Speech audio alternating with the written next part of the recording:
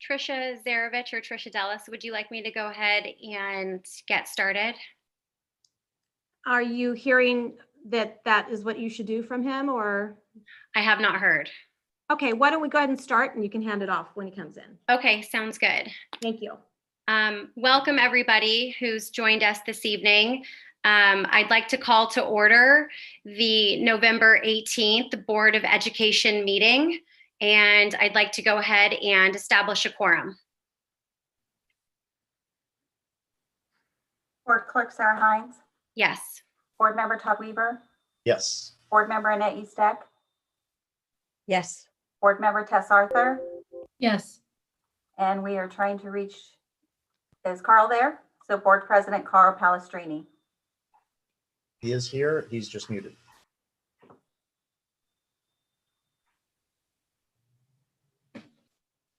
One more time, you remuted yourself, Carl. Did that. Okay. There you go. Now I'm open. Okay. Thank you, everybody, for being about a minute or so late. And I want to welcome you to the Carmel Unified School District Board of Education. Carl, can I stop you? Sarah already started, so we were just establishing a quorum. If you could just say Well, here. it'd be nice to know. Okay. So Sarah, go ahead. You started it. We just All need right. you to say here, Carl. Excuse me? If you could just say here for the record. Here. Thank you. So you can go on to the adopt the agenda piece when you're ready. Okay. We need a motion to adopt the agenda, correct? I'll go ahead and make a Want- motion to adopt the agenda. Second. Moved and seconded. Board President Carl Palestrini. Yes. Board Clerk Sarah Hines. Yes. Board Member Todd Weaver. Yes. Board Member Annette Eastek. Yes. Board Member Tess Arthur. Yes.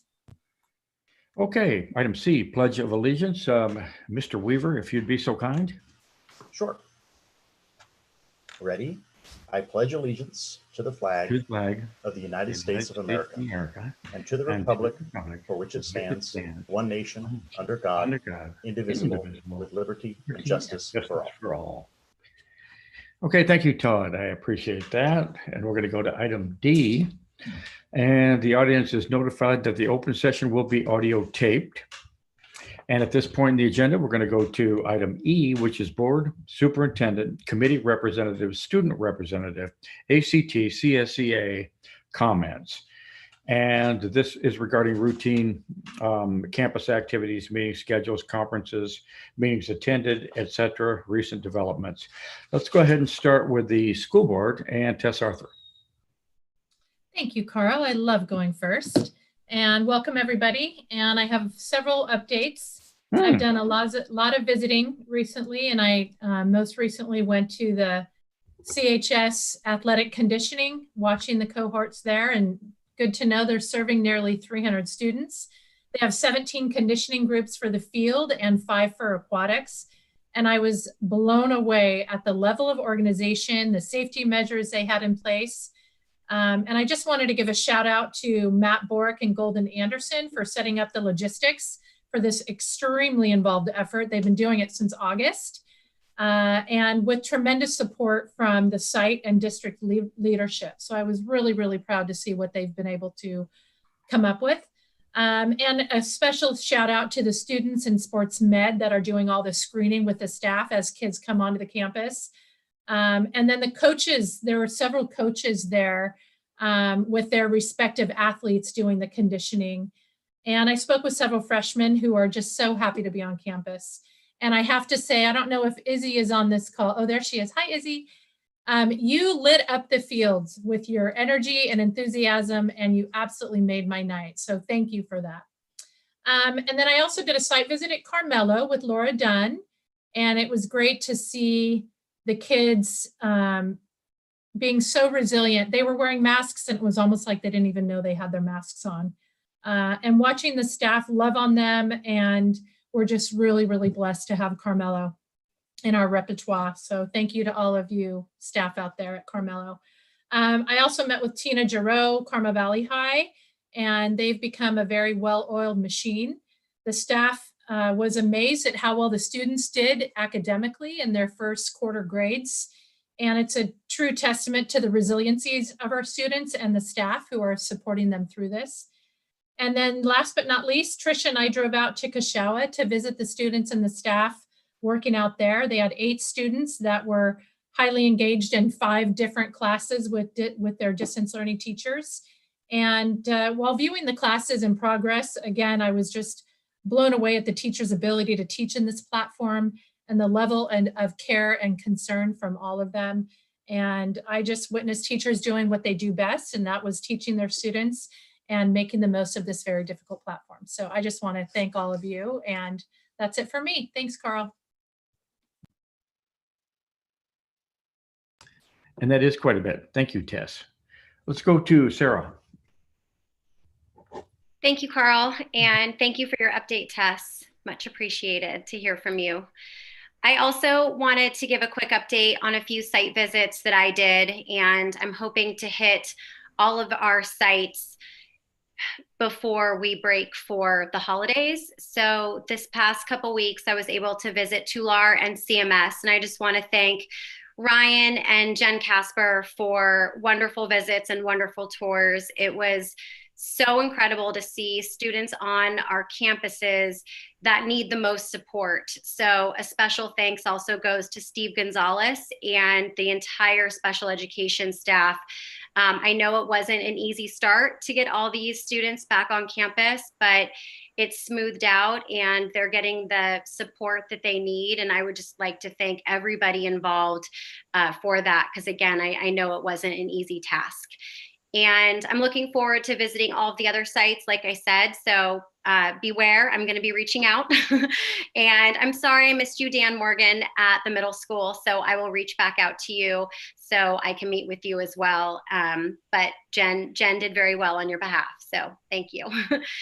And last but not least, I know Tess mentioned this. I'm looking forward to seeing the sports cohorts in person, but I did just publicly want to throw a huge thank you out to Matt Borick and Golden Anderson. I have heard nothing but overwhelmingly positive feedback about how these sports cohorts are being run at the high school. And I know, again, this was not a small feat, and it just sounds like it's working so well and it's doing so much good for our student body. So thank you guys so much. I'm looking forward to seeing that in action, in person. And selfishly, it makes me really happy to drive down the highway and to see the kids on the field. So thank you guys for all of your hard work.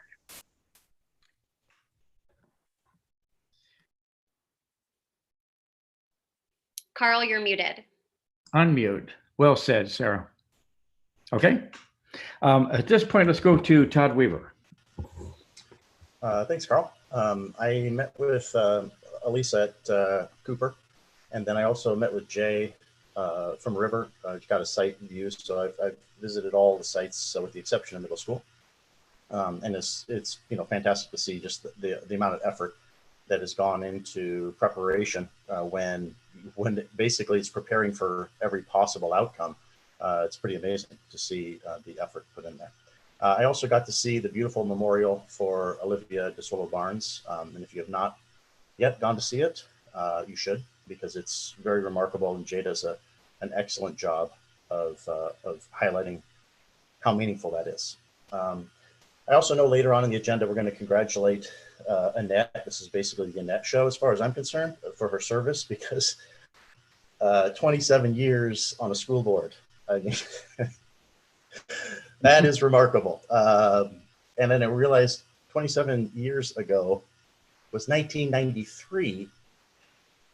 And that puts it into perspective, right? That is an immense amount of time. It's beyond impressive. And I wanted to make a special thanks to you, Annette, for that time and commitment, because in my 1/27th of my involvement of what you put in, it puts it into perspective. So thank you very much for all your effort, Annette. That's all for me, Carl. Thank you, Todd. I think I'm muted. You were Yep. not muted, Carl. There we go. Hello, Carl. Wake up. Thank you, Todd. Very well said. And I think we're going to have an opportunity to say a little bit more about our 2 board members that will be leaving the board. So thank you so much. Annette, are you with us? Yeah. I don't have anything to add at this point. I will have further comments maybe later. But Okay. right now, thank you. Yeah. And thank you. I don't have a lot to add either at this point in time. So, because I think we want to move forward with the meeting, but I do want to say that the examination of the Padre as a mascot at Carmel High School is underway, and there on the Carmel High School website is an application to participate should you choose to do so out there, alumni or community members. So fill it out and let your interest be known. And it's a promise we made, and it's one that's going to happen. Okay, I don't have much more than that, so I'm going to go ahead and move to Interim Superintendent Dellis. Good evening, everyone. Thank you. I would like to also give a thank you out to Heather and Beth out at Kashawa, who toured us around when Tess and I went out last week. Not only do they have these 8 students who are Tular students who they're engaging there and they're closer to home, it was really challenging for them to get up and going this year with the fires and all of that. So they've really gone above and beyond for these kids to make sure they're supported with their computers and the technology and all of that, while having the preschoolers on campus as well a couple days a week. So they do have a little group of preschoolers that they're providing services to. So I want to do a big shout out to the mock trial team at Carmel High School. They were gracious enough to have me attend one of their distance meetings. They don't typically meet, but they did have their first big international tournament coming up it was that week before. And so to prep for that, they came together, they distanced out in the amphitheater, and they were able to share some time, which was really wonderful for me to see as we bring these different groups of students on campus. It really shows you how important that is. We had freshmen that were on the team who had not even, laid eyes on their fellow teammates other than a Zoom call. So like I said, it was about 25 students out there, and they're not meeting regularly, but they were able to do it before this particular tournament. The international, it's called the Empire Chicago International Invitational Tournament. And we had 2 of our mock trial students do really well. We had a junior, Logan Falkel, who was the best attorney. And we also had sophomore Jerry Marnell as the best witness. And so a good job representing us out there in the Zoom land doing mock trial, which is extremely new and challenging way to do it. I wanted to give the community an update regarding the elementary waiver that we applied for probably 2 or 3 weeks ago. And we did hear back from Dr. Moreno this week on Monday, and he has approved the elementary waiver from the Monterey County level. At this point in time, he pushed that through to the California Department of Public Health. And so now we're awaiting a response from the state level as to whether or not they're going to approve our elementary waiver. But it was good news as far as the fact that our application process was complete and thorough, and he found our paperwork to be in line with what we needed. And I think that the people out there, you know who you are. We've got a lot of you throughout the district right now working on the COVID safety plan that's extremely comprehensive, that we worked with forensic analytics, some forensic scientists who have helped us with that. And so I think that was a big piece to the puzzle as far as us showing, showing the community and our staff and our teachers that we are taking it very seriously and taking health and safety the most serious that we can. So we will keep you up to date. As soon as we hear from the state, we'll be putting that information out. Talking about the cohorts and how challenging they are. I know those of you who've gone around to the campuses, it's exciting for us to see those students on campus and engaging, but it is a really different sort of feel. I would think most of us, we could see that. But they are there, and people have really been, the staff and classified staff, especially I want to give a shout out to, have been supporting those students with their technology and all of that to keep them going. The high school is seeing some need, and probably the middle school as well. We are discussing just this week about the need for some more mental health supports, cohorts possibly. And so I would like to put out to the community right now, if you're in the medical profession or mental health profession, we need you, we need your expertise. And so if you could give me a phone call or shoot me an email, and you're part of our village, and we need the community to really step up and support us right now. When we're in school, things flow a lot easier. We have those supports in place, but when people are working remotely and we don't have our campuses completely, staffed in a regular fashion, it really does show how much the schools provide the community in a regular school year. Not only are we tasked with educating students, but we have a lot of different needs for the community, which is, the child care aspect, which a lot of elementary school parents are talking to us about.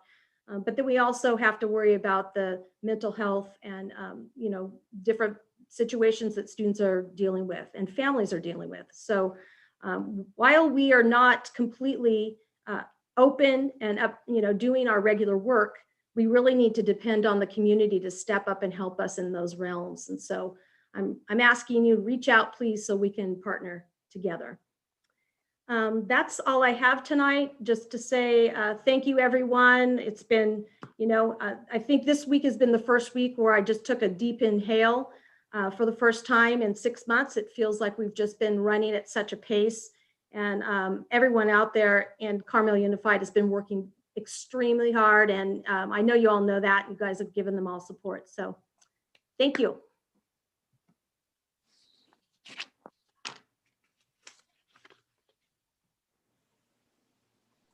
Unmute. There we go. A couple of thoughts moving forward. The mock trial team, I think most of you know, has not only kind of been the dominant high school in Monterey County, but has also won state championships and a world championship. So hopefully their upcoming schedule of county competition will be available online. And if it is, I'm sure the Carmel High School website would also be heralding that event. You might want to check that out. The result from that student activity is remarkable. Also, the sandpiper. I keep talking about the sandpiper, and quite frankly, it looks like I'm the only guy that ever responds to the articles in the sandpiper. So I would invite you out there in the community to read those sandpiper articles and to respond. What do you think? Well written, well said, because we're looking at young journalists and they need some feedback. So that's a thought. And finally, on the waiver, we're the only district of a decent size that has made that application. And that's noteworthy. I think the result of the application is the fact that we checked all of the boxes that were required from the Monterey County Department of Health as it moves forward. So I just don't want to undersell the efforts that went into doing that and to taking it this far. Where it goes, we don't know. We'll see. That's the next step. Isabella, are you there? Yes, I am. Okay, let's hear it. Sorry? Go ahead. Okay, I have a couple of things to report on. We have successfully almost finished our first phase of athletic conditioning, which has been a blast. Our signups for the second phase are currently open and will be beginning soon. Padre parents are hosting a drive-in movie at the fairgrounds this Saturday, and you can go see Polar Express. And we are having a senior minute party this Friday morning, and we are helping decorate boxes for Dorothy's Kitchen donations. We also raised $600 for the Susan G. Lennon Foundation with our flamingo flocking fundraiser. We are in the middle of our New You November with prizes for our participants. Our Instagram is fully loaded with Carmel High content and a new website that everyone can check out under the CHS homepage and the Students tab. We are also in the middle of our annual gift drive that is running through November. And if you'd like to donate to that, there is an Amazon wish list open, and there is a drop-off box by Miss Vita's window. And that's all. Unmute. There we go. Thank you, Isabella. At this point, let's go to the Association of Representatives. And we can start with Association of Commonwealth Teachers, ACT. Do we have a rep? I believe that's me tonight, Carl. Can everybody hear me or see me? Well, hello, Michael. I see you. You look Hello. pretty relaxed out there. I'm sitting here with my phone. I apologize, but in Prunedale, it's about the best I can get here. So, I'd like to congratulate both outgoing board members. As a former board member myself, who took no joy in being a board member, I appreciate your service to the district. Look, for those of you who don't know me, my name is Mike Deckerman. I'm the vice president of the union. I'm also the calculus teacher at the high school, which I say just so for those of you who are not good at calculus will make me seem smarter than I really am. But it's my 36th year of teaching, and I've coached for 25 years, and this is my 6th and final year as the association vice president.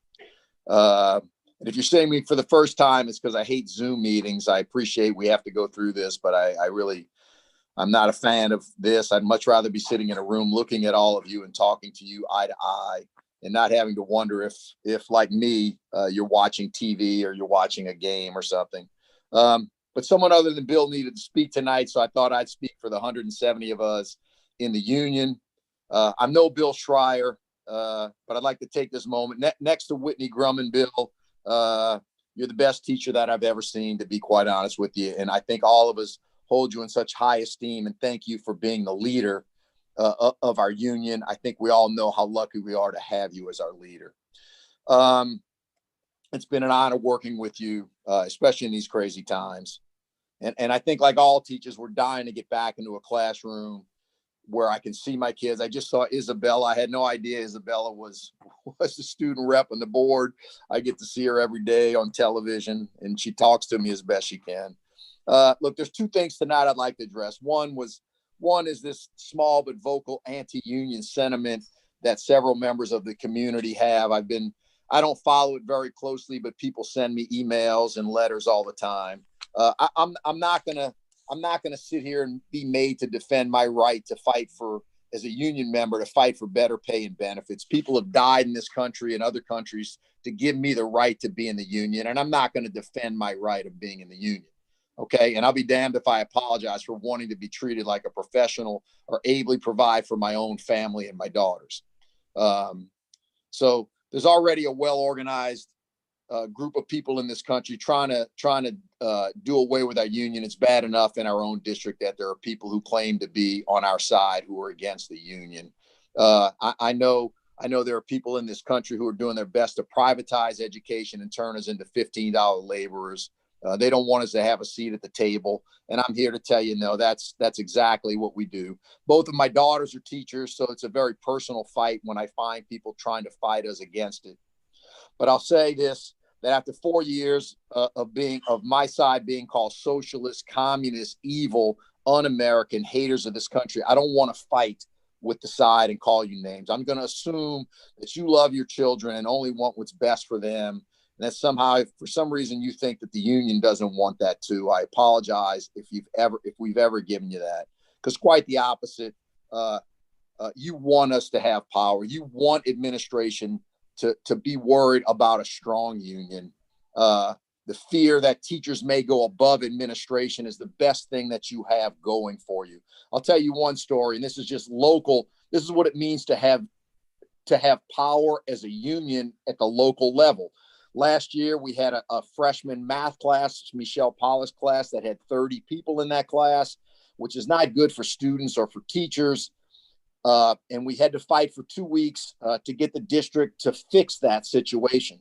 And I've been in districts before. This is the 4th district I've been in, where teachers and the teacher union can argue all they want, but if they don't have power, they're simply laughed off, or they're simply like, yeah, we'll deal with that. But the fact that the former superintendent and administration worries that the union may go above their head, this got fixed within 2 weeks. And I got to say, 36 years of teaching, I knew if I just stayed with it, that it would happen. And it's the best thing you have going for you. The teachers are the ones in the classroom. The teachers are the ones who knows what's right. If we have power, then your kids have power, because we're trying to do what's best for your children. Okay. That is so important to understand. You can look at it as a national or state level, that the unions or whatever you think they are, but at the local level, it's so important that we have power, that the people in charge of the district worry about how we feel and what we see.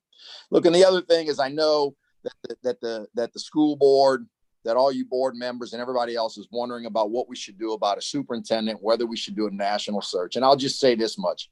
Having been a former board member myself, having hired and fired a superintendent, do yourselves a huge favor and just sign Tricia to another 2 or 3 year deal and worry about it after that. The last time we did this, you spent a whole lot of money to get a very average superintendent, someone from out of state, someone who didn't know what was going on, someone who was not a very good leader. Trust me, I worked with her and I know. I don't want to badmouth her. I'm just saying, all you did was get someone who was very average. So I thank you. Again, I'd like to thank Annette and Mr. Weaver, Todd Weaver, for serving. And thank you so much for your service. Thank you, everybody. Well, am I on or? Yeah. Well, one thing you can say about Mike Deckelman is, if you want to know what he's thinking, he's going to let you know. I mean, I hired this guy. And he himself is a really good teacher, calculus A, B, C, D. I also should say he's won a league championship for both varsity girls and varsity boys, which you don't see very often. So that may be one of his hidden talents, along with playing with the singers and songwriters. He's the best musician in that somewhat sorry group that he plays with. So anyway, thank you very much, Mike. We hear you. CSEA. Is there a representative from CSCA? Hi, Carl. Yeah, this is Lisa. Where are you, Lisa? Okay. So, hi, I'm Lisa. I'm their CSCA rep in Stewart. And I only have a couple comments tonight. My first is to thank Annette and Todd for their service on the board. Annette, many, many years, and it's been wonderful to get to know and work with both of you. You will both be missed on the board here. And then the only other comment I wanted to make, thank you, Mike, for your comments. Greatly appreciated. As most of you know, large numbers of classified staff are back working full time on all of our campuses. As you heard from the comments from the board members and the superintendent, it's classified people who are there working with kids every single day, making sure that they are getting online, getting what they need, doing their health checks. And we are so excited to be able to see and interact with those students every single day. We do have one request of the community at large. Recently, this last week, we've had a number of students come to school sick. And in this environment, that is quite frightening for our staff. So please, if your child is showing symptoms of a cold, keep them home. I ended up sick last week. A number of us have gotten colds. And if you can get a cold, you can get COVID. And we are trying to keep your kids safe. And we hope that you will partner with us in keeping each other and the staff that's working safe. And that's all I have. Thank you so much. Thank you. Thank you, Lisa. Okay. At this point in our agenda, we will be moving to the open forum, and anyone wishing to address the board on non-agenda items may do so at this time.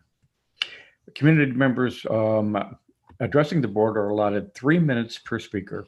Please note that speaking time cannot be delegated to another person. Should more than 20 people wish to address any one topic, the board may elect to allot 2 minutes per speaker. Without taking action, board members and the district staff may briefly respond to statements, or maybe not, posed by the public about items that are not on the agenda. So, regarding the open forum, And the communication involved with it is, we have deviated from this long-standing board policy, and it's going to be more, I have deviated from this long-standing board policy and allowed much more conversation back and forth than is stated in the bylaws of this Carmel Unified School District. And so, in effect, the discussions have often sounded more like a town hall than a school board meeting. So it's time to go back to what the board policy actually is. So you'll have the 3 minutes to speak and watch the clock, because at the end of 3 minutes, we'll move to the next person. So I don't know what the queue looks like. Paul, are you managing this? Yep, we've got a queue of 2. Right now, there are 36 attendees in this meeting and 2 with their hand raised at the moment. Just a quick reminder for those in the attendee section that this is a time for the topics that are not on the agenda. So if it's on the agenda, you'll have a chance to talk before those items come up. And actually, that's the main thing. We've got the first 2 folks up will be Jill Marie Lewis, followed by Suzanne Marden. And Jill, you are up. Go ahead and unmute. Hi, thank you so much. Well, that pro-union speech was pretty shocking. We all think there should be a teachers union. My father was a teacher and he never was paid well. He worked in the inner city in New York. So it was hard to buy a house with absolutely nothing and have to do everything ourselves. And my father changed his community greatly and people thank him to this day for it. So to think that parents that want to have a voice are anti-teacher or anti-teacher union is completely false. And it's a narrative that is very dangerous for our community, because you pit our teachers against us, against the parents. And I think you got to think a lot about that as the board, as the people that we elected to represent us and to represent our children. You're not representing the teachers. You're not representing the union. This gentleman just said that one of the problems was that she was worried that the union was going over the administration and that we should think that's a good thing. No, we don't think that's a good thing. Our superintendent is someone that we hire, the board hires to know more than them and to know more than all and to help lead our work and to give us advice. It is not the union that should be going over and above everyone. And no, the union is not watching out for our children. Maybe he's watching out for his own children, but it's us, the parents and the elected officials that we elected. I voted for Sarah and Tess, and they are so my elected officials. Carl won again, and we all expect, because of his experience, that he will be representing us, and we believe that. And so, you know, it's us that have to stand up for our children, not the teachers union. They're standing up for their own interests, which they should be doing, and they're doing a great job of it. But we don't have much in this community in terms of parents standing up for, you know, or being able to speak for their children on this board. And that's something that we've seen since the pandemic started. And one of my questions is, why don't we have a task force? Every other community around us does. PG even has a task force of parents that have met since the pandemic started in order to influence the choices that are made for our children to go back to school, to ensure that everyone's needs and wants are on the table when these decisions are made. The hybrid option that we were given of 2 days is awful, horrible. I did a survey myself and it's just started there. We've got about 300 students already on there. About 8% want a 2-day hybrid. Everyone else wants full-time distance or full-time school. If you have 50% that want full-time school, that's 12 kids in a classroom, boom, your waiver's perfect, everything's gonna work. So I think you need to go back and do a survey that actually asks us what we want and need, and think about a task force. There was a girl out there looking to do a committee that was fantastic. And I know Sarah's close with her, and it would be great for her to start a task force. Thank you so much. Thank you. Thank you. Next up, we have Suzanne Marden, and then the next one is identified, excuse me, as the Lyons family. Suzanne, it's your turn. If you go ahead and unmute. Hi, thank you, Paul. My name is Suzanne Marden. I am a teacher at Carmel High School and a member of the ACT. I've been working in this district for over 18 years. I'm a former parent of 3 CUSD children, and I am married to a CUSD principal who is not represented by our union. I am very proud to be a member of ACT, and I am not here to address what Ms. Lewis just said. However, in looking at the Pinecone article that is right in front of me, there is a statement that says we are paying 60% of our property taxes to CUS or to Carmel Unified and hand a blank check to the union. I don't feel that that is an appropriate statement to be putting out in the Pinecone, along with multiple other letters from community members over the past several weeks that have publicly attacked our teachers union. As Mike said, over 100 and some odd teachers are a part of our union. So attacking our union is attacking our teachers. And I am quite honestly offended. I feel somewhat betrayed by our community that we have allowed this to continue. Most teachers I know, almost all, actually all the teachers I know are working tirelessly in the best interest of our students. I don't know a single teacher who does not want to be back face to face with our children. That is how we teach. That is why we are there. That is why I am there. And personally, I find this just appalling that it continues, and it's been going on for a long time. That is my stated piece. I would also like to give a shout out to Mock Trial, both to Logan and to Jerry, because once again, French students are the winners of Mock Trial, and that is my shameless plug for the French program in CUSD. We create mock trial winners. So thank you. Thank you. Thanks. Next up is the Lyons family. Hi, Paul. It's Shell Lyons. Hi. I know you. And I'm with my husband, Scott Lyons. So I do believe that we each get our own time. Scott, do you want to go ahead with this? Yeah, hi. So first, I wanted to thank Carl for recognizing the sandpiper. I think he does a really good job of recognizing where our schools are really strong. And as a parent, I also wanted to acknowledge none of my kids are currently at Carmel because we had to pull them out. None of my kids did well at Zoom. But I do consider, like, as soon as schools resume, we will be re-enrolling, and I've already spoken to those principals and they do know that. And so I do keep up with the sandpiper, and I do appreciate Carl always making sure to give our students, because it's really, this should all be about our students, and he focuses on our students.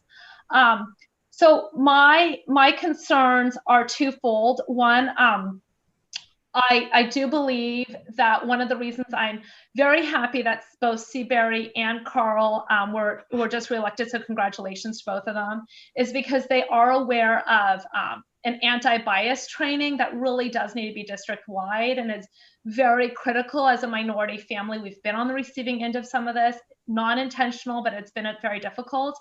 And then the other issue is my son was just diagnosed with a speech delay that's severe. He's already going through the assessment process formally, but he will need speech therapy. He cannot be on Zoom. I mean, that even Principal Martin has acknowledged that.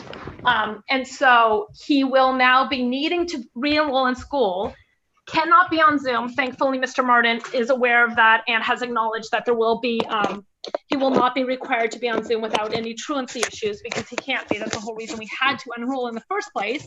But now we're forced to re-enroll because of this severe speech delay that has happened due to nine months now, no school. And he cannot do these worksheets. So we are in this really horrible situation of just being grateful that this waiver has been approved, and so grateful that we will hopefully move forward. I'm going to let my husband finish. I'm done. Thank you, everybody. Yeah, and so real quickly, so this is Scott Lyons. So my thing that I want to flag is, if the waiver is approved, and obviously a vaccine has not been distributed yet, but they're starting to find we have 2 possible vaccines at 90-95%. I wanted to find out from a practical side of discussions about what the way forward is, based upon a waiver, based upon possible vaccinations available, based upon success of cohorts, based upon Carmel limiting, and there hasn't been COVID exposures within the schools, and very limited within the community, what the potential and determination for a way forward that can be applied so that schools can be opened after the new year, and so that 2021 we have paths to something new, as opposed to just treading water on and on and on without a determination of what's going to happen and how we're going to address the broad issues. So that's what I'd like for the board and for the district as a whole to try and determine what can be done and have a clear answer for what the way forward is for everything. Thank you. Thank you. And okay to run over, because you could have raised your hand separately and gotten another 3 minutes. So anyway, thank you. Okay. Paul? Yep. Next up, we've got Erica Daniels. And Erica, there you go.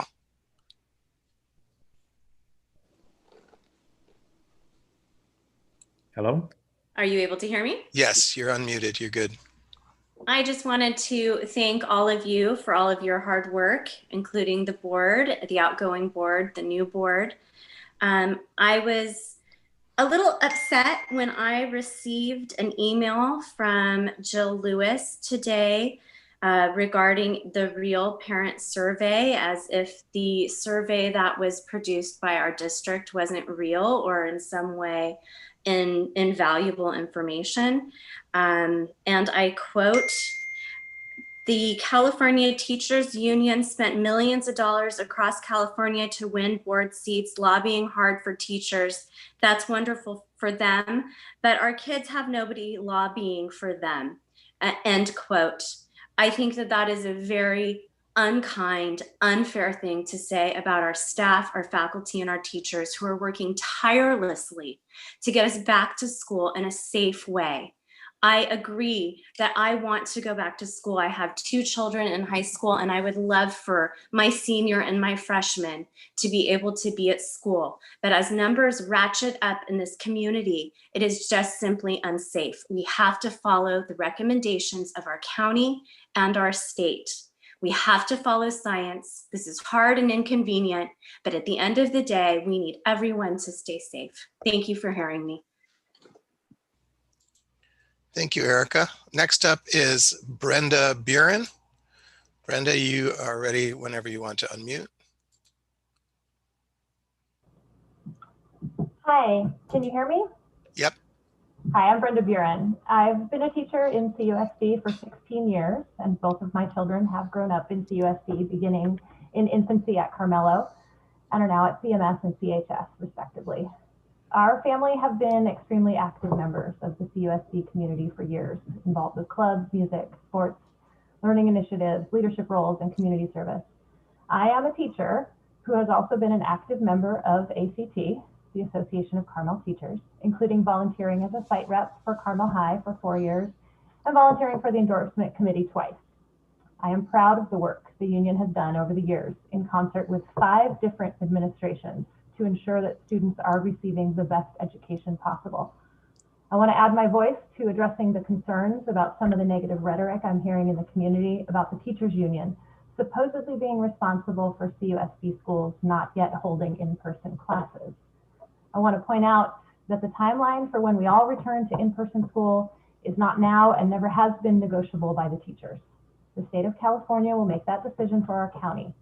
Both labor unions in the district, ACT and CSEA, have negotiated with the district for safe working conditions during the pandemic through memorandums of understanding, MOUs. And I encourage any concerned parents and community members to read these documents. They are located on the front page of the district website. They clarify the agreements reached and the commitments made between the district and its employees to make school sites safe for everyone. A safe school for teachers, administrators, administrative assistants, maintenance crews, food service, and custodial staff is a safe school for students. There is no conflict of interest here between what is good for staff and what is good for students. Additionally, there's no clandestine movement among teachers to keep the schools closed. There is an open and transparent process for our safe return. As a parent and a teacher, I am grateful that the union and the district have worked together with everyone's safety in mind.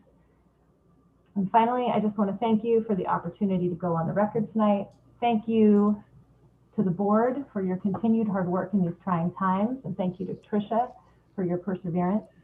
And especially thank you to Todd for your analytical and methodical efforts in service to the district. And definitely thank you to Annette. The years of work and dedication you've given to us, and especially the special care and consideration you've given to our students at Valley High, is a legacy of love that will stand for years to come. Thank you. Thanks, Brenda. We have Krista is next. If you go ahead and unmute. Hello, can you hear me? Oh, yes.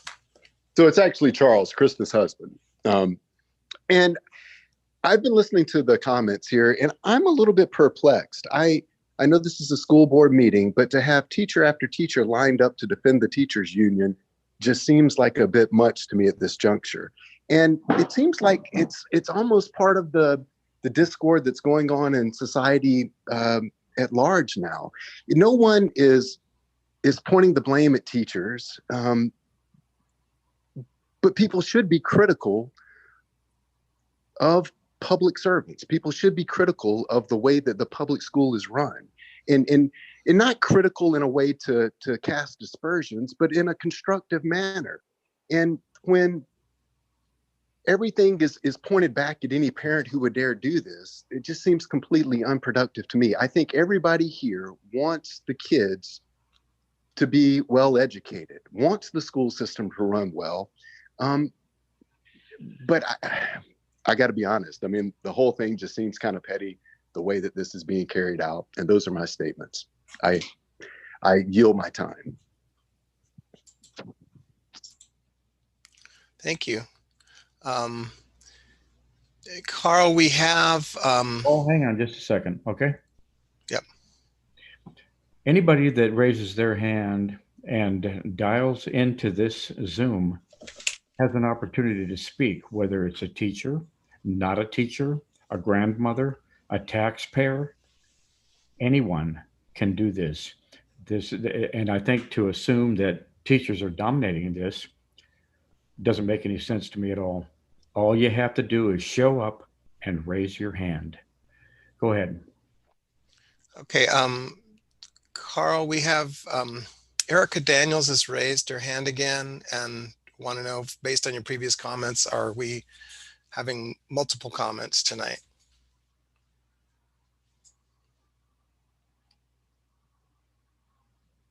Carl, you're muted. I'm muted, Carl. There we go. We'd like to hear from people we haven't heard from. Do we have those? Yes, we have 3 other folks who haven't spoken That's yet. where we go. And Okay. we are going to go, hopefully, as a timekeeper, Paul, 20 minutes total for the open forum. So let's hear from the ones that have not yet spoken, okay? Okay, we have 3 up, and that'll be Stacy, Sarah, and then Tamara. Stacy, you're first. Hi, thank you so much.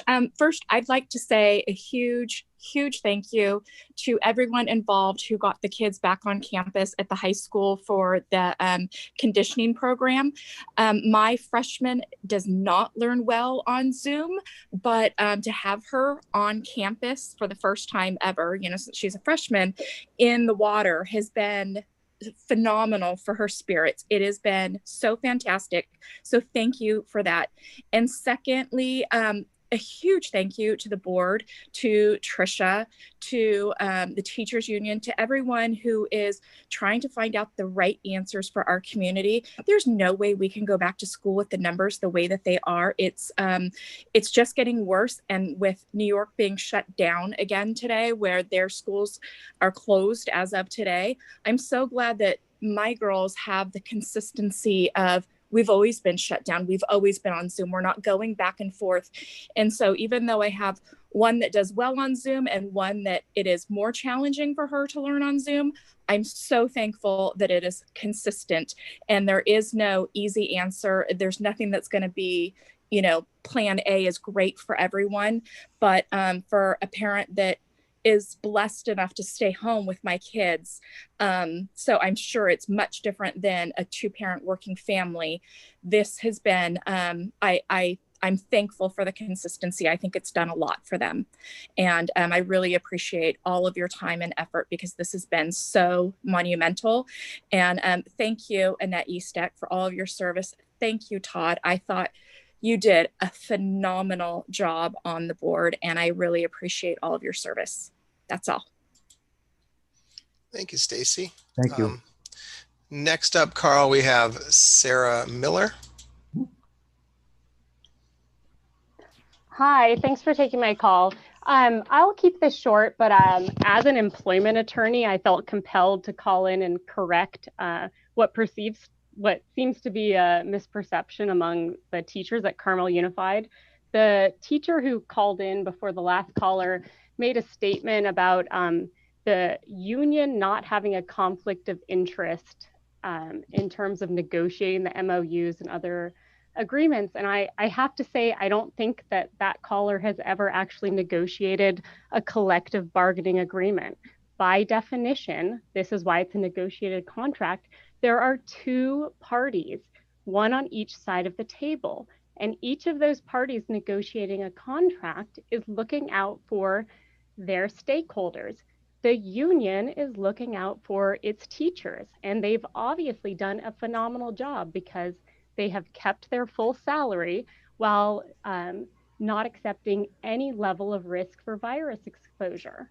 Meanwhile, our parents and students are making all the sacrifices, which begs the question, who is on the other side of the table negotiating on behalf of the students and parents? Given the really unequal way this is all played out, with parents and students making the sacrifices, accepting what even this district and teachers have said, is a inferior education method, distance learning. So students are making the sacrifice while teachers get everything they are asking for. It doesn't seem like a good faith negotiation. I hope the new board actually stands up for our students and takes their role as the board, as the party opposite the table of the teachers union, looking out for the best interests of this community seriously. And again, to the teacher who called in and tried to act like the union's negotiating for students, you're just incorrect. And, I hope you guys reevaluate your priorities and what's going on and how it's affecting this community. Thank you. Thank you. Thank you, Sarah. Next up, we have Tamara. You can go ahead and unmute. Hi, thank you for taking my call. I actually have a question about the MOU that was signed on August 3rd. Under the academic plan, it mentions that teachers will not be required to teach in person and simultaneously online. My question is if that would affect when it is time to return to the classroom, if we're in a hybrid scenario, if, for example, there are 12 students who would choose to stay home and 12 who would choose to go back, could in fact that teacher teach to the 12 students who are in person while simultaneously, synchronously teaching to the students who are remote? Is that a conflict? Because I think if that is, I would like to have that portion of the MOU relooked at, because that could be a barrier to future classroom settings and may set us up for that 2-day a week when we could in fact do a 4-day a week class for both students who are in person as well as the students who choose to stay home remotely. Thank you for your time. I'd like to have this addressed at a future point by a message from one of the board or in some form, so we can have a better understanding of just what that means. Thank you again. Tamara, before you go, can you state your last name? Yes, it's Mickey. Tamara McLevis, McLevis. Thank you. Thank you. So Paul, that would be on you to get the full name, okay, when doing the introduction. Okay. Thank you. Then let's do that with this next person. Jana, you are next up. If you could introduce yourselves with the full name. Sure. My name is Jana Costa, and I was just like planning to listen to the board meeting today, but I feel like I have to give a little perspective from my side. I'm a nurse. I think last board meeting I already talked about it a little bit. And I just want to address the question of the union, because my profession has a strong union behind us. And thanks to the union that's behind us, we have enough PPEs in the hospital. We have enough safety to take care of the patients. So the final, like the person who benefits the most out of the union fighting for us, it's the patient, because we're bringing care with safety. And I think that the union is doing the same for the teachers. The teachers need to be in a safe environment. They need safety equipment. They need to be trained. They need to be in an environment that's gonna be safe for the kids. And if the teachers are safe, the kids are gonna be safe. And I think the union is fighting for the teachers. Yes, everybody has a right to have somebody fighting for them. So just a shout out to the union, stay strong. I know that some members of the community don't understand, but I have the experience as a nurse having a strong union behind me, and I'm totally for it. So that's all. Thank you. Thank you. Thank you, Jana. At this point, Carl, it looks like the people with hands raised are repeat customers. And what's the total time on this event? I am sorry, Tricia, did you keep track of that? I did. It's been over the 20 minutes. There's been 11 people that have spoken for at least 3 minutes, just so you have that. No, we're going to go ahead with the board meeting, and we're going to go ahead and follow the board policy. And I haven't been doing that, and it's kind of made the meeting somewhat difficult to manage. I do appreciate everybody that has already spoken, and know that you have been heard. Okay, so thank you. Okay, at this point, we are going to move on to our agenda. And we're going to move to item 3, which is the consent calendar. And all matters listed under consent are considered by the board to be routine and will be enacted by the board in one motion by a roll call vote. There will be no discussion of these items prior to the time the board votes on the motion unless members of the board, staff, or public request specific items to be removed from the consent calendar for discussion. The superintendent and staff recommend approval of all of the consent calendar items. And this is a time for the board to respond. I would just like to point out one thing, Carl. I wanted to give a shout out to Fremont Bank for their donation of $30,000. So thank you to Yvonne and Blaze and Robin for making that happen. And that was used to purchase additional PPE equipment, air purifiers, and I just want to thank them for their efforts for securing this grant. So that was it. Others? With that, I'll go ahead and make a motion to approve the consent calendar. We need a second. There it is. Tricia? Board President Carl Palestrini. Yes. Board Clerk Sarah Hines. Yes. Board Member Todd Weaver. Yes. Board Member Annette Eastek. Yes. Board Member Tess Arthur. Yes. Okay, so moved, and thank you. We're going to move to item 4 on the agenda, and that is special reports and appearances. And that would be a site presentation by Carmel River Elementary School Principal Jay Martin. Jay, you're on.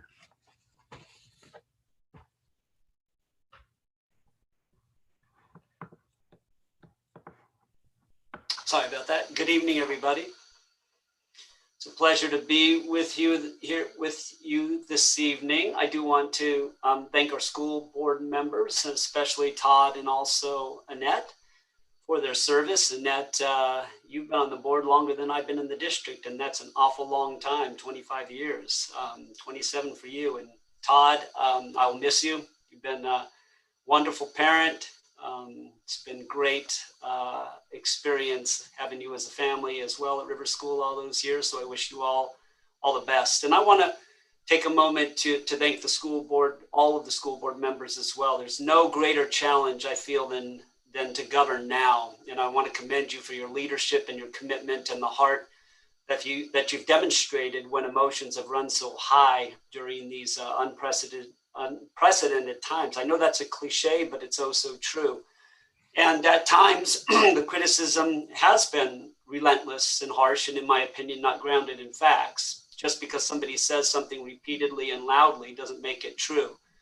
Yet the teachers until this evening have been afraid to speak up and counter some of this rhetoric for fear of public scorn. And the reality is that 94% of the counties in California are now in the purple tier, and over 1 million Californians are afflicted by this rapidly growing disease. So if our staff's sin is that we've expressed a concern about the safety of not only our students, but the staffs, then we're guilty as charged. But I feel that the notion that the union has been obstructionist is fiction. As a principal, I'm privy to and participate in intimate conversations with all stakeholders in the community, management, teachers, superintendent, individual board members, but not one of these groups or individuals has expressed this is a barrier to a return. And I think it's important to make that public. But regardless, the board knows as well that criticism can be deflating.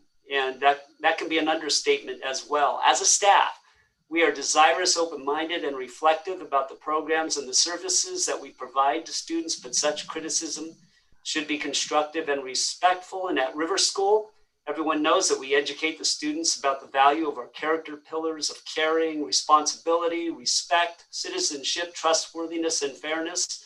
So if we're not modeling these as a community, then what hope is there for our kids? So I pray that there is a return to a public discourse that reveals the better angels of our nature. And despite this serious tone, I want to leave the board with a much more positive impression of my experience as a principal during this pandemic. And I've been in education for nearly 30 years, 25-ish in CUSD, and as a whole, despite the exhaustion, it's been a true blessing to have received so many compliments on behalf of our staff, compliments that are rooted in dedication and hard work that we've engaged in to elevate and improve our students' remote learning experience, and the outpouring of affection that we've received from parents sustains us.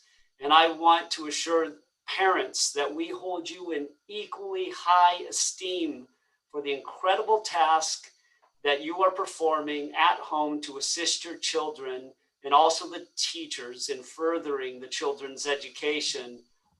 Thank you so much. You're wonderful partners, and I greatly appreciate you.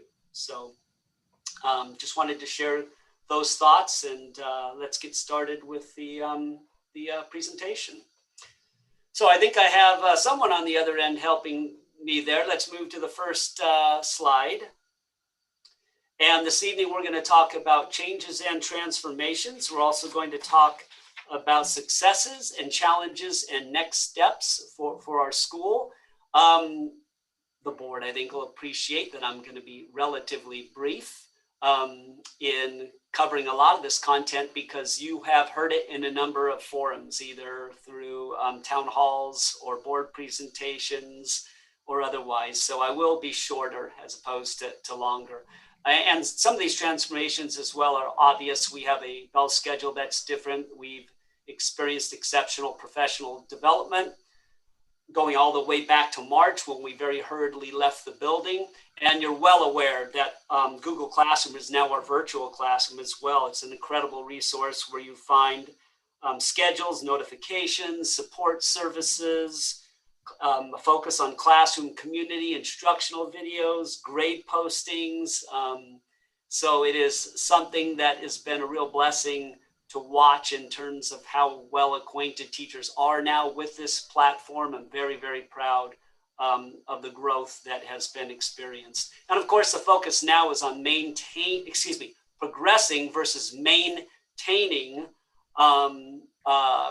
learning goals. We are moving our students forward, as opposed to when we were caught off guard last spring, and we were admittedly and hurriedly trying to best figure out how to maintain our students'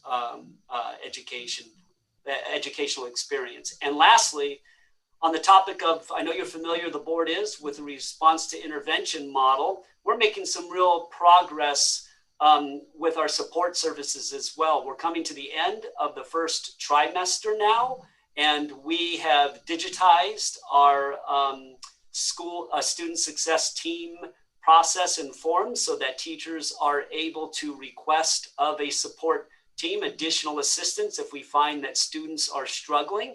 So that is something actually, if we didn't experience this pandemic, we would not have in place. So we have bettered our game, if you will, as a result of these very, very challenging times. And we feel very confident that students are not going to fall through the cracks, despite the fact that this is a very imperfect model and that we wish we were here with our students in person.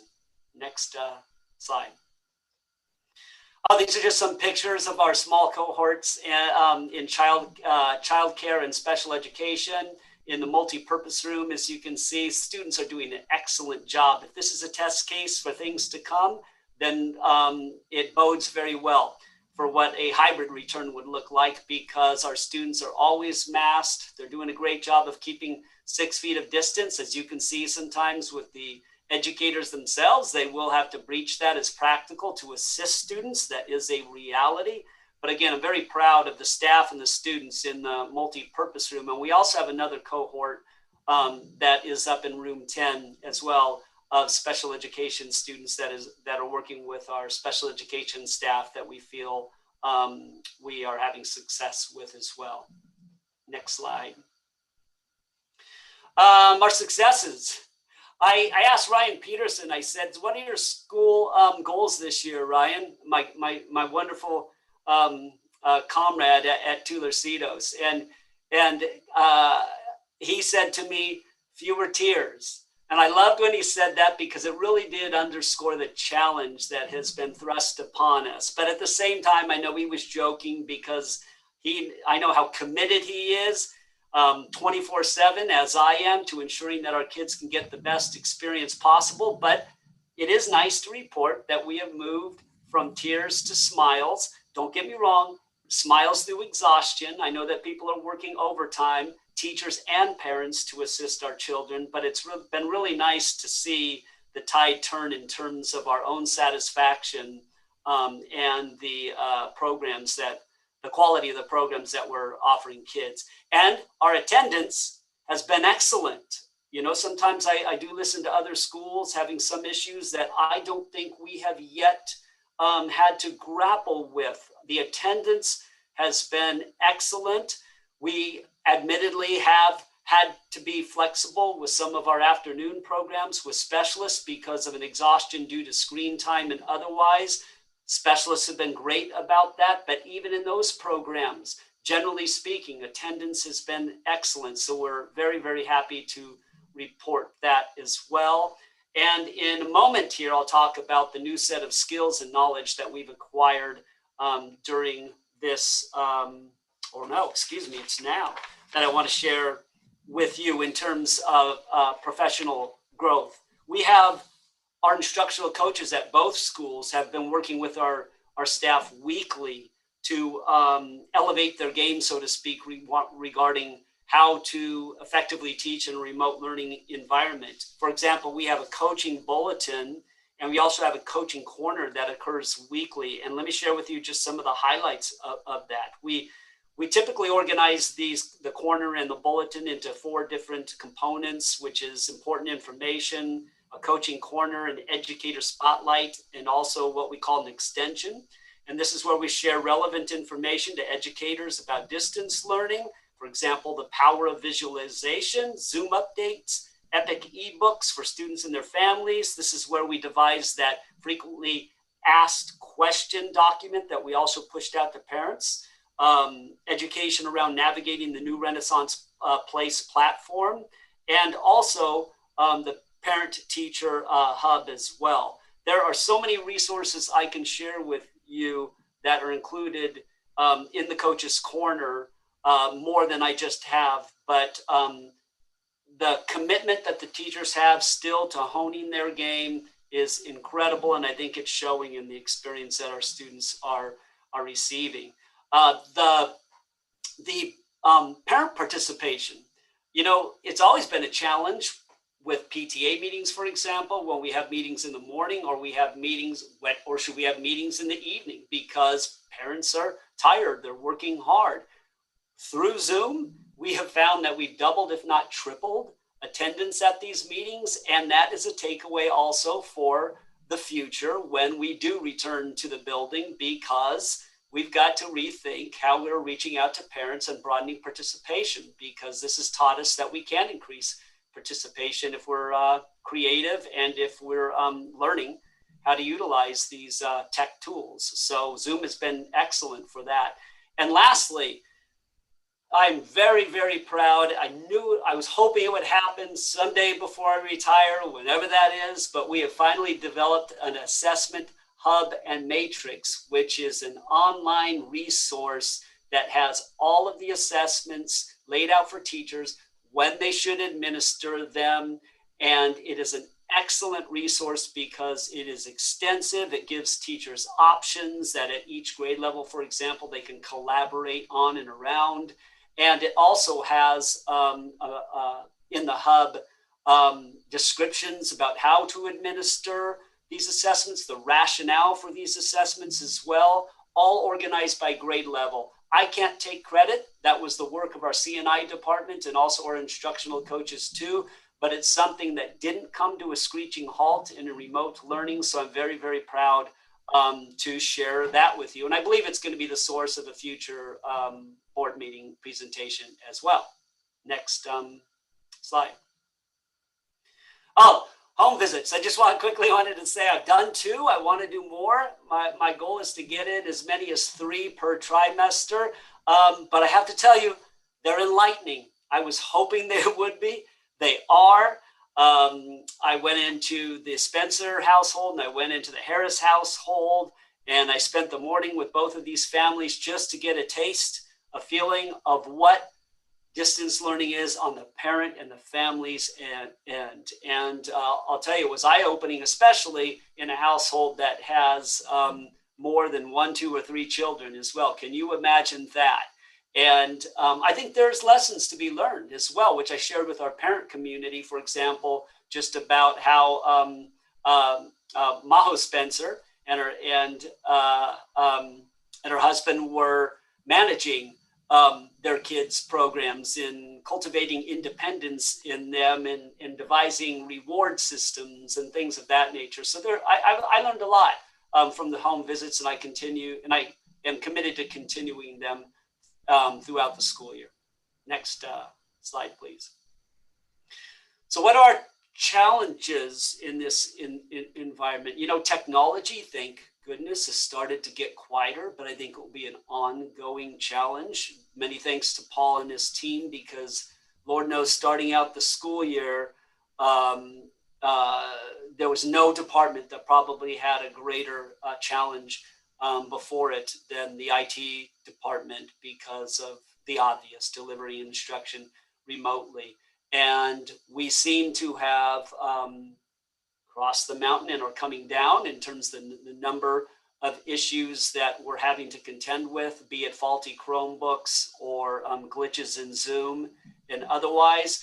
You know, I am committed, and when I hear that technology should never, ever be the reason that a student is floundering at home. It can't be. Even if that means in the end, after a hotspot doesn't work or otherwise, if it is an internet connectivity issue, then it's incumbent upon us to bring those students into school, which is one of our small cohorts. So wanted to share that about technology. And socio-emotional support, how difficult to achieve that in a distance learning model, because we all know socio-emotional support ideally requires human connection.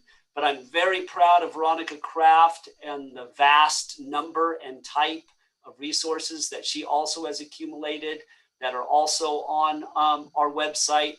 Real quick example though, she worked closely with me as we digitized our forms that asked for continual feedback from teachers about who was not doing perhaps well, what kind of support do they need. So Veronica could reach out to them along with the teachers individually. So that is a very tall ask in a school of 400 kids, but the resources there have also been greatly expanded, and I think are going fairly well given the challenge that it is to provide. I spoke a little bit already about assessment in the feedback loop, which I think through coaching and through us getting much better at understanding the components and the power that are in Google Classroom, that we have better achieved that goal too. But the length of the day and screen time will remain also a challenge. It was interesting because in the spring, we know that many folks wanted longer screen time, longer Zoom times, and a number of contacts. And in my experience, the feedback I've gotten as that's the script has flipped in that regard, and it's the opposite now. And we are sensitive and work with parents, especially if they have children have special needs as well, to create and customize plans to better address those students' needs. And keeping staff connected. We try to have fun at staff meetings to focus on the work environment. We have lunches that where we have distance, maintain 6 foot of distance, of course, and eat outside. It's really important to focus on our emotional health because that's what the kids get from us as well. If we're taking care of ourselves. And last and certainly not least, perhaps of the greatest importance, we have weekly COVID safety meetings to address our current practices and also our plans for the future. The board is probably aware, for example, that we very shortly will be attaching an awful lot of signage to school that will be necessary should we return to the hybrid model. That will be very important to communicate and to educate our kids about as well. And, finally, one thing I didn't mention is back to this notion of community and healthy outlets and whatnot, is the focus that we've had on enrichment as well in this challenging time. We've had a number of fun things we've been doing, from drive-in movies to the River Dad hikes to our incredible Halloween parade, Spirit Days. Day after tomorrow is bingo night. So we are trying to create as many connections and as many uplifting and spirited events as we can to keep our kids connected, leave them with a smile at the end of the week, despite, again, the challenge of that. But I wanted to just jump back and address that as well. So next slide. Oh, and then I wanted to share with you just a few minutes of what distance learning at River School looks like in action. So these are some clips from teachers' classrooms.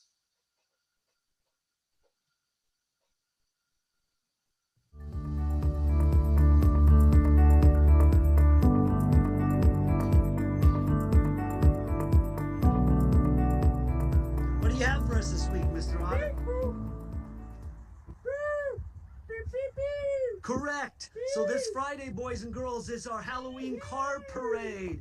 Awesome. So remember, decorate your cars, get in your costumes. What else? Girls, what do we have here? A pumpkin sheet. I love pumpkins. And look at this. We're using our dice today. And I even have some counters. Today we're going to be doing something called addition. Are you ready to do some addition? We did a little bit yesterday. We're going to do some more today. A bowl for a mixer. I'm imagining that I'm Julia Child. Look her up if you don't know who she is. This is my Julia. Wait a second. I have 6 again. Oh, guess what? I have to roll again. That's funny that we got the same number, but notice that we did it 2 different ways. Write the missing number. This is your algebra. So I want you to do these independently because this is independent practice. Remember, they're giving you the answers here. And if you need chips, you can get some chips out, or you can look for your double addition fact sheet in your resource folder. Write the missing number in the triangle. Blank plus 6 equals 12. Okay, so if you look on your paper here, you'll find this. 12 take away 6 equals, again, it's on here somewhere. It's here somewhere. I think it's here twice. So go ahead and do that. Good job, friends. I'm gonna start mixing it with a spoon. I might not use my mixer. I might not get to have my Julia Child moment. Have to wait for that. So I'm just gonna start stirring and adding the water. Okay. 4, 5, 6. One more time. 3, 4, 5, 6. So that lets us know. You probably knew that one. 3 plus 3 equals 6. So just like we did in the front, we're going to take the whole number, 6, take away 3 equals 3. And we're going to write the answer over here. So if there are 6 bananas in the tree and Sam picks 3, that leaves 3 bananas left. Oh, those monkeys are so cute. Okay. First of all, what do I know in the first box? We know that Izzy has 12 coins. So we have them shown right here, all 12. 4 of the coins are quarters. We know that because it said, so we know these 4 are quarters. Hi, boys and girls. Today for the Nearpod activity that goes along with your writing lesson, you're going to have a matching activity. So this is what it looks like. Today we talked about common verbs and vivid verbs. So your directions say, match the common verb to a vivid verb that would better describe the action in a story. And words paint a picture. That's what good writers and good authors do. They help readers visualize their words into pictures in our minds. So we're going to try that with the story, Yoon and the Jade Bracelet. Okay, she is smiling. And I'm even gonna say inside. So sometimes when you feel really happy inside, you're smiling on the inside and out. She's smiling inside and out. And I'm going to draw a little big smile right there. So that was my visualization. Okay, so I ended up needing about 1.25 cups of water. And I did get to use my mixer. So you want your dough, like I said, to be pretty thick so that it holds together. And it looks something like that. Okay. I'll see you for the next step soon. Bye. Good timing! Wow! Boys and girls, that's it. We're going to wish you a great week. And remember, always use your pet. Say it with me, Mr. Otter. Please? Excuse me? Thank you. Sorry. And goodbye, boys and girls.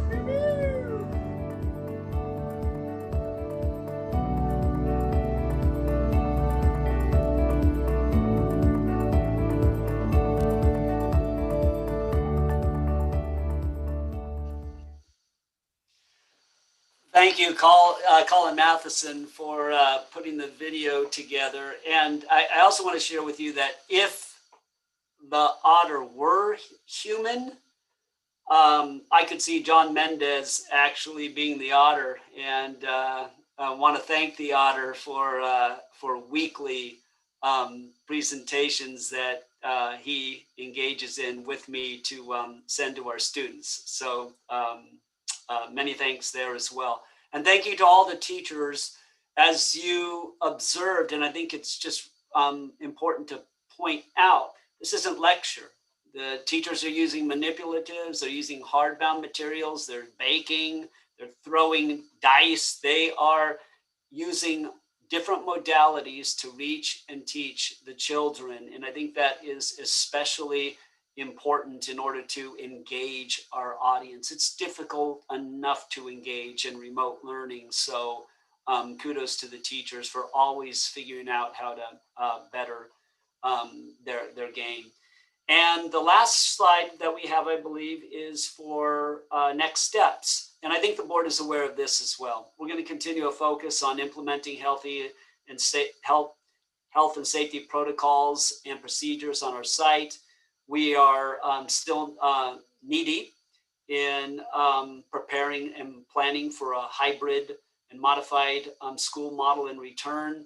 And as you heard earlier, ongoing is our professional growth commitment. And we even are focusing still, despite the remote learning reality, on first year implementation of our new science program, and also engaging in a math pilot as well. So, and of course, as I described earlier, all of our commitment to the socio-emotional needs of our students, families, and staff as well. So that is it. Thank you very much, and I'm happy to answer any questions that you have.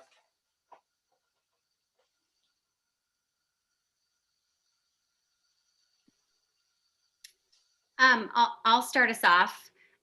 Jay, thank you so much for that presentation. I literally cannot stop smiling. To me, this is what it's all about. To see how your staff is reaching and teaching their students is incredible. How interactive it is, how energetic it is, how engaging, all of that is so wonderful to see. And how their days are transformed with these students being, on Zoom versus in person is incredible. So what you and your staff are doing, thank you, all of you, for all of the effort that you're putting in to making this work, because at the end of the day, I think it is working for a lot of families. And that's not to say there aren't challenges. So I'd also like to thank you for being so honest and transparent about the challenges that are out there, because they're real and they're happening. And specifically, I know it's you mentioned the challenge of reaching and teaching the students, but I also appreciate that one of your challenges is keeping the staff connected, right? Because I know with what's going on with COVID, we're all trying to stay connected in different ways, whether it's with work or family or friends. So it makes me happy that you're putting effort into keeping your staff connected, because I think that's a really important element so you can all be successful. So thank you for talking about that. And I did have one question actually about the Coach's Corner that you mentioned that meets weekly. Is that just for coaches, or is your staff included in those discussions as well? Or does that come during PD?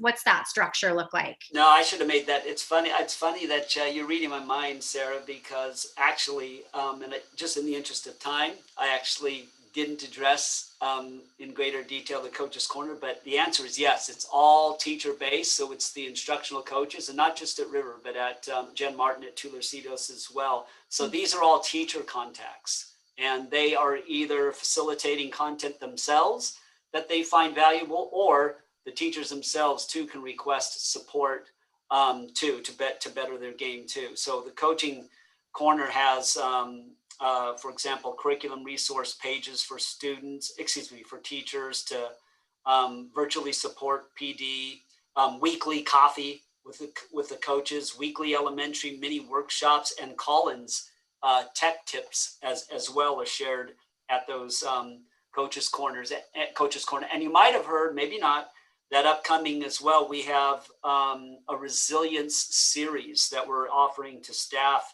as well, that I think is going to be really, really important, that does address mental health, a focus on it, and how to maintain, if not improve it, because of, again, this very challenging model of delivery.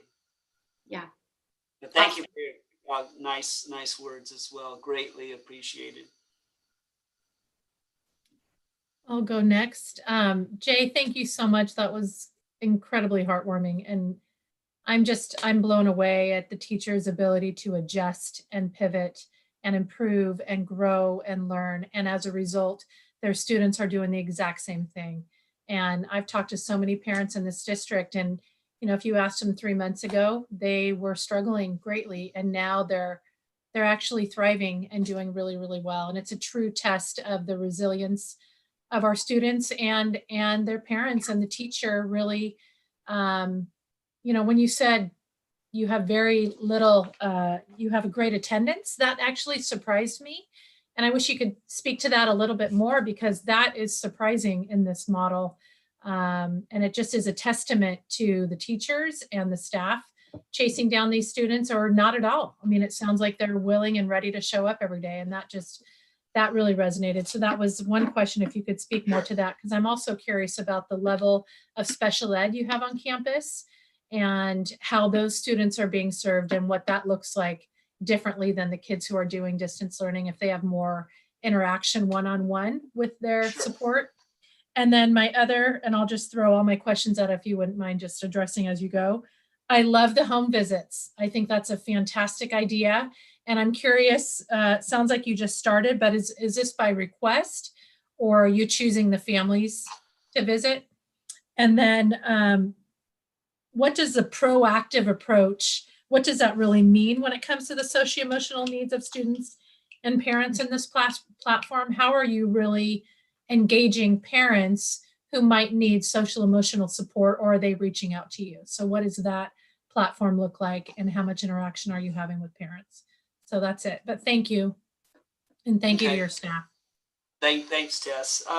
Regarding attendance, perfectly timed question, in that I've just reviewed all 400 report cards, for example, and Aries produces an attendance record on every single one of those report cards. And I can't speak with authority in terms of being exact about, for example, X number of absences in categories and whatnot. I can share with you that, for example, we only have one student right now who is moving along, one in the truancy process. Other than that, I would say that in general terms, students are absent in this first trimester, honestly, less than 3 times, less than 2 times. So I know that's not, I don't have any reports in front of me. The way we typically monitor and have data around this topic to share with both parents and also teachers that were on top of it, again, is how we approach the truancy process. And the county changed its process and also its expectations of schools in being able to in turn share with parents all the different resources that we can bring to bear to ensure that they are engaged. So again, we only have one student who currently is in the truancy process, where in a typical year, way more than that. Now, full disclosure, we know as well that the bar is lower. We know that for the state and the county for attendance with participation and engagement. It's easier, much easier for a student and family to attest to the fact that a student was engaged during the school day, given the state's criteria. Nonetheless, I repeat, I'm very excited to share that the super majority of the kids whose report cards I reviewed all of them, actually had full attendance to date.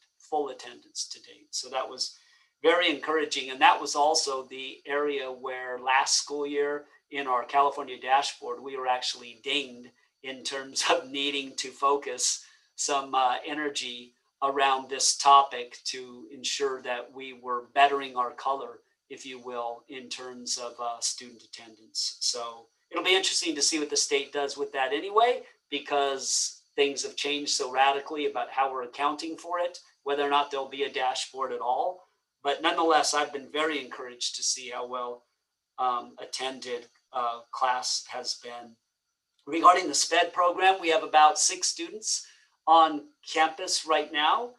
Their needs are greater. And I don't want to misspeak, but I want to say we have a certificated teacher on site who is assisting those students, Melissa Buki, and we have 2 one-on-one aides that are also in that program assisting as well. We're working with the district to ensure that we even actually staff the program even better. And Steve Gonzalez has been very receptive to hearing and committing to that goal. But I think that that's going very well. Regarding the home visits, both. I actually threw it out there in a Friday email, and I had a few families reach out to me. I should say Monday email. And I had a few families reach out to me, invite me into their homes. I happily accepted. I haven't gone to all of them that said, yes, please come over. But I intend to. And for the reasons described earlier, I really think it's an invaluable experience that I came back and I actually shared with some teachers as well, because all you know is your experience. You're on this side of the screen, they're on that side. You can't be fully, truly in the know unless you're on that side. Easy for me to say because I'm not teaching, but the takeaways that I have from that experience, I come back and share, and will share with staff too.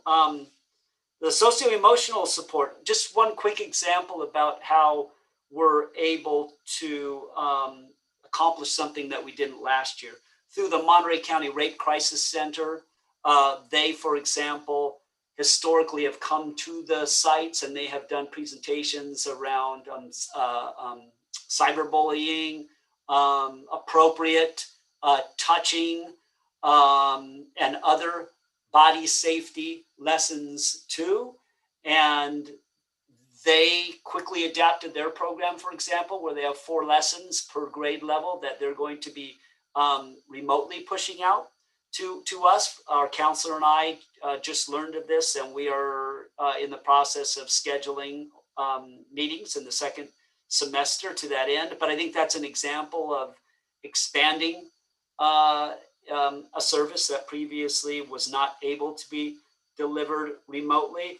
And there's a great question about parents and how we're connecting with parents to ensure that they too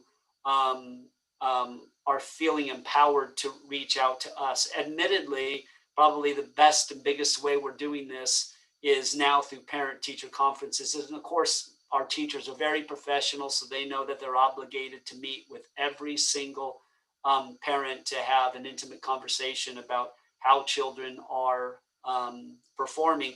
And parents do request, for example, student success teams that we assemble, that larger team that you're familiar with, in order to discuss a plan that will better suit the students' needs. So parents are aware through those conversations with teachers as well that they can make such a request. But honestly, the teachers are great, and I think they're very proactive in identifying those concerns as well. So they're very proactive in referring kids to the student success team anyway. So I think that touched upon them all. Thank you. Jay, I got a couple comments on a couple questions. First of all, I recall you, and I think most of the other principals also stated a while back when we were dealing with the initial shutdown and then subsequent planning over the summer for what the school year was going to look like, or at least start like. And one of the things that you mentioned, and I think it was highlighted crystal clear in this video that you showed by the teachers, which is that you made a statement that the teachers will rise to the occasion. And it's obvious. This is where obviously it's not what they prefer, right? I think that unanimously, this is not what anybody would prefer. We'd all prefer to be on site safely. But having this outlook of we're going to rise to the occasion and do the best job possible given the circumstances, just shows through in every part of that video. And every aspect of your leadership. And I wanted to commend you on that.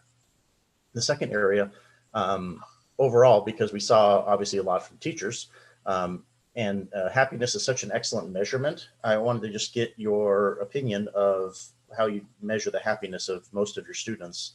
If there's some way you can even have some relative data point of like, on site, right? Because this is a big piece that I know you mentioned, right? Every year you mention, getting kids happy, getting kids to show up, getting kids engaged is the biggest, the first half of what's needed. So how would you kind of rate the experience you've had this year from a children's happiness level?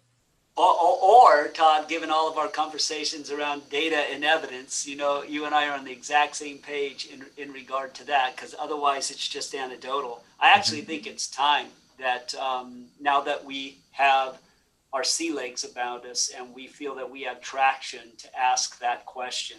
I have not asked that question on a 400 student scale.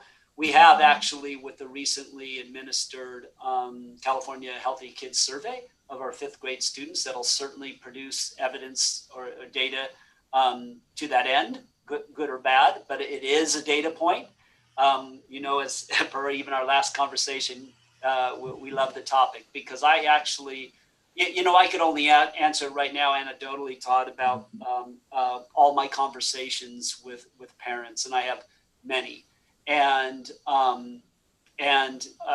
you know, being fully transparent, I know that this model, of course, doesn't work for all families. Look at our recent hybrid survey that revealed that even though we have a lot of confidence in our improved plan, we have, I think it's about 69-31 in favor of parents wanting to come back to the hybrid model.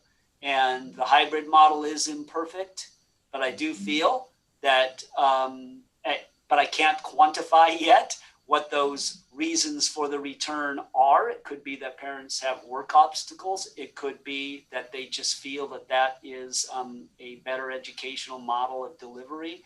I think it's time to ask some of those questions.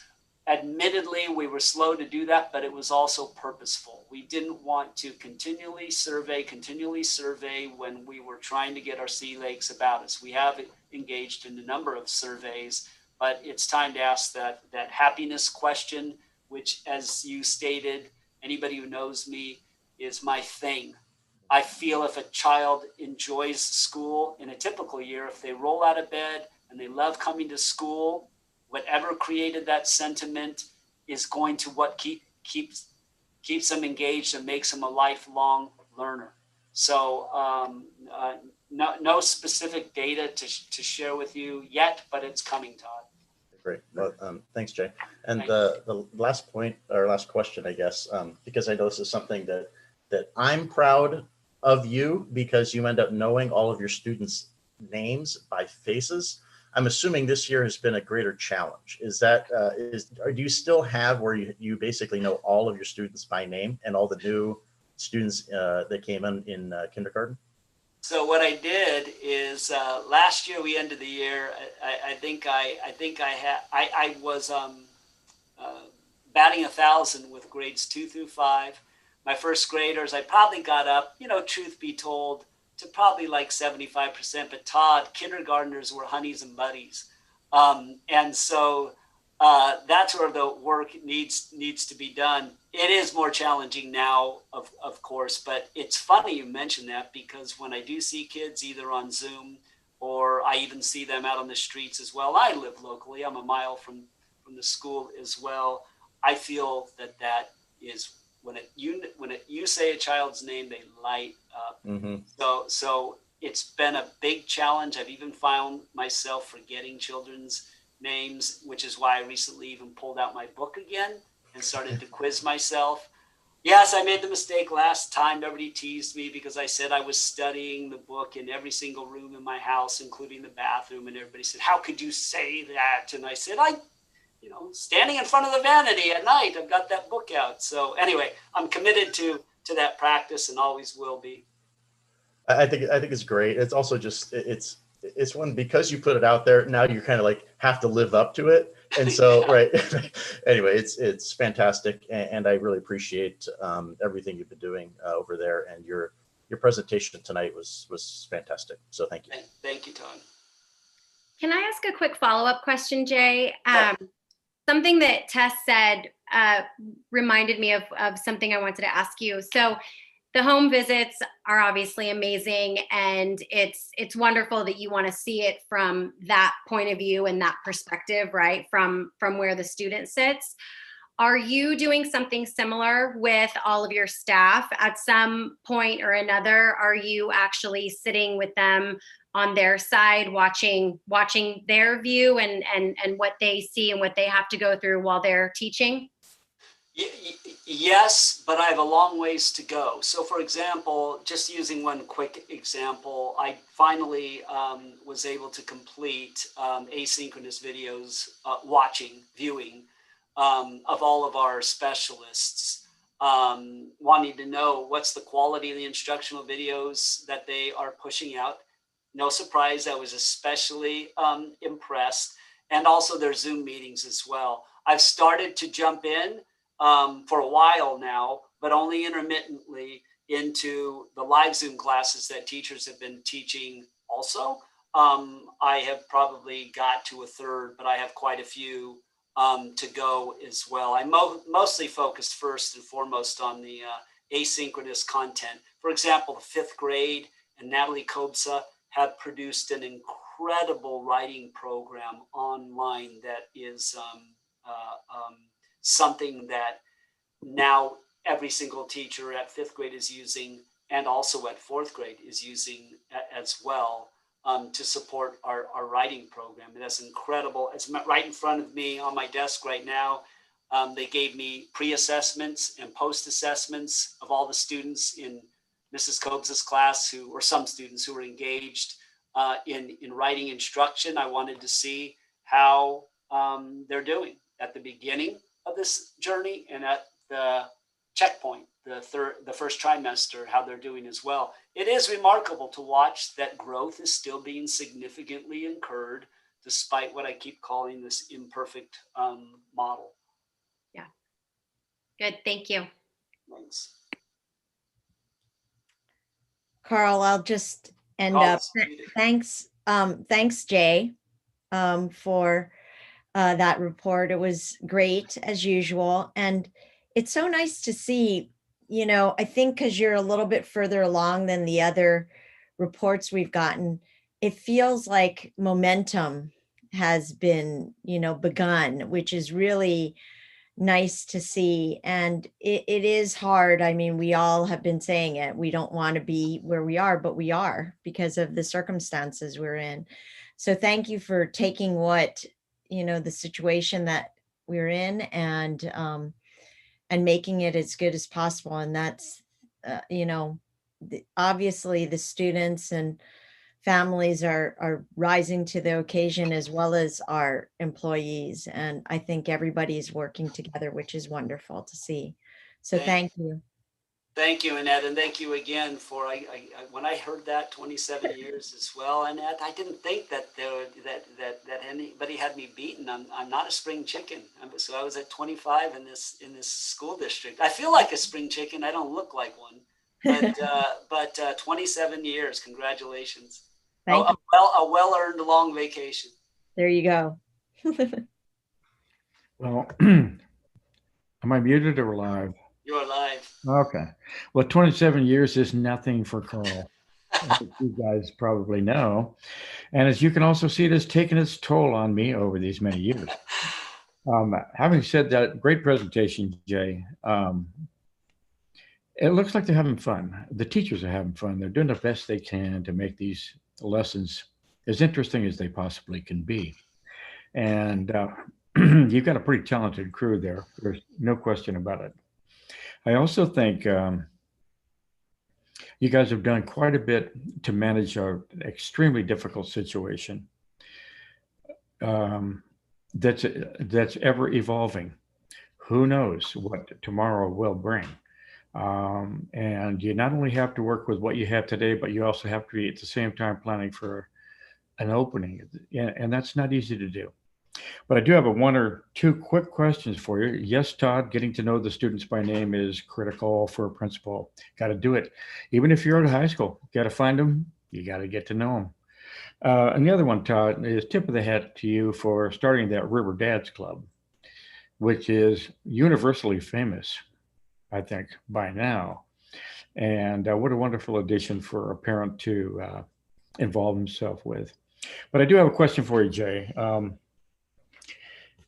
My grandson, Nicky, I know you know Nicky, he's going in the 1st grade, and he wants to know a couple of things. He wants to know why you're the only one that can talk to the otter and understand him. That I went to a school actually, that, I mean, they're very difficult to find. They don't offer the service online, so you can't do it now. But it was the only school that happened to be in Monterey on the peninsula as well that actually teaches Otter Speak, Otter Talk. So Yeah. Well, he wants to learn Otter. I think you need to know that. well, And I don't know if it's going to be offered at River. I know your wife's a French teacher. I doubt Otter will become a world language. she doesn't let me speak Otter in the house. It's only French. Well, I'm glad to hear that, Jay. I really am. Okay. Well, I'll tell you, great presentation and good luck moving forward. Okay. Thank you.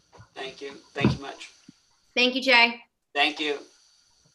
Okay. We're going to move to item A. Carl. Thriving University. Carl, we do have some questions, it looks like. Oh, my goodness. I'm so sorry. 4 hands raised. Parent questions. My apologies. Go ahead, Paul. Audience members. First one is Sarah. Sarah, if you identify yourself and go ahead and unmute. Hi, yes, it's Sarah, and I have 2 questions for Jay. The first is you commented that you had 100% attendance on the report cards you signed. How do you define attendance? When you as principal are signing off, what do you consider the level of participation for a River School student to satisfy being, quote, present? I would imagine that it does not come anywhere near the number of hours in the classroom that we expected last year. So I'm interested to hear in how you've redefined the term. My second question is, teachers currently have the option of sending their kids to the River School or other Carmel Unified School District campuses 5 times a week. As I understand it, best case with the hybrid model that perhaps may never will come to fruition, families will get 2 days on campus for their students. Do you have any concerns about what kind of equity issues, or if not equity, like optic issues it presents where teachers get their kids to have 5 days on campus, eating lunch together, playing sports together, and you're telling district parents, if they're lucky, they get 2 days? Thank you. Sarah, sorry, Jay. Sarah, can we get your last name for the record? Yes, it's Miller. Thank you. Carl, you're muted. Carl, you're muted. I'm there. Okay. Okay. Quite frankly, that isn't really a question that has much to do with the River School presentation.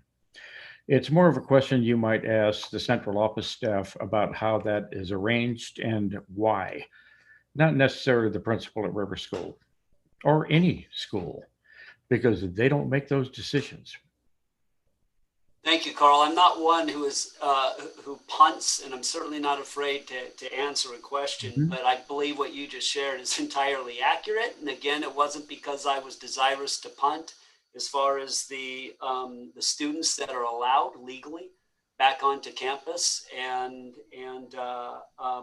the decision making that occurs in order to ensure that these students can be on campus as well even though I like to like to answer all questions posed to me, is not something that I would have answered in terms of I would have turned it back to the school district about the decision-making process that leads to those cohorts being on campus. The other question about if I use the number 100%, I don't recall using that number. I said that I had looked at every single student's report card. I don't sign those report cards because I sign them at the end of the school year, but I do look at every single student's report card. And I believe I said that the number of absences that I saw typically ranged in the number of 0 to 3 absences in a trimester. I did not qualify those either as being excused or unexcused as well. Nevertheless, I did say that we only have 1 student who is currently in the truancy process. Typically, we have many more than that as well. And regarding the criteria, I also stated earlier that when it comes to what the state has decided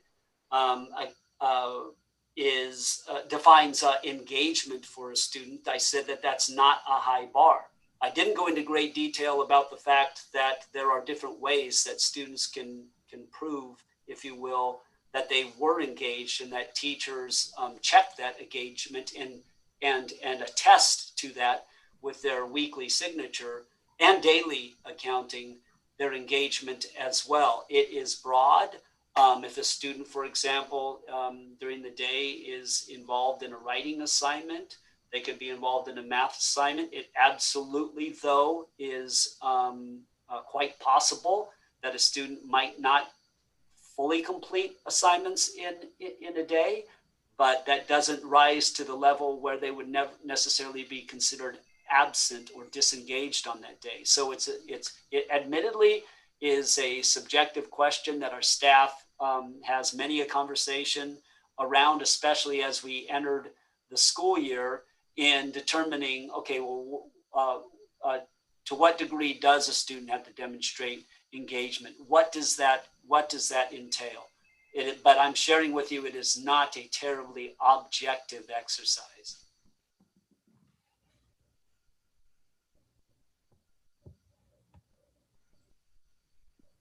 Carl, sorry, can I jump in for a second too? Because I am the person at the district level that, can answer part of that question about the attendance that Jay was right on target with it. We basically, the state redefined what attendance looks like, and they're using this concept of engagement and participation. And of course, the easiest way to measure participation is if the student's in the Zoom meeting, right? In a synchronous mode. And students can also be credited with participation if they show that they've done the work of the day, which could be in an asynchronous mode. For example, if there is a video assignment, or there's online work assigned, or as Jay mentioned, writing. That is not our definition, it's the state's definition. We're just asked to comply with how they have defined what attendance looks like in this Zoom type of environment, in this pandemic environment. And it's also true, Jay, that based on that measure, our percent of participation or attendance rates are higher this year and previous years, but the bar is lower. So you have to take that into account. Absolutely. Next up, that it looks like Sarah Miller is on again. I'm gonna just allow you to talk. Sarah, are you the same Miller as Sarah Miller who just spoke? Sarah, you're...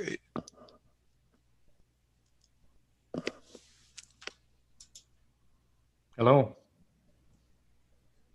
Okay, I'll come back to you if your hand is still raised.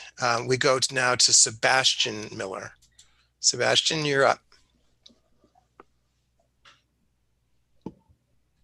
Hi, sorry, can you hear me? Yes. Okay, this is a question for Jay from across the street.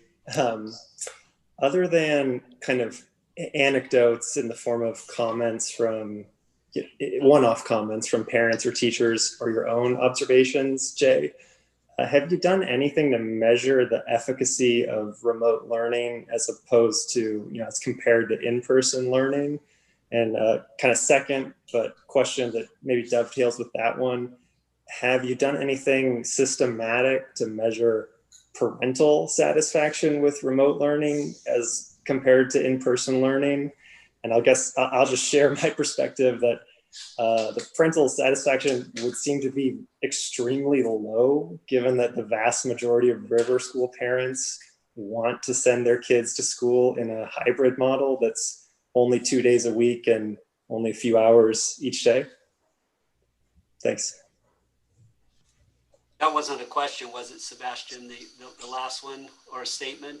I don't agree that. Well, it was a question in terms of the efficacy. Have you studied the efficacy of distance learning versus in person? And if so, where can the community access the results of that study? No, we have not measured the efficacy of in-person learning versus distance learning. That's the short answer. In regard to measuring the parent satisfaction levels, and I shared this earlier, I believe, with Todd as well. We absolutely do intend, now that we feel that ample time has gone by and that we do feel that we have created a program that we can be proud of, and that we've had time to hone our practices, our teaching practices, and address concerns that parents and staff previously had in the spring as well. So we feel now that we have traction is a good point in time to measure parent satisfaction and see what that reveals. And it'll be enlightening to know whether or not parents are, where parents see growth opportunities, because we certainly are committed to reflecting on what those results will be. Carl, if it's okay, I'll jump in again too, because assessment is part of my my assignment here. And what's typical in any given year, we do depend a lot on the annual state test, the CASP test. And if they do the test this year, which is still on the books as being planned, that's really the time. And we'd have a full year of instruction in order to make that comparison. We certainly intend to, but we don't have a good instrument right now that would tell us really the effectiveness. We wouldn't have a point at which to compare it to in the previous year, for example, to tell what the difference was. And I won't be surprised if there's differences, but we just don't have the pre-data to make that analysis with. So the CASP may be able to tell us something later this year. Next up, we have Rita Patel. You are up next, Rita.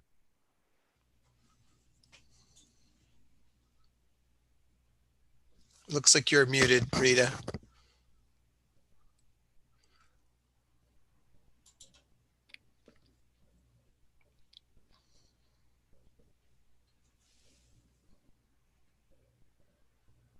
Rita, I see you're unmuted, but we still can't hear you.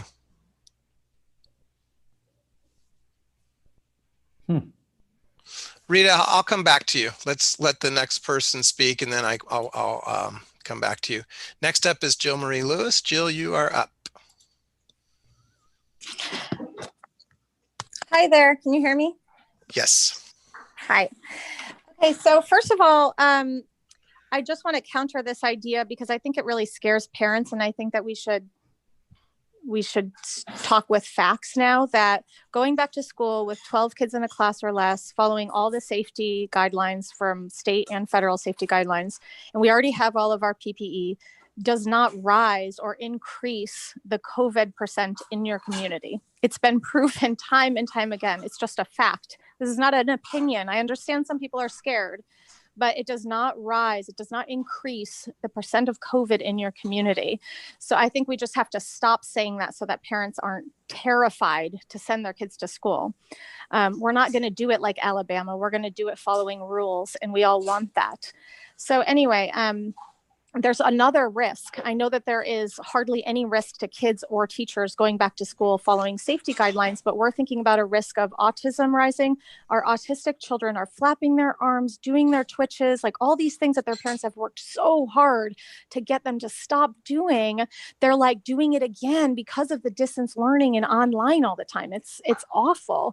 The risk of our loss of academics is horrible. The parents are at risk of depression. Parents that can't work, that are terrified to make their mortgage because only one parent can work at this point and they really need two. The depression in our children. There are all these other risks that we don't talk about, and we keep talking about and congratulating our teachers and all of that. And I mean, that's great. But then you also say, like, I don't know if it was Tess that said, you know, it's so great that the kids and the parents are rising to the occasion, but why is it just us that are rising to the occasion? Why is it just the kids that have to rise to the occasion? We can put our kids back into school. It's proven it does not increase the risk. And we know that most people want to go either full-time distant or full-time back to school. And there's no reason you can't do that at 12 in the class. The waiver that you applied for, we don't know if we can actually do that, go back full-time or not. I don't know if that makes a difference based on what you had already decided, that we were going to have this hybrid option of 2 days.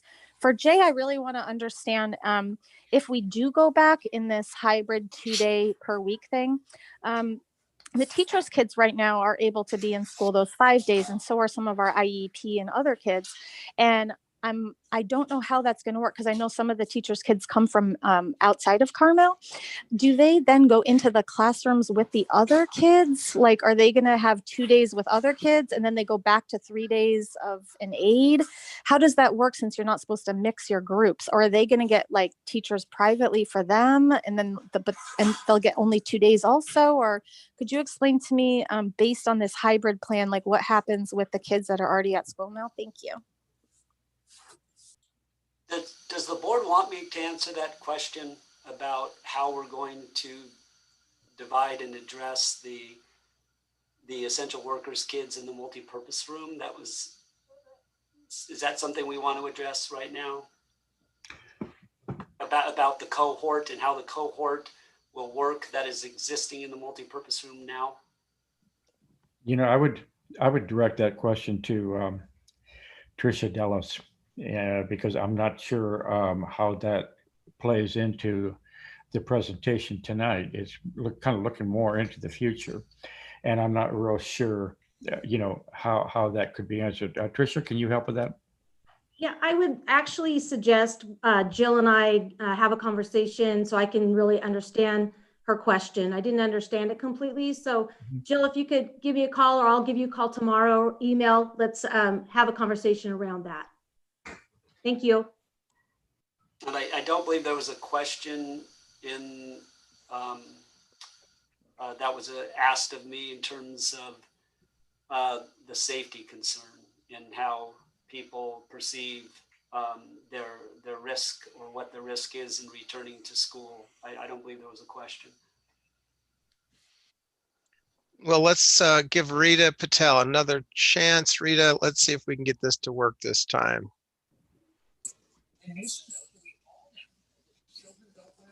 Am I there? Yes. Yay. Okay. Sorry about that. I had some technical issues. Hi, everyone. This is Rita Patel. I have a daughter who's a senior, Bella Patel, at Carmel High School, but I'm on the meeting because I wanted to help acknowledge Annette and Todd today. And so while I was listening, Jay, I was watching your slide presentation, and I saw that you had 9 to 12 on there, and I don't know if I missed something. So I have a couple questions here. One was, is River School changing their school hours to 9 to 12? Is that just for the spring, or for, when you guys go back, or the hybrid, or is that for the next school year? Because I know we were talking about late start times for all the schools by 2022. And then I have a couple other questions. I think another parent, I don't know all the River parents, but another parent, I think with the last name Miller, brought it up. I was thinking along the same lines. And Paul, you had mentioned that it looks like the state standard tests are going to be on this year. So I was going to ask, if they are not on this year, if Carmel River School or CUSD, we're going to be doing some internal academic testing of our kids for math, science, writing, just to see where they stand academically from this, distance learning. And depending on what those results were you guys going to be holding kids back, repeating grades, repeating subjects, or what were you guys thinking academically, where all the kids are going to be standing and what would happen moving forward? And then a third question I had, I was happy to see some of the slideshows of all the kids doing really well and happy, but I have been hearing some kids, not doing so well and are struggling. For those kids, what support systems are in place for the kids and the parents who are at home now, who are their homeschool teachers, to help them get through this? Do they have daily contact with either counselors or teachers or someone to help them through it? So it was nice to see a River School presentation. I haven't seen one in a while. And if you could answer these questions either publicly or an email, that would be fine too. Thanks. Thanks, Rita. I think you just mistook the 2 for a 12. In the presentation, the school day is 9 o'clock to 2 o'clock. It's 9 o'clock as far as a return to hybrid is currently planned. It also currently would be 9 to 2, with the exception of kindergarten. Hybrid students in kindergarten would be 9 o'clock to 12:30. So please know it's not a reduced day. I could see where if you saw a 12 that would be very, very misleading, but it's not. It's a 9 o'clock to 2 o'clock day. Regarding assessment, it of course remains to be seen whether or not the state is going to require that the students are involved in CASP testing. I, for one, don't know if the state's intention is also to modify the content on that exam as well. More to come on that topic. However, our kids are constantly assessed now in real time. We just had a report card period that ended at the first trimester, and our teachers were using a variety of assessments to gauge where the students are performing currently.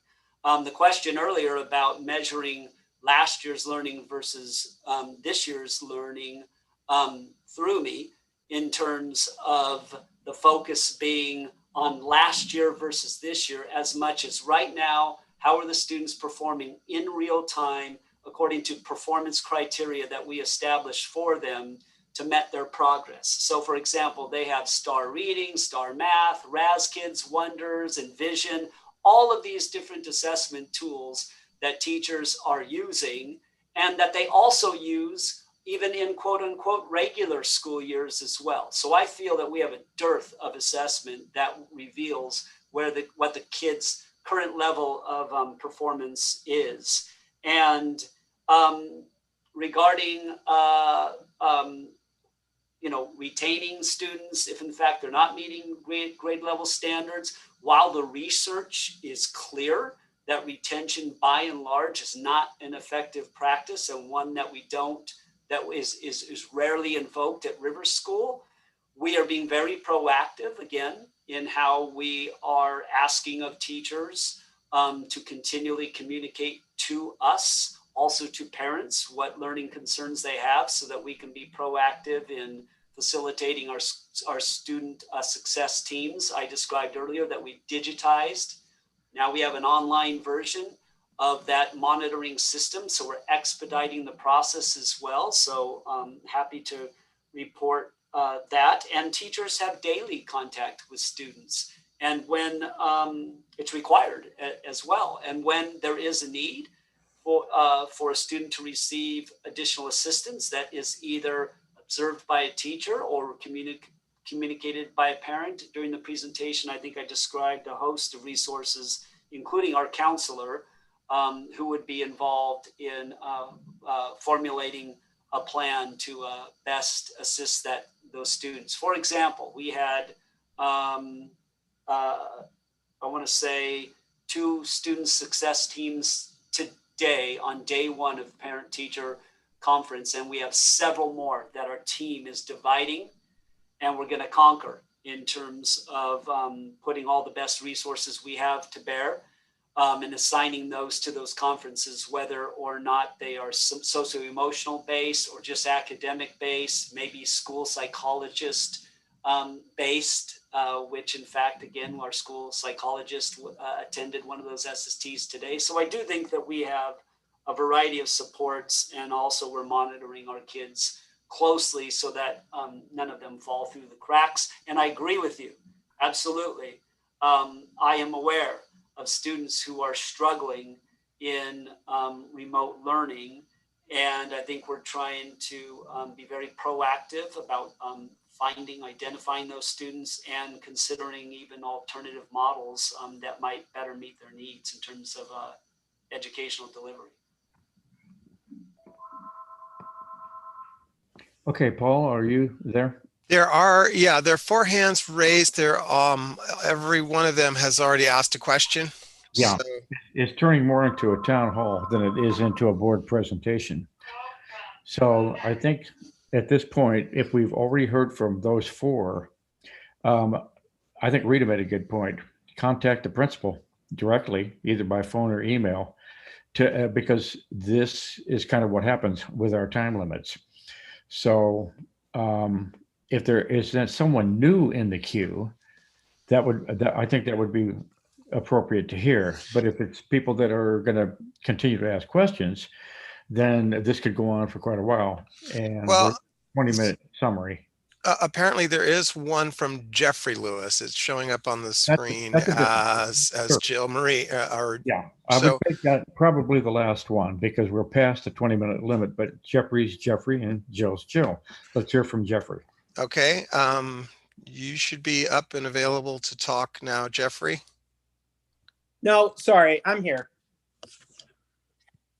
Well, you know, Jay has twice made this remark that these things weren't questions, they were comments. And just reflecting on what you just said, Carl, about this turning into a town hall, just as an observer who generally doesn't speak at these meetings, you know, there's a real lack of critical questioning coming from the board, and there's a real reluctance to answer people's questions. And so, you know, I understand your frustration that perhaps, you know, the public is being unkind or pressing, but, you know, at some level, you do have to take some responsibility, and you do have to try to answer those questions. And I understand that it might be uncomfortable and no one likes it, but like, it's kind of your job.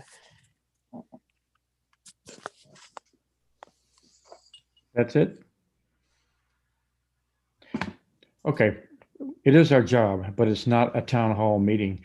Maybe that's where we need to go. Site presentation would be the very best possible place to be airing those concerns and many more.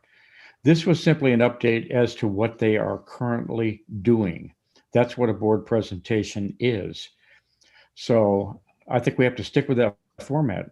And if you think we need a town hall, then you can ask. You can make that request. If you want to go back, we just had you know, those happen at the sites, not in the distant past. I mean, that's something that we've been doing. But I think this is the presentation of the board about an update as to what they're doing. It's to delve into the future about where they're going to go and what's going to happen. That's not the purpose of a presentation of the school board. And that's why you have time limits, and that's why board policy does restrict these kinds of conversations to a certain amount of time so that we can move forward. So if we don't have any new people in the queue, then I think it's time for those that have questions to call the principal or call the support staff at the central office. Those are the people that can answer the questions. Carl, it looks like a new name. I don't think Sebastian Miller has spoken on this topic. Yes. On this topic. Okay. Thank you. You know, I don't have an issue with tone. I don't have an issue with people asking questions, but I think that what we have to do is get this meeting management in better order than it's been. So there are different formats to communicate, and this one was a current presentation of the status of what River School is doing now. Okay, so no further people. Let's go ahead to the next agenda item. And that would be item A, Driving University LLC professional service contract, and that would be Blaze. Hi, good evening. Yes, I'm bringing before you today a contract to bring in Thriving University for our both classified and certificated staff for a 2-part workshop to help essentially build employee well-being and resilience, to help educators become better educators, leaders become better leaders, and organizations become better organizations. This group we were intending to bring in at the Summer Institute. We had been working with them in the spring to come in or early spring prior to COVID, to come in and basically keynote this presentation for our teaching staff at the Summer Institute. They made the shift to an online a model for their business, obviously, and have the opportunity to bring them back now and actually bring them for any employee to come and take part in their workshop. And so a phenomenal group. They're all over the country. Dr. Hood is an amazing presenter, and we are excited to bring her in for our staff.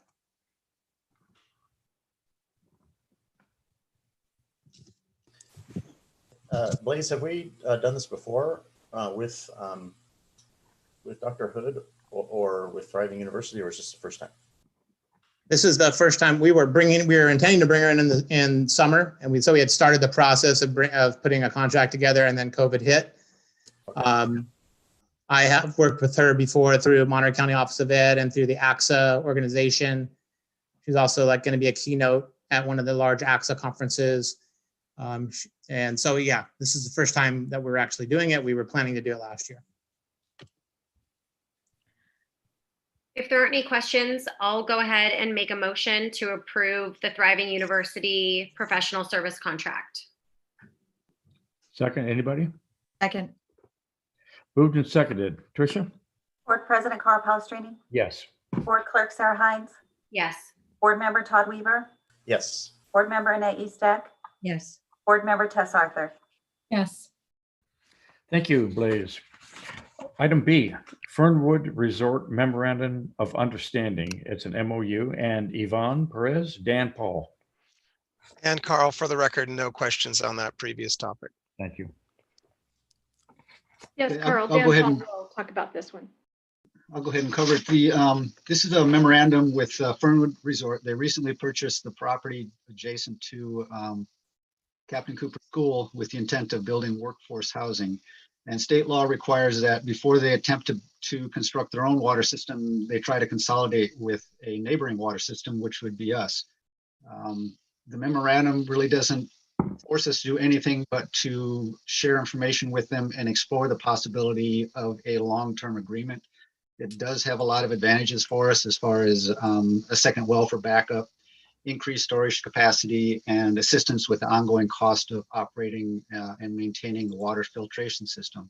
There are some other little items in there, such as the ability to use their parking lot if we have an event at Captain Cooper, and they have expressed that they may help with the maintenance of the road, the cost of maintaining the road up to the site in the future. So I think this is a win all the way around for the district. Dan, I just had one question that I'd asked ahead of time, and thank you for responding. But my question that I would like the public to hear is, can you just explain the relationship of the Captain Cooper with this property? I know that it's an easement for Cooper to use their road, but it sounds like a great overall partnership. And so I just was curious, if they do get this development passed, how is this going to implement our students at Cooper, and what level of fencing is being proposed? So that was my biggest question for security and privacy. Sure. The road is actually their property, but we have a long-standing easement that allowed us to construct the road and required that we maintain it. So they are now the new property owner. They are the beneficiary of that, of us maintaining the road, but have agreed to share. And as far as the fencing, they've been very amenable in the meetings we've had, as far as putting in fencing to separate their workforce housing from our school site, and putting in additional gate at the top of the road, which would allow them to keep the gate at the bottom of the road open for their staff, but keep our school site secure from people going up and camping out there overnight. So they've been very agreeable to all of our requests so far. So Dan, I have a question for you. How much use do you anticipate this generating on their behalf? So they showed me a quick map on Zoom, and they were intending to put in prefab tiny houses. So I don't imagine it's going to be large families moving into this workforce housing.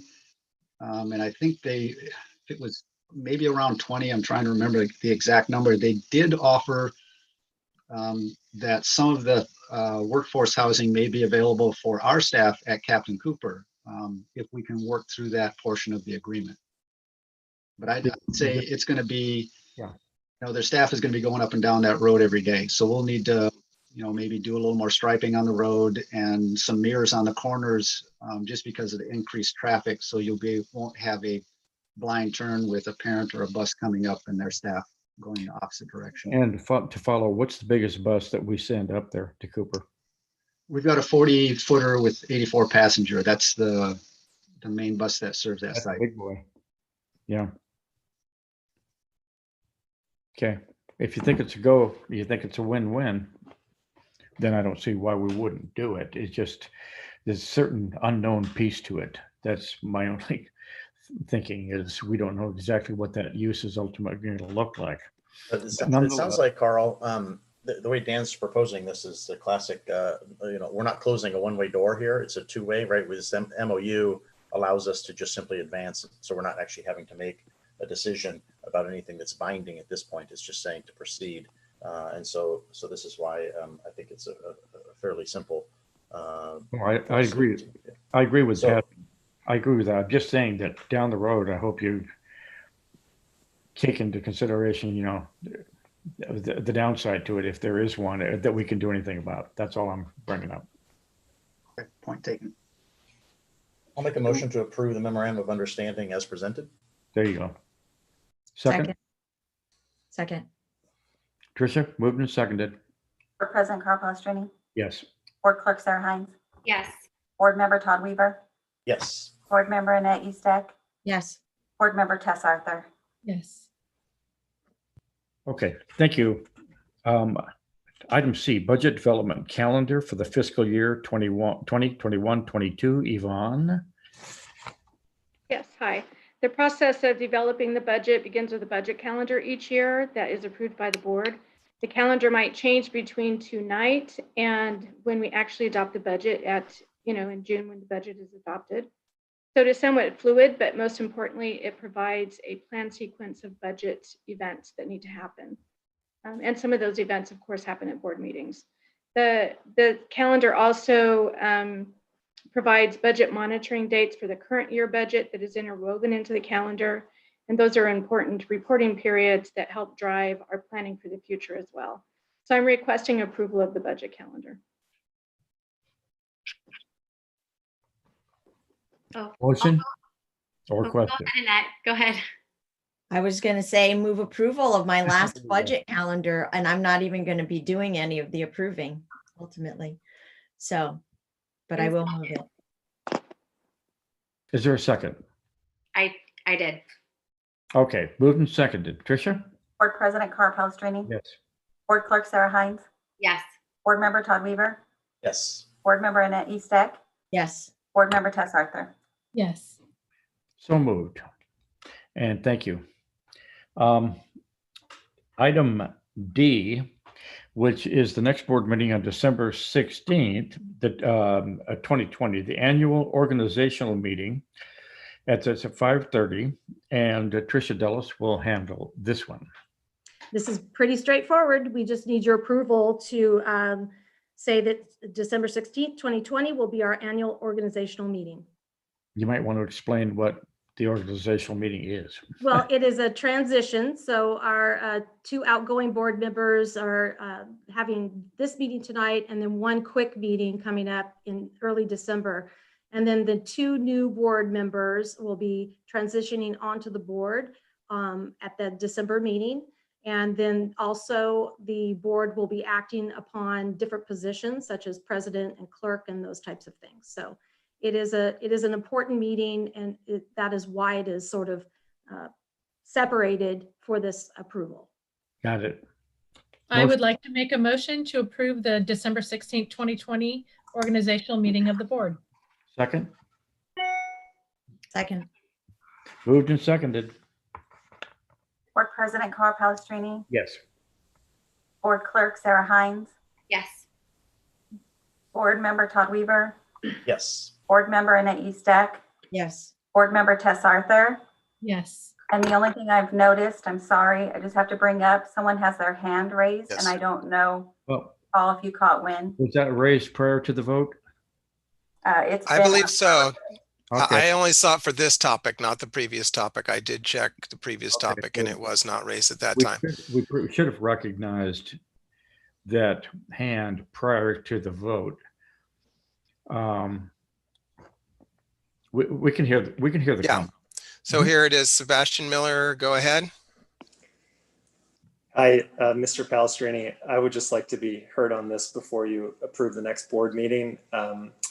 When you were cutting off like public comment and discussion about distance learning at River School and earlier at the outset of this meeting, you suggested that the topics were more appropriate for a public forum. I would like to suggest that we have a public forum to discuss the efficacy of distance learning and parental satisfaction with it at the elementary school level. And I think that public forum should take place prior to this next board meeting on December 16th, 2020. I think I heard Jay Martin's answer to be that like the district has literally done nothing whatsoever to analyze whether parents are happy with distance learning or whether it's working. I mean, I think that is an extremely pressing issue, and we should talk about that like immediately. And if it's your personal feeling that it's not the place to discuss it at this board meeting, which I don't understand at all, given that the parent's voice can only be heard and then acted on through board members. I mean, I think we should have that special meeting so that parents can have their voice.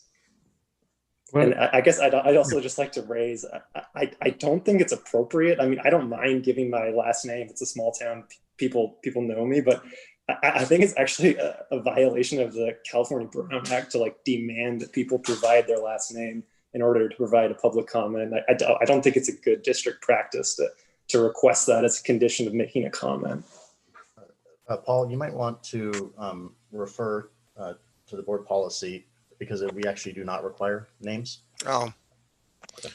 All right. So it'd be worth bring that up, that people are allowed to speak anonymously. Yes, it's difficult to call on the people when the name is listed that way, so I'll have to think of a different way to do it. And I think in one previous case, there may have been a question about one was the person speaking again, and then the other was a last name that we needed in order to follow up with. So we can find other ways. There's ways to use chat, for example, for that if we need to follow up, and we could protect that as a way to make sure we're following board policy. I'm okay with that. But to Sebastian's question, you can request an agenda item, Sebastian. Just go online to the district website and fill out that. Well, Mr. Palestrini, I'm talking to you right now. I'm asking you to schedule a public forum.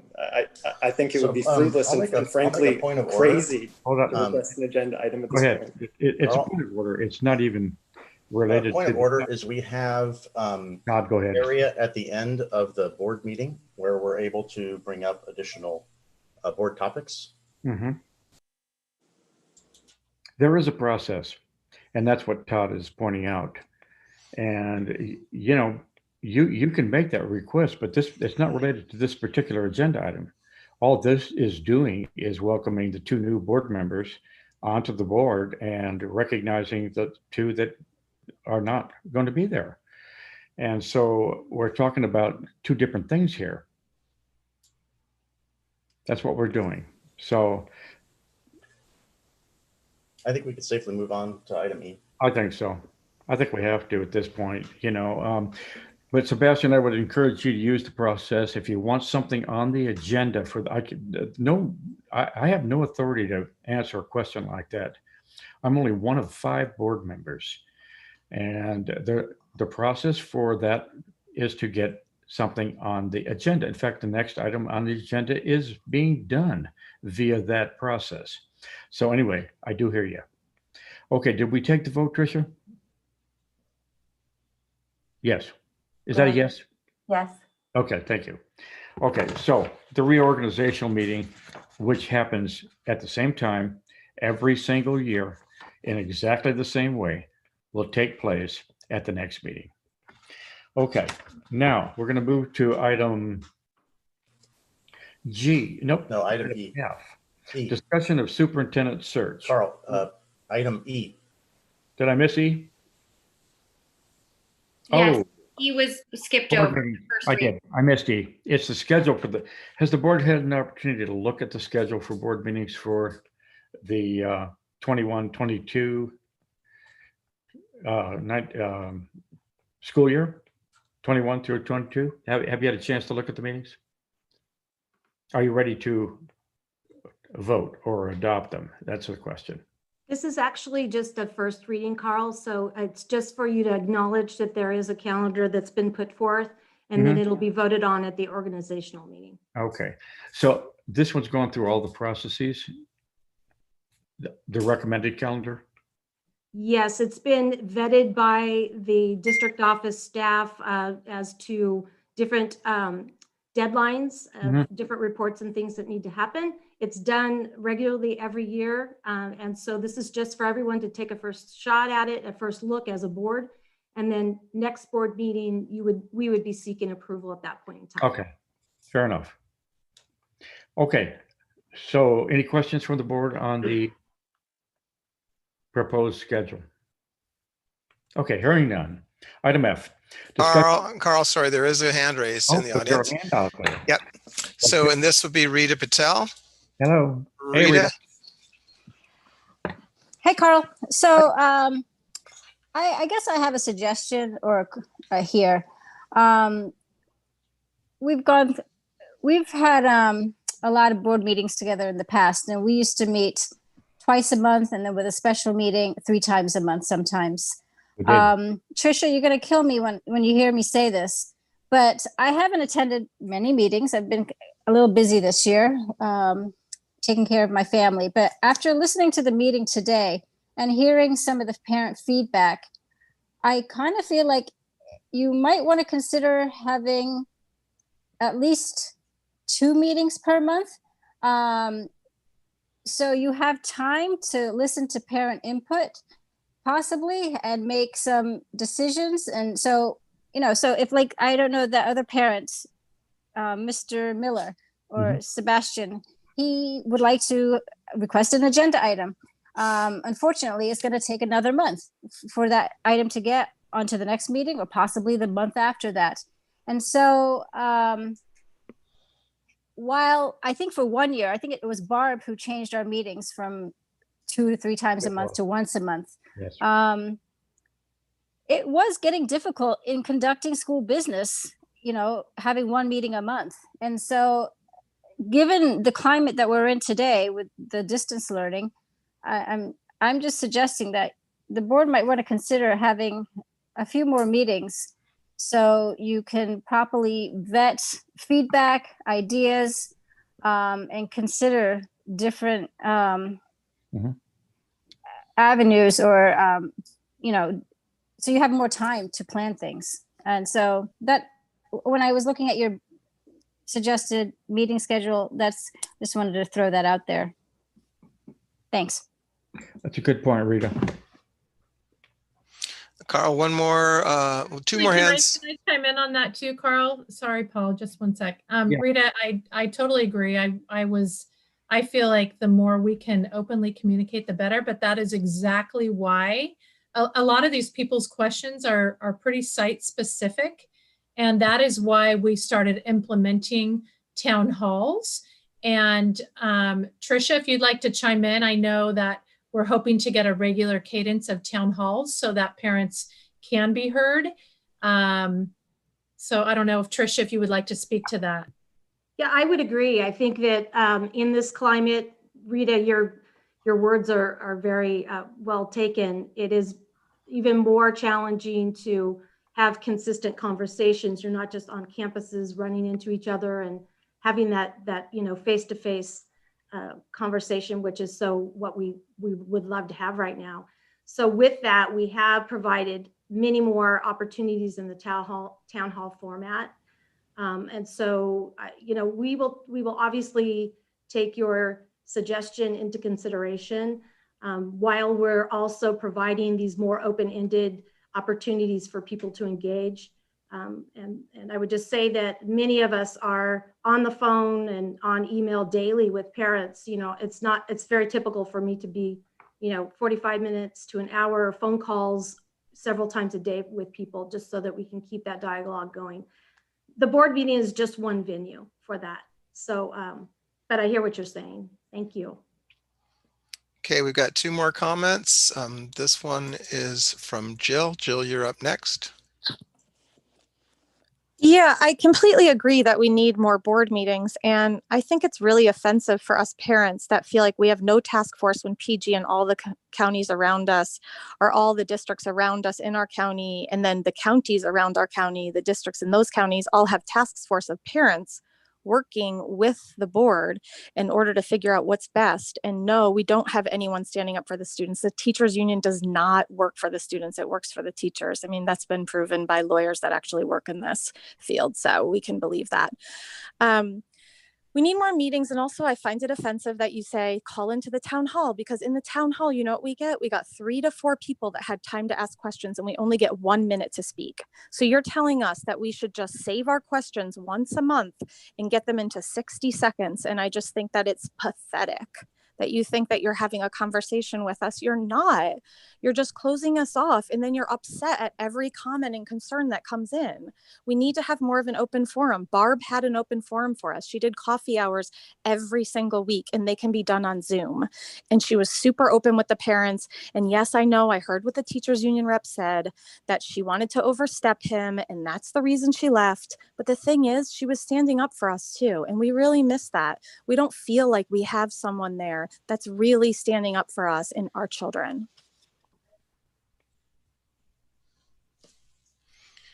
Thank you, Jill. Next up is Sarah. It's your turn. Hi, yes, thank you. I wanted to acknowledge the great advice that Rita, a former board member, gave in terms of having 2 board meetings a month. And I'll explain why that you guys offering us a town hall is no substitute for having an actual board meeting where we have rights under the Brown Act. Because as another caller mentioned, during these town halls, you guys get to, you being the district and board, presumably who approves everything the district does, gets to say there's a 60-minute hard stop, and we get to decide how many parents get to speak. And in a board meeting, parents and the community, property owners, residents have rights, in terms of how long they get to speak, what they get to comment on. And so I just think that it's disingenuous for the board and Ms. Dellis to say, oh, we'll just give you a town hall that we control. Like, it's no substitute for a board meeting. Parents realize that, and they deserve the protections of the Brown Act and to be heard and have a say in the direction of this district. Thank you. Thanks, Sarah. That is the last hand, Carl. You can request an agenda item to be placed on the board specifically. The problem that we're having is a lot of the commentary that we're getting has nothing to do with the agenda items that we're actually dealing with. And the last 2 in particular have nothing essentially to do with those particular items. If you want to put an agenda item on, as some of you have chosen to do, specifically ask for that. And that we can put on the board. That we can get to a board meeting. If you are not comfortable with the town halls, or you're not comfortable with the site presentations at those town halls and they're not answering your questions, then you can do that. But I think to birdwalk over the agenda items here just is not appropriate, in my opinion. So, not to overspeak, but there's a on the district website to request an agenda item. You just have to click on that and request it so we can track it. That's the proper way. That's all you have to, and that has happened. In fact, one of our parents that's been talking tonight has done just that. So specifically, if you want something addressed specifically, we can't birdwalk off of something else to make that happen. I do understand the frustration. Rita's point was excellent. in my opinion. We used to meet a lot more often than we did. And that format was changed. So I think there's something to be said for that. I hear it. Hey, Carl, just since E is just a discussion item, one of the areas that I know that I brought up a few times before has been what the CSBA recommends as a most underutilized meeting type, which is a discussion meeting. So this is where, unlike following the very strict agenda that we have to do now, where obviously any public comments are supposed to be related to the actual agenda item, Correct. a discussion meeting has no action. And so instead, what that is that allows for no action to take. It's a single agenda item.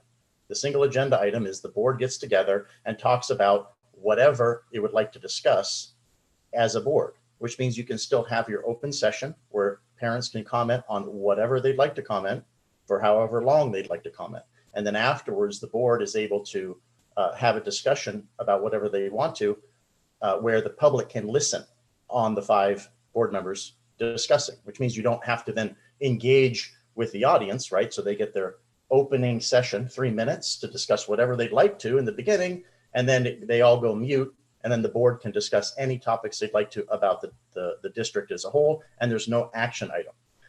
This is something that I think is going to be very valuable going forward. And I know that we have discussed this before.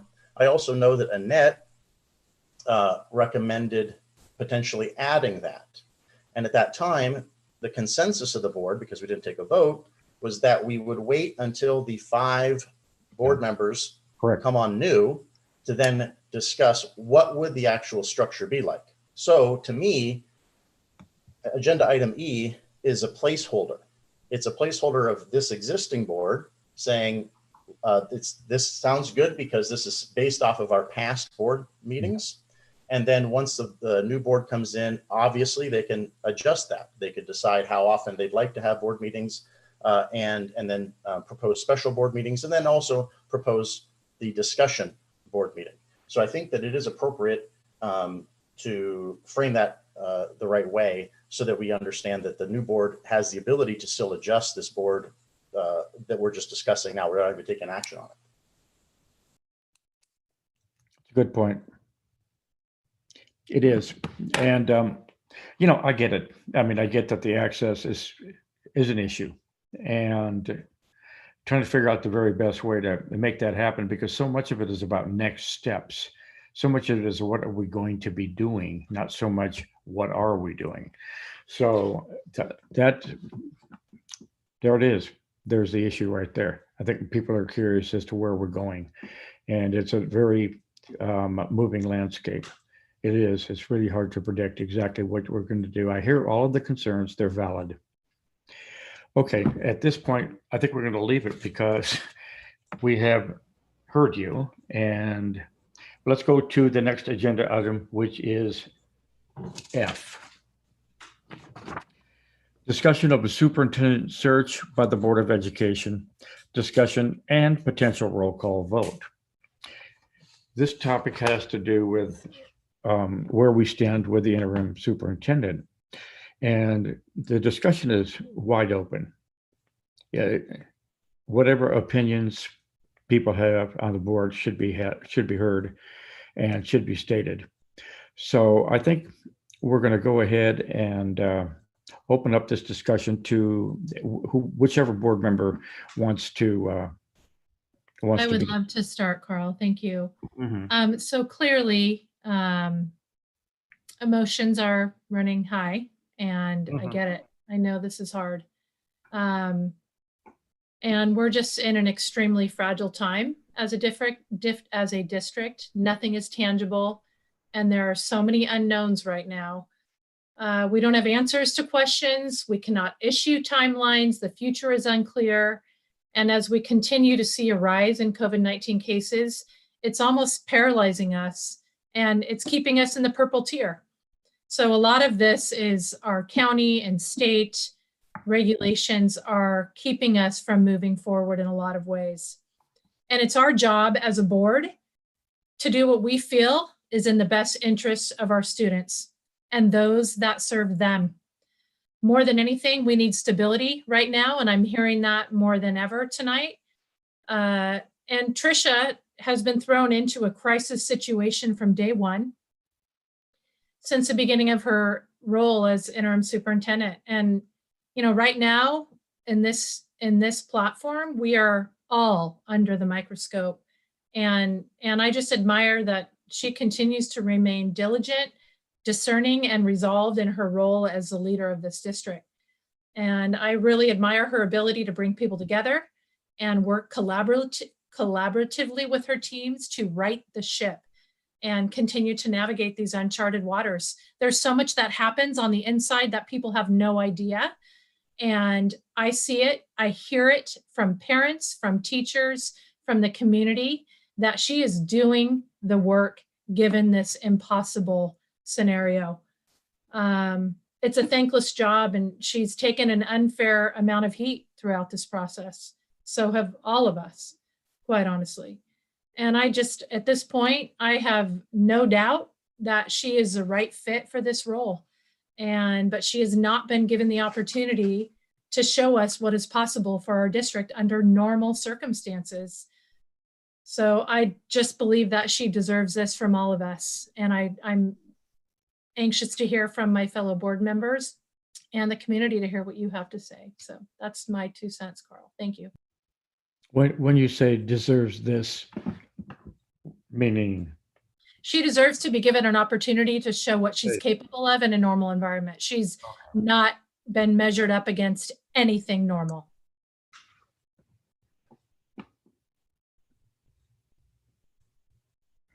Others. I'll go. So I think it was mentioned a while ago about the superintendent search. And I think we had, I'm not going to say we had consensus, but at least it was a topic that was raised to say that because we're in an election year, and we assigned an interim superintendent, that part of that was to wait until a new board could evaluate hiring a superintendent permanently. So on one hand, I feel like it's a little premature to then say, let's bring this up right before a new board's coming in. So to me, the thing that makes the most logical sense here is that we table the conversation. The new board can come in because obviously the new board needs to discuss the full vetting of a superintendent, right? What does that look like? What are the costs that are going to be associated with putting out a search? And then hearing from Tricia on her interests as well. And so to me, that's going to allow us to have the most effective means. This is the most important thing that the board does, right? Because it's the single employee of the board. So if I were in the position of coming on as a new board member and knowing that this was going to be a task, there would be something that I would want to make sure that I did the thorough job of. And I feel like it's fair to our new board members that they're involved in this rather than trying to do anything at this point, what is basically a month in advance of trying to discuss what that is. So that's my opinion. So I'll follow Todd. So I agree wholeheartedly with a few things that Todd said. First and foremost, hiring a superintendent is if it's the most important thing, then we can do. And in that vein, I took it very seriously when we looked at Tricia Dellis to hire her as interim superintendent. I focused on that as if she were the superintendent because it's an important job, it's an important role. Interim, not interim. I think that we paid close attention into what we were looking for in a leader since we needed one at the time. And after interviewing Tricia at length for the role, I found that she exhibited qualities in a leader that I would look for, not only in a pandemic, but also out of a pandemic. I found her to have humility and confidence and authenticity. And based on what this community looks for in leadership, I felt like that was a good fit. I also feel like Tricia at that time and has continued to demonstrate the critical attribute of calm and confidence, particularly in these times of fear and chaos, which is what we're experiencing now during this pandemic. I think that Tricia has been a steady hand. I think she has been not only standing up, but showing up for parents and students and staff based on the critical situation that we're in.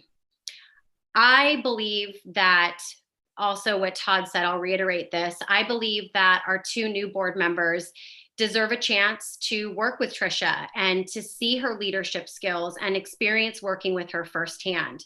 So making a decision right now without the two new board members, I think is something that we need to wait on.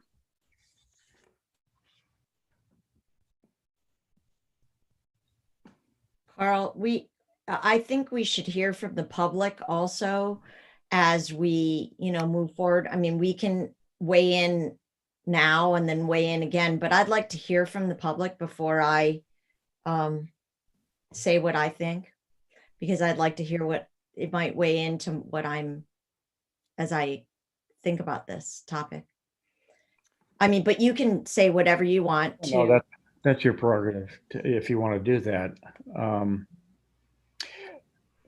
Typically, the board has the discussion, then the public weighs in. But if that's what you are interested in doing, then I think maybe. Well, I just think it's difficult for us to weigh in if we haven't heard all of what everyone wants to say. I personally, that's what I think. So just a point of order. Of course, we can discuss and then listen to the public. Absolutely. And then discuss and then again. Have another discussion. Yeah, that's fine. Yeah, that's fair. That I wasn't saying anything different than that, Todd. I was just saying, before I talk, I'd like to hear from the public. Well, Paul, you're out there, right? Yes, and we do have 5 people with their hands raised right now. Well, we'll honor the 27-year board member's request. Okay, first up is Jill, and there you go. Hi, thank you. Yeah, I think that the public should be made aware that our former Barb Dilvarga, Dr. Dilvarga, had a PhD in education. She came from a school in Illinois that was rated one of the top tech schools in the nation, top 14. She had a high school, she had 6,300 plus students in her district, 170 million budget. I mean, she was pretty much overqualified for the job. We spent a lot of money and a huge amount of time. No, 5 months is not enough time if you wait for the other board members to come in. I would love to hear from them too, and there's no reason why you can't get their opinions. But it takes a long time to do this sort of search, and our money deserves to find the best person for this position with the best qualifications. I think Trish has done an excellent job, but she came from a school without a high school. She came from a school district with an 8 million budget. I mean, we had an amazing, Barb was saying that she wanted to put our school on the map. She had big plans and she came from a big school to do those sort of things. I really think we need that caliber of superintendent, and I feel like we deserve it and our children deserve it. And like Carl has a lot of experience, right? And it should be someone that he can rely on that has more experience than him in different areas so that he can ask them for their opinion. That's what the superintendent is for. It's someone that can give others advice that they, couldn't give. So it shouldn't be someone that, people on the board are passing notes to and saying, it's your turn to do this or that, or can you tell them to do this or that? Like, it should be someone that knows better than us on what to do and how to lead us, to give us advice. I just don't think that we can have that unless we do a nationwide search like we did before. We met with Barb every week. As I said, like, I would go over to the coffee shop and she was always there for us. She didn't care how small of a concern it was, or just if you had one kindergartner. She was listening to you and she was bringing those concerns to the board. And we just have all this animosity now, and it has to have come from the top. And I'm not saying it's only Trisha's fault. I think it's the fault of the board for firing Barb at the beginning of a pandemic. The worst time to fire someone under that cover when we didn't even know what was going on. And I know you have all your legal reasons for not allowing everyone to know why it happened, but that doesn't mean that the community doesn't feel terrified for the future of this district without a superintendent of the caliber of Dr. Dilvarga. Thank you. Thank you. And next up is Sebastian Miller. Sebastian, here you go. Hi, I'd just like to say at the outset that I'm going to use fewer than 3 minutes, and I'd appreciate not being muted after I'm done making the comments so that I can have follow-up in response to whatever the board says. I guess my perspective on the hiring of a superintendent is this. In the past 8 months, I understand from Jay Martin that like nothing whatsoever has been done to evaluate whether the schools, at least at the elementary school level, are providing the students with a decent education that parents are happy with. So if you haven't done that just basic evaluation of whether the schools are doing well, then I don't think you have a basis on which to meaningfully evaluate Ms. Dellis's work. So I think it would be premature to make any kind of hiring decision at this point. I'd also just say, I mean, I'll caveat this by saying I've only lived here for 5 years, but given the district's history with quickly hiring and firing superintendents, I think there's a very high probability that even if Ms. Dellis gets a permanent contract, she's not going to be employed for very long. So making her permanent now is very likely to end up wasting public funds because we'll just end up paying her $400,000 of severance within the next few years. So that's my comment. I guess you should, I think you should hold off on making a firing decision. And Pancho, if you want to keep that clock running, I think Sebastian asked if he could continue if there's some kind of interplay between the board. Carl, can I just suggest that this is our board meeting. This is not a chance for people to interact with us. We listen to them, we take public comment, and then we get to come back and talk. They don't get to respond back to us. Mm-hmm. That is not how a board meeting works. It's our board meeting held in public. We've gotten your input. I appreciate that, but this is not about a back and forth. Mm-hmm. I guess I'll just say it's like terribly dispiriting to hear that. You know, I mean, you're essentially just saying you don't care to even respond to like what the people who live here and send their kids to these schools have to say. I don't know. That's a ghoulish statement. I hope that you'll reconsider your kind of like resentment and like detest for the public. I don't, and I will, that I've already given my comment, Carl. Thanks. Paul, other hand? Yes, we've got Sarah up there next, and here we go, Sarah. Hi, yes, I have a different line of questioning, but after the comments I heard from some of our board members, I felt compelled to follow up. When the board was praising Trish, I heard nothing but kind of soft, subjective criteria.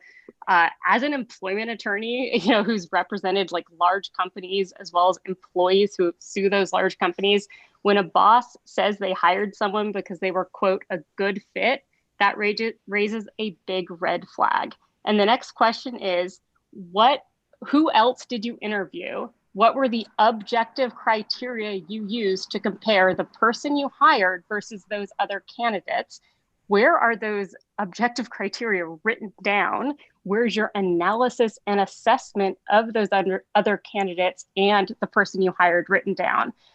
I mean, and what I'm hearing right now is you guys don't even want to interview everyone else. Like, you just want to promote someone from within who was hired for a different position. And I'm not disparaging or dismissing whatever Trish Dellis has done over the last 8 months, like everyone acknowledges it's been a trying time. I'm just saying you cannot hire someone to be like the senior position for essentially an organization that has a, tens of $million budget each year without at least interviewing someone else and putting pen to paper as to why, based on objective criteria, you believe as the board, because ultimately it's on you. Like, you have obligations to the taxpayers to not misuse their funds, so pen to paper as to why you believe Miss Dellis versus the entire field of applicants was the best person for the job. And maybe 8 months from now, you will have that paper trail and that analysis and convince the public that she is in fact the best person for the job. I'm not saying it's impossible that she will be the best person for the job, but you cannot just have a board meeting where people use these soft subjective phrases about being a good fit and then hire someone with not an at-will employment arrangement. Like, you're going to offer her an employment contract that says she has a set number of years with guaranteed salary. I mean, that's why you paid Barb Del Vargas significant severance. So this should not be a decision that's made lightly. And I'm concerned that the current board members, by their just praise for Trish without evaluating other candidates, I mean, I don't know, the community is concerned that you're not taking your role more seriously and truly evaluating, as other corporations or entities would do, the qualifications of the candidate for a very serious, well-compensated positions. And I hope the process doesn't unfold as you seem to want it to.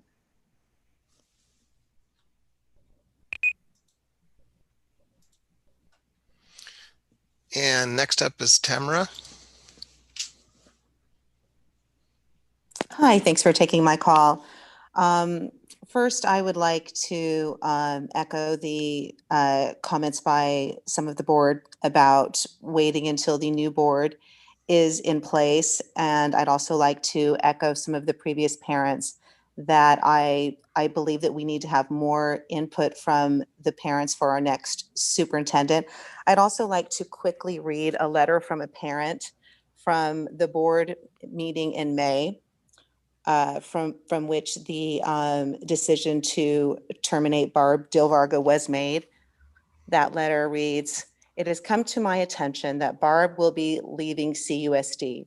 I am very surprised to hear of this action and sorely disappointed in this decision. I have 3 children attending CUSD and have been a part of the school community for 12 years.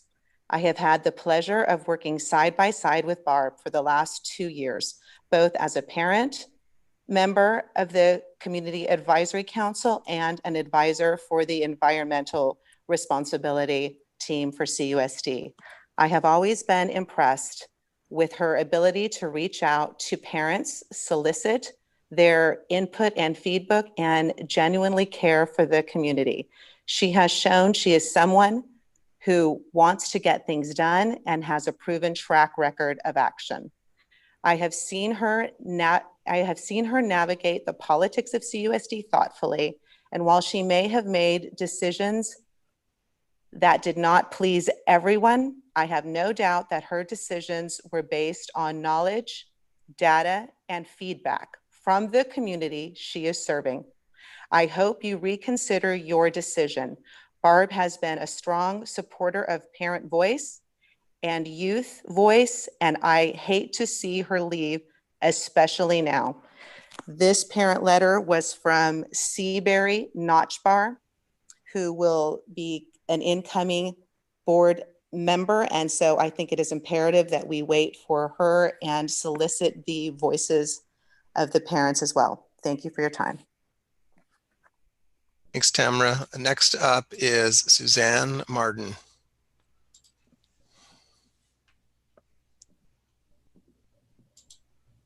Hi, thanks for listening again. I appreciate it.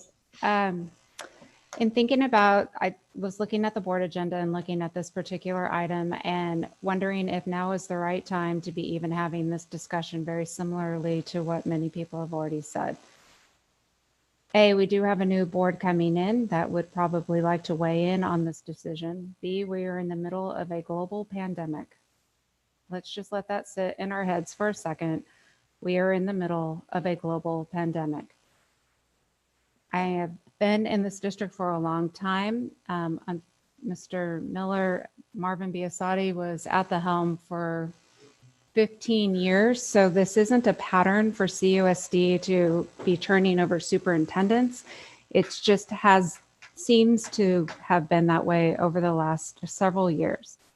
I would also like to talk as a taxpayer in CUSD that I am not wanting to put any more money into leadership associates to cast a huge net in order to find someone any more qualified than Tricia Dallas. Tricia has been an excellent leader in a time of crisis who stepped up to the plate in a time when no one else would like to take this job. She has taken more grief from the community than any other superintendent that I have in my recollection. And I think what she has done in reading 20 Ways to Lead Positively, Tricia is that person. She does lead positively.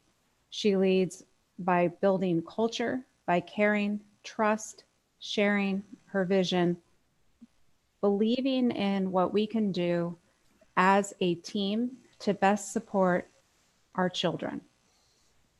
She serves the people that she leads, and she provides all of us with a feeling that we can be better and that we can do our jobs. I know that a new board should have a say in this decision, and I would really hope that we can continue to couch this conversation until they are on board, and that's all I really want to say at this point. Thank you, Suzanne. And next we have Erin. Hi, so I am a parent and taxpayer in Carmel Unified, and I would like to see us not look outside of our community. I think we ignore the fact that we have a small community. We might have a lot of money, but we are a small community, and we've now done 2 extremely large, expensive searches for superintendents that have brought in people that just don't know our community. They don't know our parents, they don't know our students, they don't know the type of schools that we have with the outstanding teachers that we have, the staff members, our kids. And I don't know if Tricia's our person quite yet. She's done a wonderful job through this pandemic, but I don't know that searching outside of our community is the way to go. And that's all I have. Paul? Hey, I need to unmute. Thank you, Carl. Next is Estelle. It's your turn. Yes, the past caller just said they didn't want anyone outside the community. I would point out that Trish Dellis moved to our community about a year ago from somewhere in the Sierra Foothills. So to the extent that makes a difference to some of you, I don't know what point your previous caller was trying to make, but perhaps that means we should open up the application process and interview people and see what kind of qualifications they have. I think Erin was the last caller, the caller before I didn't write the name down, but I think that commenter, Miss Martin, said that no one else wants this job. I mean, on what basis can you make that statement? Has the job been posted? Have you asked other people to apply? I mean, it pays, $200,000 plus a year, in this economic climate, living in Carmel, are you really saying on this public forum that you don't think anyone else would possibly want the job that Trish has? I mean, that's just not at all credible. We need to I don't know, whatever's going on now. I mean, it seems clearly the union is asking everyone who's employed by Carmel USD to call into this meeting. And that's their right, obviously, just as it's the right of the community to speak as well. But there is no basis to say that no one else wants the job except Trish. I mean, that's just not true. You cannot make that statement until you post the job, you interview people and you evaluate them based on like objective criteria. And like the fact that the teachers don't even want to engage in that process should be a red flag for the board. Like, I, love this community and I want to support our teachers and us to be like a cohesive unit. But like, if one side is vehemently advocating that you shouldn't even interview or post a job position, I don't know, like maybe that should make you think twice about this process and, take a moment to really evaluate who you want in the position that you're going to guarantee a pretty high salary for several years, unlike most of the population who could be fired at any time. And there's no rush to enter into a binding multi-year contract with Trish Dulles. Like, we should look at other candidates. We should make Trish go up against them and look at who is best for the job. It's not the case that nobody wants this job. I mean, it's a desirable salary and a desirable location. So I'm flummoxed that someone would call in and say no one else wants the job. It's just crazy. So I agree with everyone who said that we should not make a decision right now. We should engage in a good faith, open application process and find the best person long-term for the community. Thank you. Then we have another hand raised. It is Bill Schreier. Bill, I think you can go now. Hello, everyone. I don't know. Can you hear me? Yes. Oh, okay. So I notice I'm a little nervous speaking because I don't want to do anything to get people worked up that I'm speaking. But I want to offer a response to the notion that the union is supposed to be adverse to the district. I think I heard Ms. Miller mention that, and I know that she's a respected employment attorney. I'm an attorney as well. And I will tell you that I've never been in a position before where I have to negotiate with my bosses. And that is a unique situation. And I ask her to consider that. And anybody else that thinks that we're supposed to be adverse to our bosses, that's not a tenable way to be. Talk to Marvin Biasotti, talk to Karen Hendricks, talk to Scott Lawrence. Every one of them we had a collaborative relationship with, and there were no complaints. The first person that I had an adversarial relationship with was Barb Del Varga, because that's what she thought the relationship should be. I think it's clear to everyone that I'm a teacher first. I just happen to wear this hat because I drew the short straw, but I don't know how to do my job and represent the teachers of this district by being adversarial to the people I work for. And, I don't expect anyone to agree with my view of things, but I ask you to consider that the situation between a teachers association is different than the situation that Ms. Miller has experience with. I speak from experience. I've been in the job for 6 years with 5 superintendents, and I've only had an adversarial relationship with one, and I didn't hear the complaints that we're hearing now. I also do want to mention, I think that obviously a lot of this has to do with the pandemic. I hear people being frustrated they can't speak. But when you're in a board meeting with other people, I never heard that complaint. So I hope we can step back and realize that a lot of the emotion and a lot of disappointment and a lot of frustration and dissatisfaction we're all feeling has nothing to do with each other. We have to rise above this and serve our students the best we can. And if anybody wants to contact me, I'm happy to tell them how we've advocated for students directly. I thought of 5 instances in the last year, including the fact that the student representative sits on that dais because ACT went to bat to have that student stay up there when the prior superintendent wanted to relegate her to the audience. Thank you very much.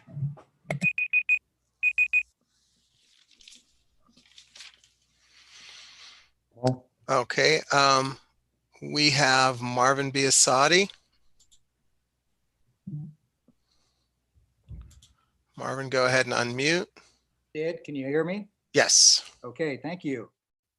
So clearly, in most circumstances, when you have a superintendent's vacancy, doing a search of some magnitude makes the most sense. But I will also submit that there are circumstances when hiring from within without a formal search may be the best approach. I'm not sure whether this time is the time for that or not, because that's the board's role to figure that out. The key for the board is knowing whether it's time to do a search or whether they have the right person before them. I'd like to offer just a couple of observations. I'm not going to try and tell you what to do, but I'd like to offer a couple observations. One is that in school systems, like most systems that are people-driven, trust is an essential ingredient in successful leadership. Typically, it takes several years for a superintendent to gain people's trust. To that point, I've heard from many staff members that the past 5 years have been at best like treading water. I've also heard that trust has been rebuilt during the past 6 months. Obviously, both of those observations are anecdotal, but what I would ask the board is, to the best of your ability, try and determine whether it is true that trust is now being rebuilt in the district. If it is, then conducting a search carries an inherent risk of interrupting the momentum that's being built right now. It may not be sufficient to not do a search, but it's certainly an important consideration. Second, although I'll respectfully disagree with the attorney who mentioned that fit sends a red flag. I think that fit at times is more important in the success of a superintendent than any specific skill set or educational philosophy. If you believe that Tricia is a good fit, it still begs the question, why not do a search and see if you can find someone who's even a better fit? Well, the truth of the matter is that unfortunately, determining whether someone is a good fit or not most often doesn't happen until the person is already under contract and here. That's certainly been the case with the last two superintendents. Both talented school administrators, both could easily work in other systems successfully as superintendents, but it didn't work here for whatever reason. I'm not privy to that reason, but I trust that the board made a good decision. So I'm running out of time. So I'll just, at this point, wish you the best as you make this critical decision, and guess I better stop. Okay. Next we have, I don't think Rita has spoken on this topic. She has not. Rita, go ahead. Okay. Hi, Rita Patel. I wanted to make a couple points. So I think a parent was talking about there was just a lot of shuffling going on with superintendent position. While it may feel like there has been, we've only hired two permanent superintendents since Marvin left. Sadly, Scott Lawrence had medical issues, and so that was out of our control. And then we had Barb. So I just wanted to put that out there so the folks know. Number two is I hear quite a bit. There's a lot of money being spent. It's really expensive, the search. We spent $25,000 for Scott Lawrence's search, and Barb DeLarva's search was free because Scott didn't, it didn't work out. For a $60 million plus budget school district, I think $25,000 for two superintendent searches are well worth it, in my opinion. And then third, I wanted just to share, while I understand when I was a board member, it's the same, we went through the same issue of hiring internal. And Marvin, the person I think of a lot is Edmund Gross, right? And so we felt we had to do a search and interview candidates. And we did that. We put Edmund Gross through the ringer, and we also put Karen Hendricks through the ringer. And I feel that in keeping with past practices, I would advocate for another search again. and I know that's probably going to make some folks disappointed or upset. But during our search process, we did have panels of teachers, parents, students, administrators. So it was a collective community decision, a school community decision. And so I would recommend following past precedent and doing a search. And hopefully if Tricia does rise to the occasion and she's the one, she has the support of every different group represented within our community, backing her and supporting her to be successful. Thank you. Thank you, Rita. And looking at the attendees, we do have the Lyons family is next. All right, I'm done.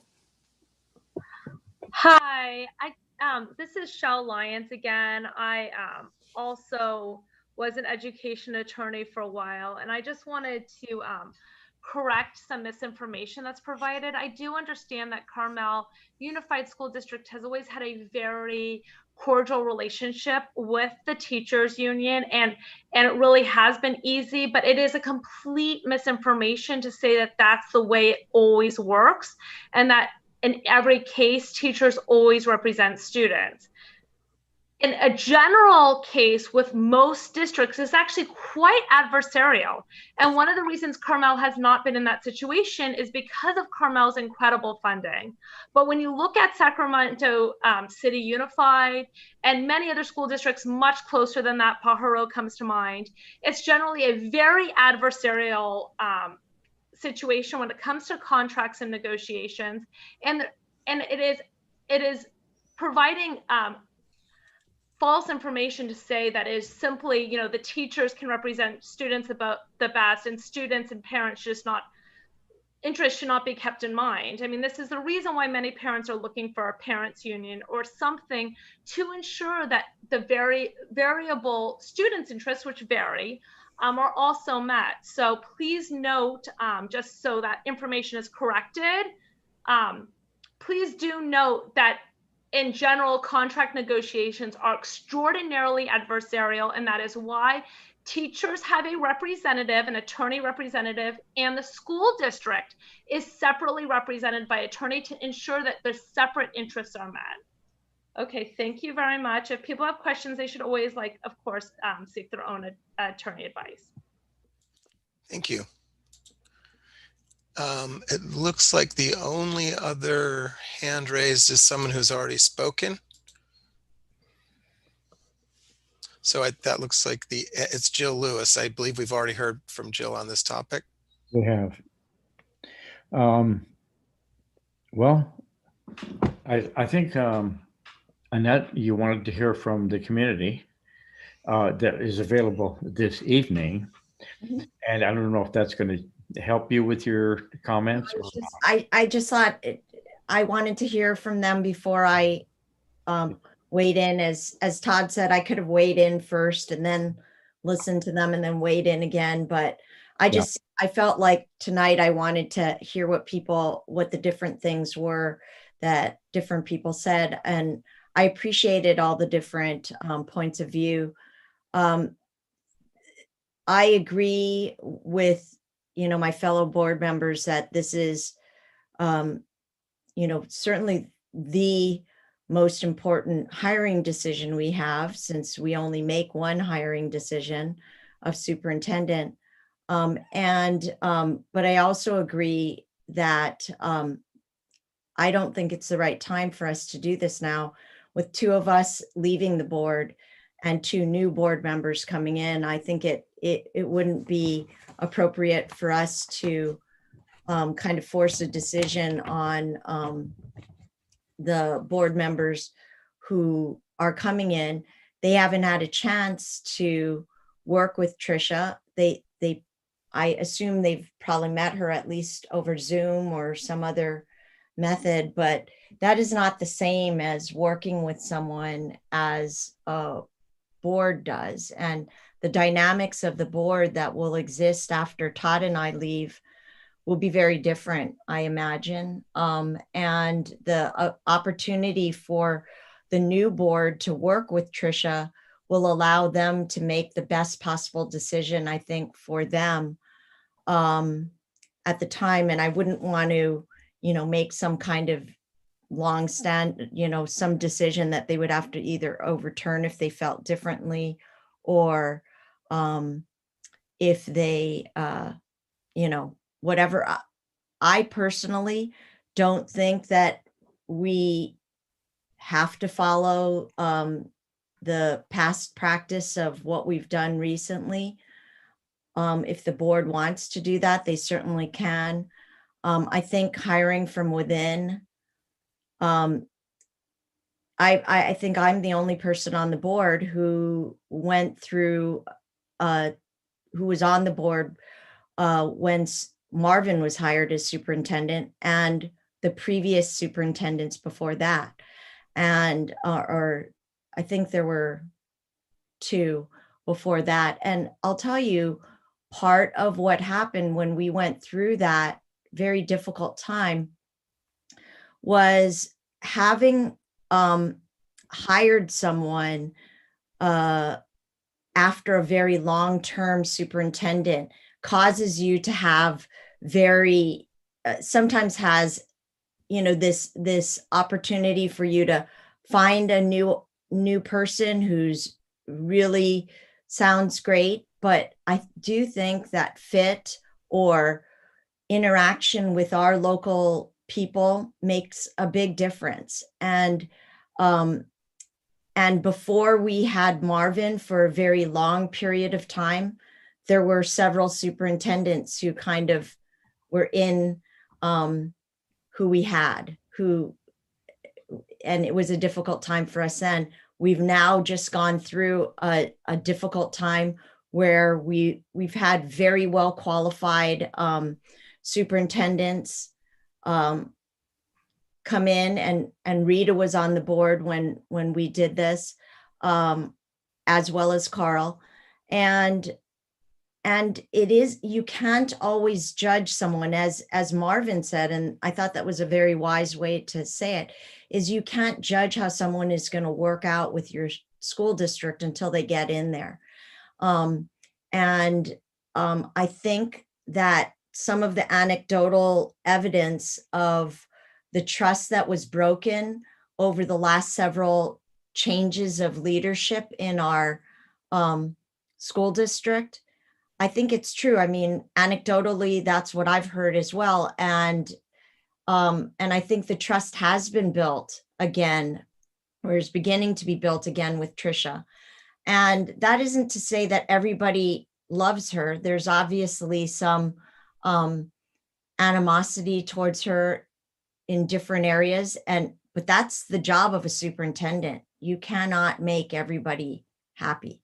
It's unfortunate, but and it's also the job of the board to not make everybody happy and to do what we think is right. We've been elected to do to make the best decisions that we can from the positions that we're in, and past practice doesn't have to tell us what we are going to do going forward. And I'm not going to say that I know any more than any of the rest of you just because I've been on the board for a long time. I think that differing points of view have come onto this board, and I think that that's a good thing.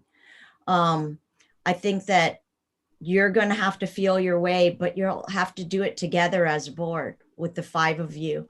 And I wish you well. I think it's a tough decision as to whether to pursue a search or not, and when to make that decision. But I do think it's very important for the new board members to come in and have an opportunity to work with the governance team. That means all 5 of you working together along with Tricia for a little bit before you make a decision about how you proceed, because it's really a difficult situation to judge from the outside. You don't know things sometimes when you're not sitting on the board. And so I urge us to not make a decision tonight that binds the hands of the board that's going forward.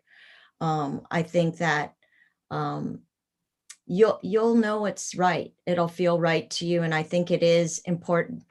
We're a people business, and I think getting the right person in that job and the right person for your team is going to be important.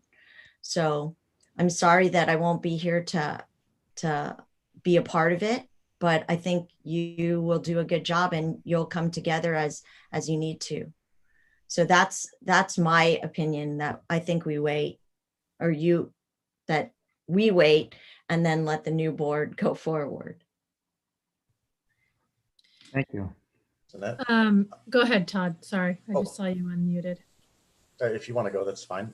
Or else I can go. I'll be quick. Okay. All right. So when we brought Tricia in as acting, one of the key things that went through my mind at that time was then we can bring somebody in who has been a superintendent to fill a stopgap, and we can then gauge off of that, right? So this is an important part in the overall hiring process, and something that I, back at that time, saw this as a benefit, right? A lot of times, as Marvin was pointing out, when you're bringing in a superintendent, you're agreeing to a contract, right? The superintendent contracts are pretty much boilerplate, right? So you're agreeing to long-term multi-year contract. In this case, we kind of got a win-win out of the ability to bring somebody in who has experience, can see how she can work out. And then what we can do is do a exhaustive search that gets to compare against what we might think is the best possible candidate. But until you actually conduct that the search, determine if if the fit's right, if the skill set's right, if the board overall agrees that this is the right position. I also didn't want to rush into it at that point in time, right? So my position was we can bring in somebody who has experience, see how well that works, meaning try her on the job, right? And then be able to gauge others against that. And so then we can make an informed decision where we have one benefit that a lot of other districts wouldn't have, which is to bring somebody in who's actually qualified enough that could become that permanent superintendent. So my position, because we're talking about the discussion for superintendent search, not actually hiring a superintendent, is I still would like to wait even to offer the search option to the next board. Because if we take an action now on this item, it's just simply saying, yes, we want to do a search, where I do feel like even that decision is one that is we're talking about a month away, right? We've already given a bunch of months with Tricia at the helm. And I think that waiting an additional month where it allows this board to come in and say, yes, we want to do a search or not, it allows them, because this is going to be a month process for them as well. And then it gives them the best possible options. I don't want to close a one-way door a month before they're going to come in and make a decision. So my position is to table the conversation until the new board comes into place. Go ahead, Tess. Okay.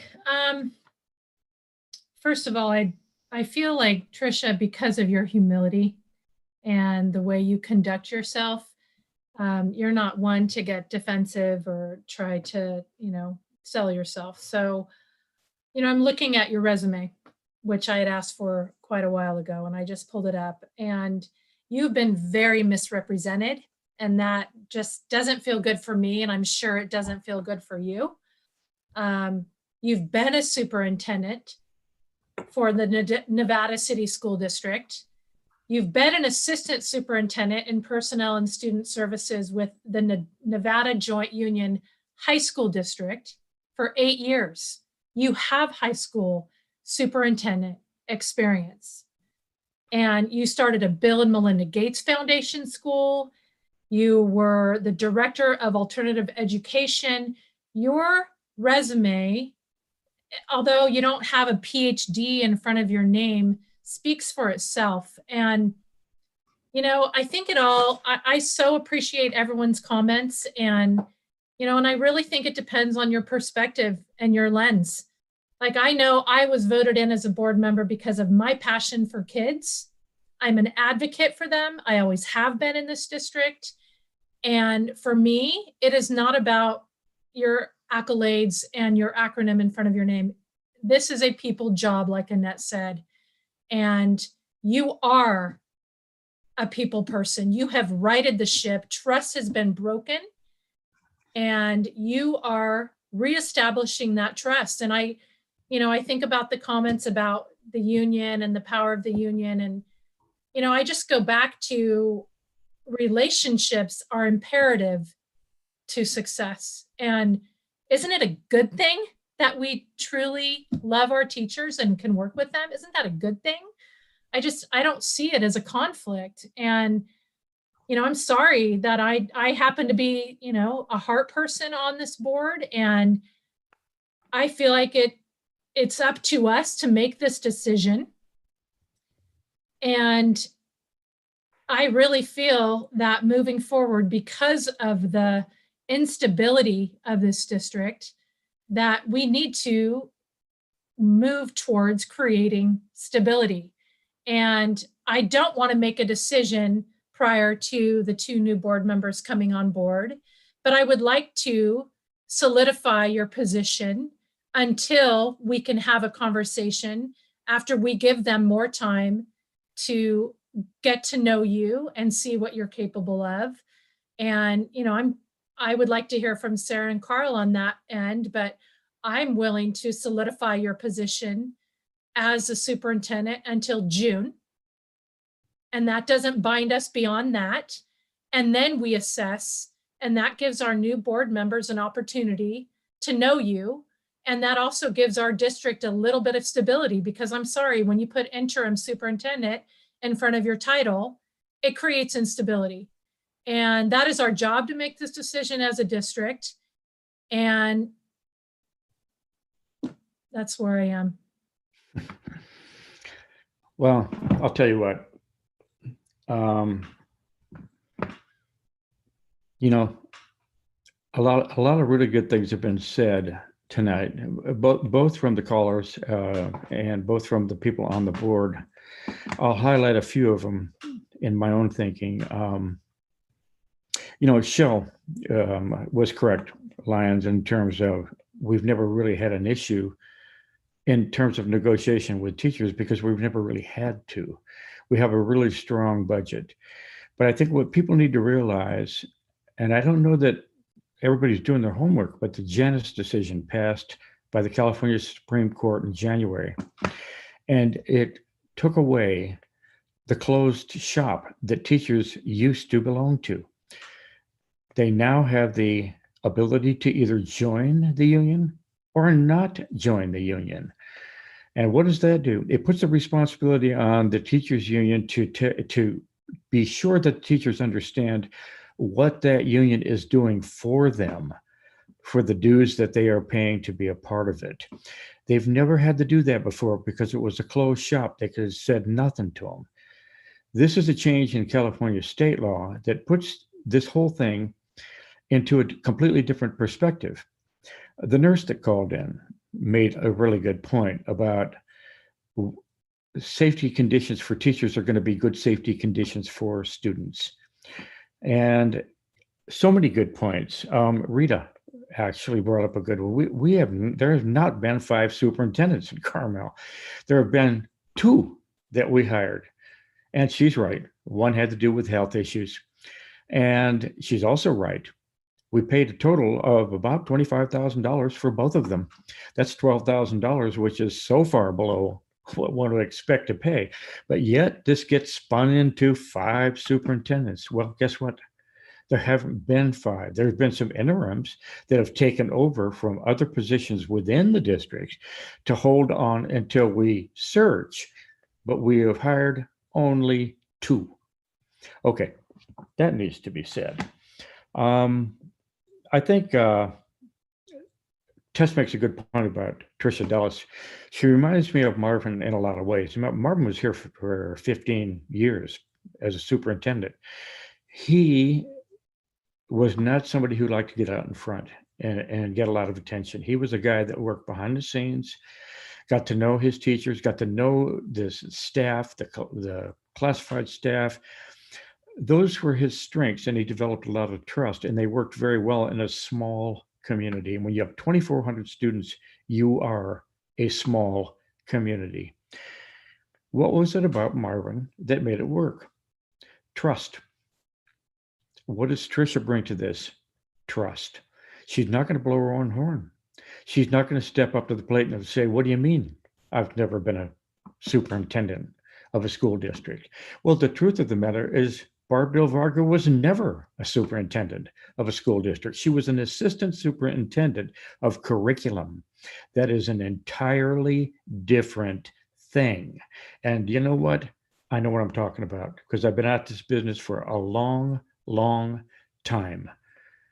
And, you know, the issue of trust, I'll be honest with you about trust.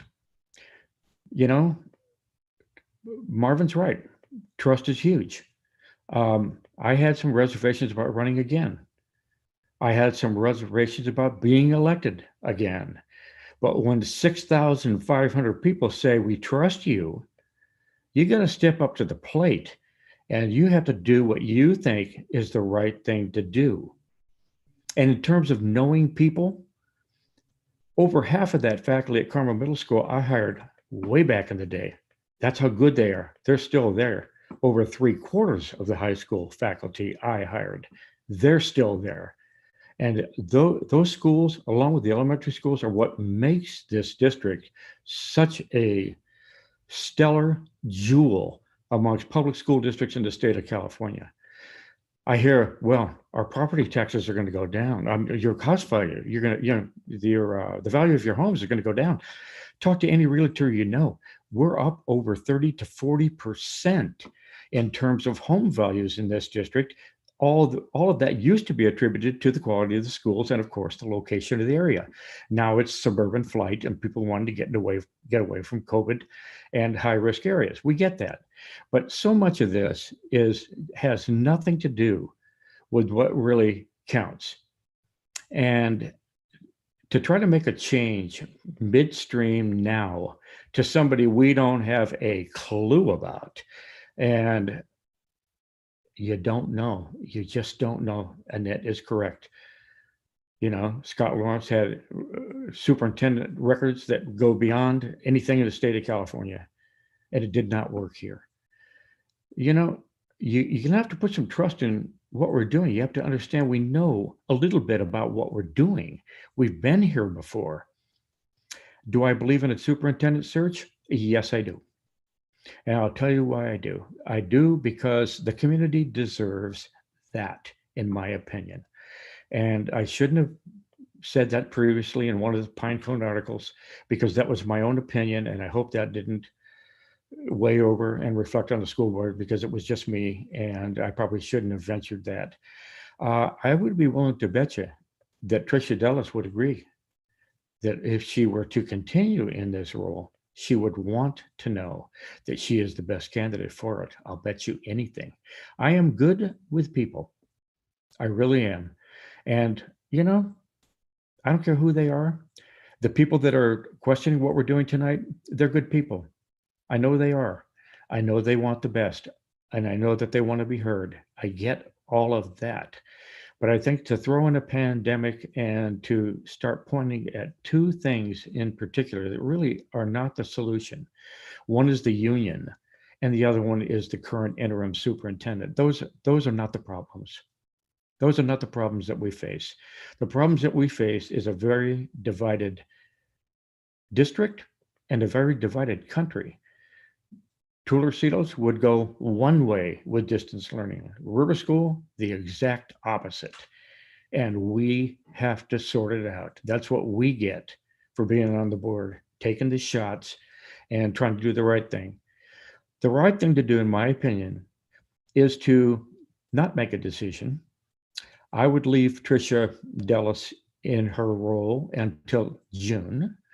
And I would let the new incoming board members not just take a seat in a month, but work with her for a while.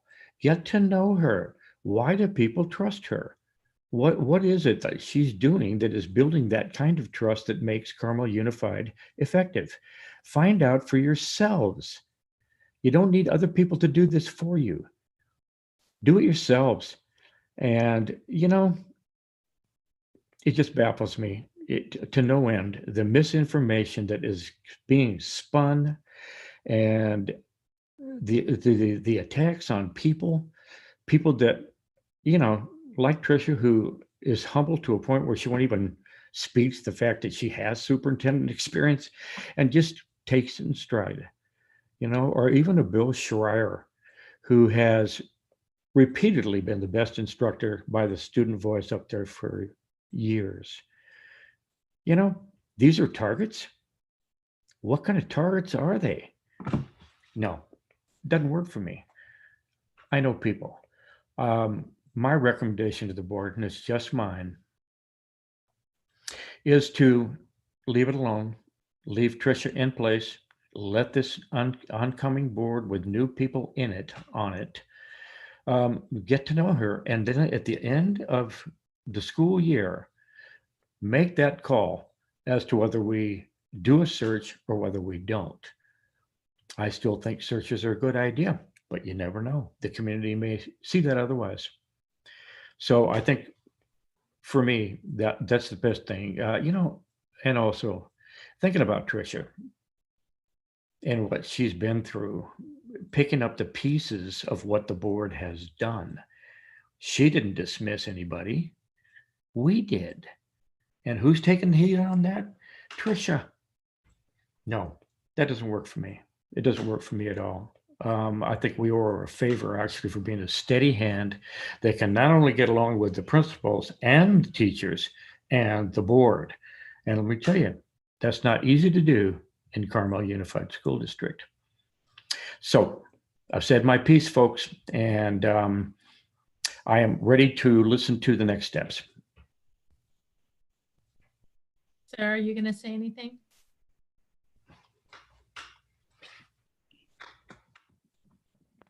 Apparently not. I don't have anything new to say at this time. I appreciate, Tess, your comments, and Carl, I appreciate your insight into how you believe this should move forward.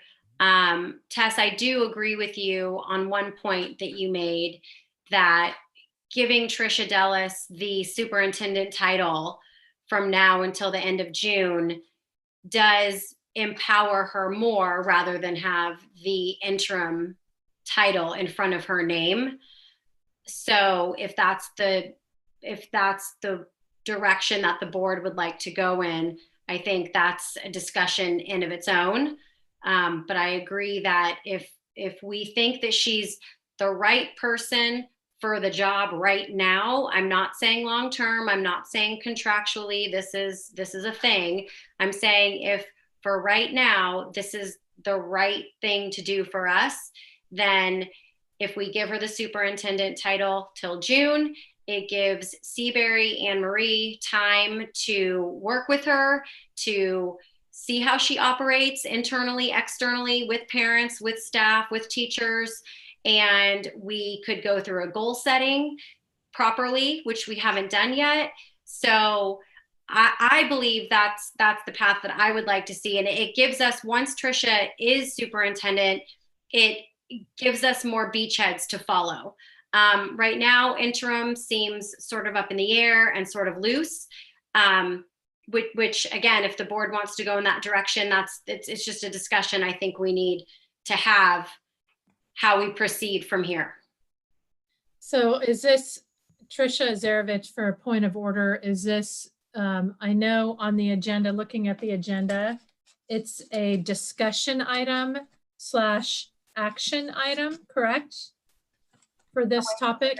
It's discussion and potential roll call vote with whatever you decide, whatever you guys discussed tonight. So can I make a motion then? I would like to make a motion to take interim away from her title and make her the superintendent until June.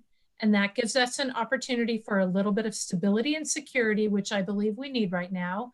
And that gives the new board members time to get to know her, and we can reevaluate in June whether or not we do a superintendent search. So that would be my motion.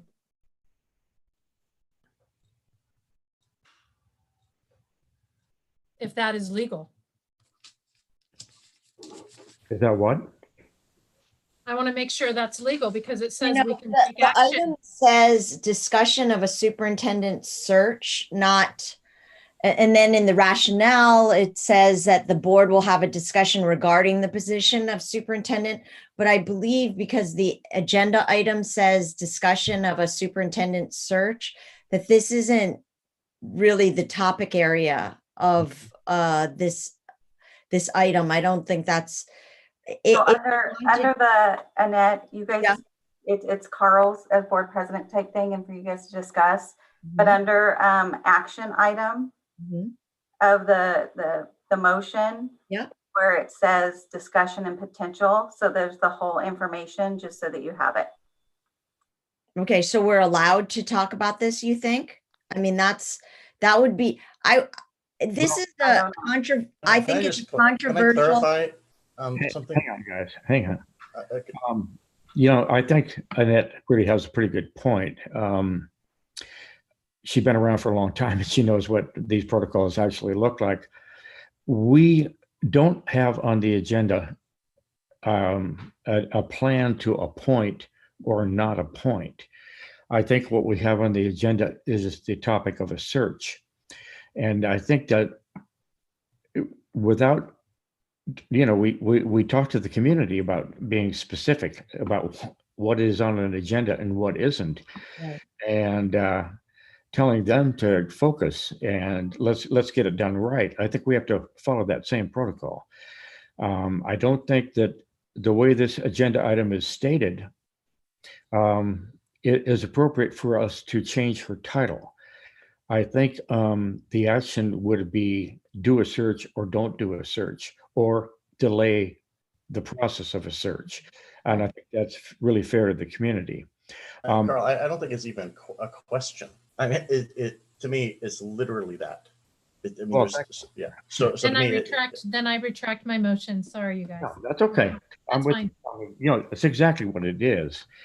And but so to me, I actually, and I still, even though the topic is just to do a search or not, I still would actually just even like to table that until the new board comes in.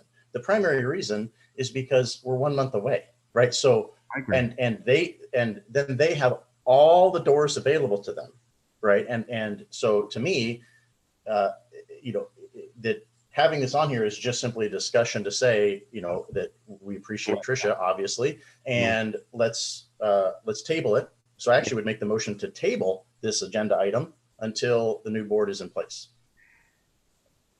Okay. I think, well, we could do that. We can table the item.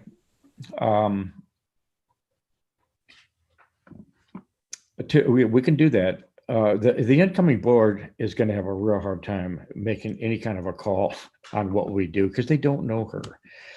You know what I mean? They haven't worked with her. Right, and I agree with that. But let me just backfill in one point that I think is going to help. If we decide today, which is the only choice we have right now, is to do a search or not do a search. Okay, if we say yes, do a search, then we are committing to begin the process of doing the search, right? That's her choice. That's to table it. Okay, correct. You're right. So thank you. Okay, so we table it, or if we do table it, then what we give is we give the new board a chance to say, yeah, we would like to do a search, or let's table it again until we'd like to continue to evaluate Tricia as it is. I do think one thing does need to take place. We have to think about Tricia as well, and I can tell you right now, without her, we would be in some pretty serious trouble moving forward because, you know, she knows the drill and she's really good at working with the people that are involved. You know, I've never met a superintendent out of all of the superintendents I've worked under and for that couldn't do something better than they do or differently than they do. And I think we've been hearing a little bit of that tonight too, in terms of probably the communication piece.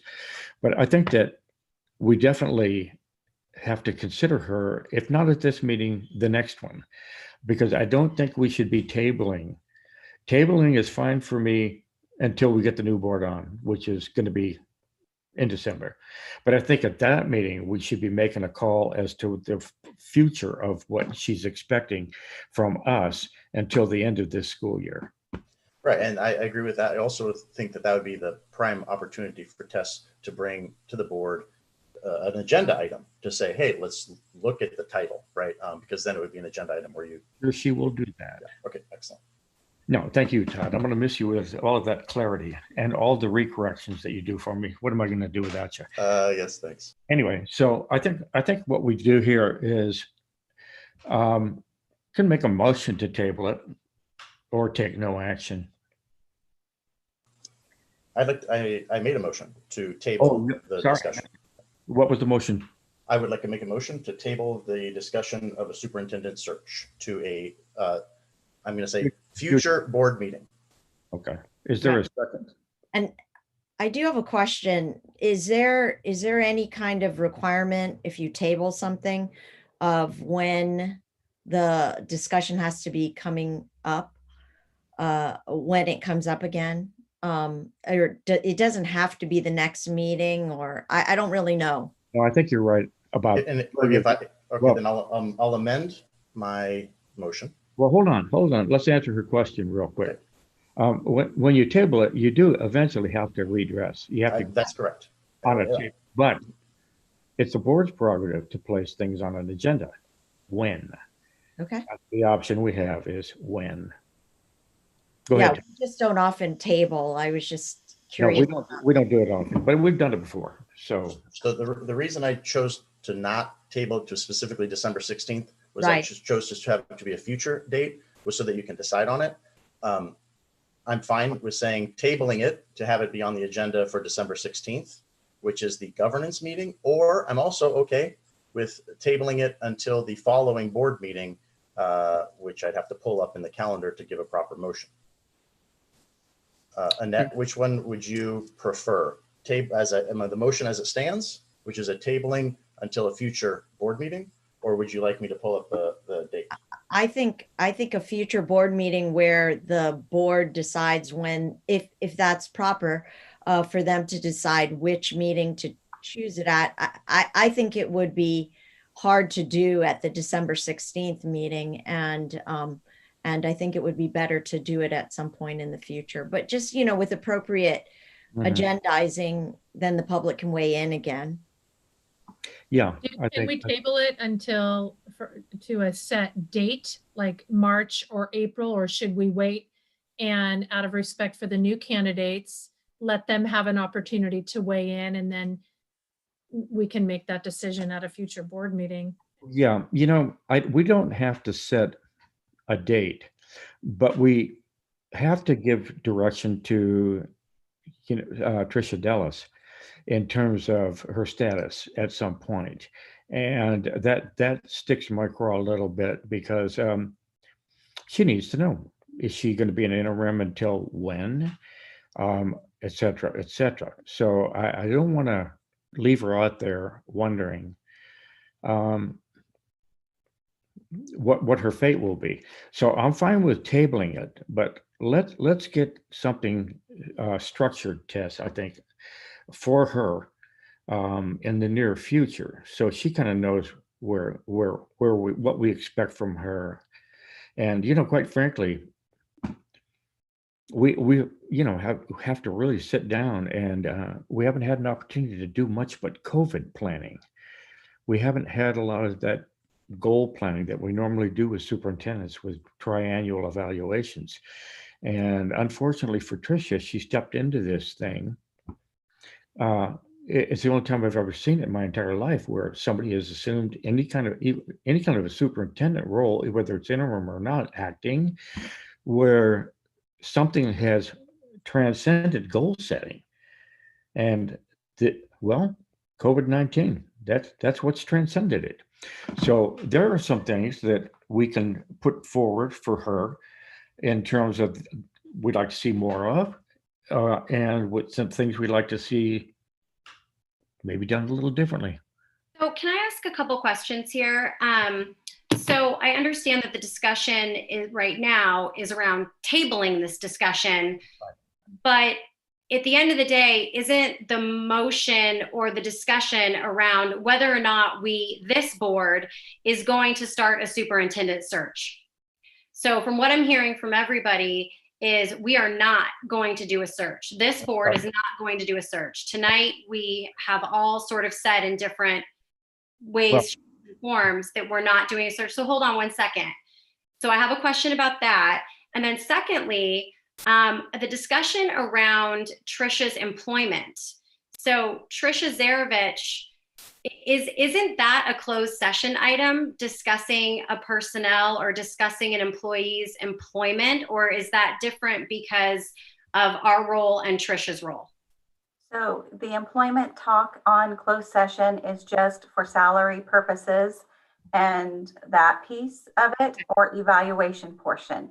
To do a title change or to do anything that changes the contract has to be done in open session as an orally reported out and by roll call vote for title and employment contracts on the agenda. Okay. So tonight is basically a potential discussion and action, potential action to either do a search or not. That's the topic. Yeah, and I would add only one a part of a sentence to your comment there, Sarah. The board is deciding not to do a search at this time. Correct. That's what I'm sorry if I misrepresented my comment. Yes. So at this moment in time. Yeah. Right. So is the motion, so therein lies my question. Is the motion at this time, we will not be conducting a search, or is the motion that we are tabling the discussion altogether and we are going to rehash this out and have this discussion again? So Sarah, the motion that I made is to just table this entire agenda item to a future board meeting when the new board is in place, which means we're not taking, if there's a second and we vote to table it, then we're just taking that whole section and moving it to have that section at a future date. So we have basically a couple of choices. There could be no second to the motion I made. We could amend the motion so that we pick a specific date, such as January board meeting. The other thing is that we could take a vote only on the item here, which is to do a superintendent search, and we say yes or no as this board. My suggestion and my motion is to table the whole thing until you have a new board in place. And my suggestion is my motion currently as it stands is to table this section until the new board is in place at a future board meeting, which means to be determined.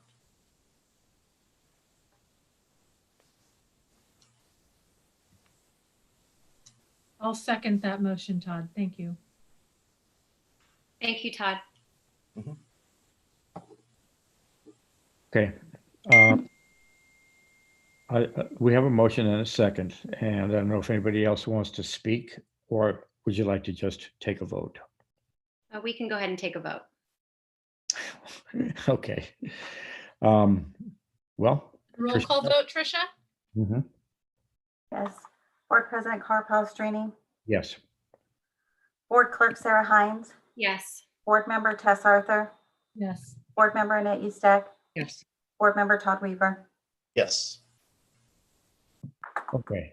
So we're tabling it, and we will see where it takes us. And no, we're not going to pick a superintendent in closed session. Not going to happen. You know, if we decide to move forward with a superintendent. No, that wasn't my point, Carl. No, Sarah, no, I'm not directing this to you. I'm not directing this to you at all. It's a chat comment, and somebody needs to be clarified that no, we're not going to be doing this in a closed session. It's to do something like this, that discussion has to take place, as Tricia Zervich said, an open agenda item. So it has nothing to do with really what you said. It's just a question that's incoming. So anyway, there we are. We're going to wait for the new board and we're going to take it up again and see where they are and what they would like to do and how they feel about it and how much time they'd like to get to know the superintendent. And we'll have that discussion. And I think we should do it in a timely manner. I don't think deferring it for long periods of time is a good idea for anybody. I don't, not for this interim that we have and not for the community that is following this. Okay. So there we go. Thank you, everybody. That was a tough one, but there it is. I'm going to move to the next agenda item. California School Boards Association, CSB Annual Conference and Trade Show Attendance. Tricia. This one will be much easier, I promise you. We are just asking for approval from the board so that we can have board members attend the California School Board Association conference this year, which of course we've discussed at a couple meetings ago is going to be virtual. So there won't be any travel costs like we have had in the past. We do have 2 new board members coming aboard, and so we would like to sign them up for the beginning board member and Brown Act sessions, whatever sessions they would like to attend. Izzy is also going to be doing the student rep training. So, and any current board members that want to participate as well. So if we could just get you to approve so that we can make our signups this week, that would be great. I think we have 3 more days to enjoy a less of a price. So approval, please. Okay, so we know we have 2, I believe, that would be participating. I don't know how many others, but we need the 2 new ones certainly to be doing the Brown Act stuff and the new board member presentations. So you need approval for this to go forward, right, Trish? Okay, need a motion. I'll make a motion to approve the Monterey County School Board Association. The one before that, the annual conference and trade show attendance. There you go. Second. Second. Moved and seconded. Board President Carl Palestrini? Yes. Board Clerk Sarah Hines? Yes. Board Member Tess Arthur? Yes. Board Member Todd Weaver? Yes. Board Member Annette Eustek? Yes. Okay, thank you. So there we are with that. Item H, Monterey County School Boards Association, MCSBA, is seeking nominations for the 2021 Excellence in Education Award. Tricia. I'm going to hand this one to TZ for us tonight. Okay. So we get this twice, and all they're asking for at this time is there an organization that has not been nominated in the past that the board would like to see possibly added to the nominees, because it'll come back around February or March for you to pick your top 3. Okay, so I would like to chime in on this one. I had the privilege of going to a Girls Inc. event kind of right before COVID, and they work with several schools in the county and focus on development of the whole girl. They learn to value themselves, take risks, discover and develop inherent strengths, and it creates mentoring relationships both in and out of the districts with the community. It's a pro-girl environment and is a fabulous organization. And what I love about them is they've been able to pivot during COVID and had summer programs. They did a virtual summer camp, and they've done programs to continue to help girls rise through change during these unprecedented times. And I just think it would be a great thing to add to that list. Do we get one addition to it, or can we have multiples? Tricia? TD? I'm assuming you could have multiples. If there's more than one, then we can suggest it to MCOE, and then they can choose whether they add them to the list or not. We're just giving them ideas. Okay. You know, I would suggest, I like Tessa's suggestion, but I would suggest this club saves lives, but for the fact that they're also a 501c3. So they're independently funded as a 501, but they're a Carmel High School club, and I don't know if that would fit the venue for the Monterey County Schools, but I cannot think of a club that does more. I've never seen anything like it in all my years in terms of community involvement, the special needs programs for women, for young girls, for kids, for anybody, everybody, fire victims, on and on and on. So I don't know if that bifurcated sort of title they hold would keep them out, but boy, I'll tell you, they if anybody ever deserved it, it would be them. We can do both, Carl. And in fact, they're all 501c3s. That's how They are. Okay. I think we can add both to the list, Tricia. Would that be okay? I can suggest it to MCOA, give them your recommendations, and then they'll make the determination. Yeah. Just to add, Girls Inc. has won before. Not that we can't renominate them, but it's kind of nice to the idea of having, you know, programs that haven't been nominated in the past would be nice. But they weren't on the list, Annette. They weren't on the nomination list, but they're on the previous recipient list. Okay. Yeah. I mean, that doesn't mean they couldn't, that we, I agree they're a great organization. That was just my observation. Well, you know, for me, and Rita will remember this pretty well. When it came to the nominations, we were more interested in South County schools and Salinas area schools getting these kinds of recognitions than Carmel Unified. And because I think we felt that it was more appropriate. But when you have, again, when you have the club that we have, this is the only true exception to that rule that we have always followed. And it's such a wonder. I totally agree with you, Carl. I think that's a great suggestion. And the students get so much out of it, and then they help people so much. It's just a wonderful thing, both ways. So we have 2. Any others? 2 is pretty good. Wouldn't you think? Why don't we go to the 2 that we have, okay? Unless you got something, board, speak now. Sounds good, Carl. Okay, done. That is that information. Carl, sorry, we do have 2 hands raised. One, I think, was still raised after you closed the comments for the superintendent search topic. No, that hand's gone away. But there is another hand that came up during this topic. Yeah, let's hear it. Okay. Rita, that's going to be you. Hey, Carl, it's me. Hey, Rita. This is a long meeting. Anyway, tell me about it. I wanted to tell, like, just representing our district at the county level. They usually go down this list and see who would best be benefit from the recognition. And so Girls Inc., they won in 2014.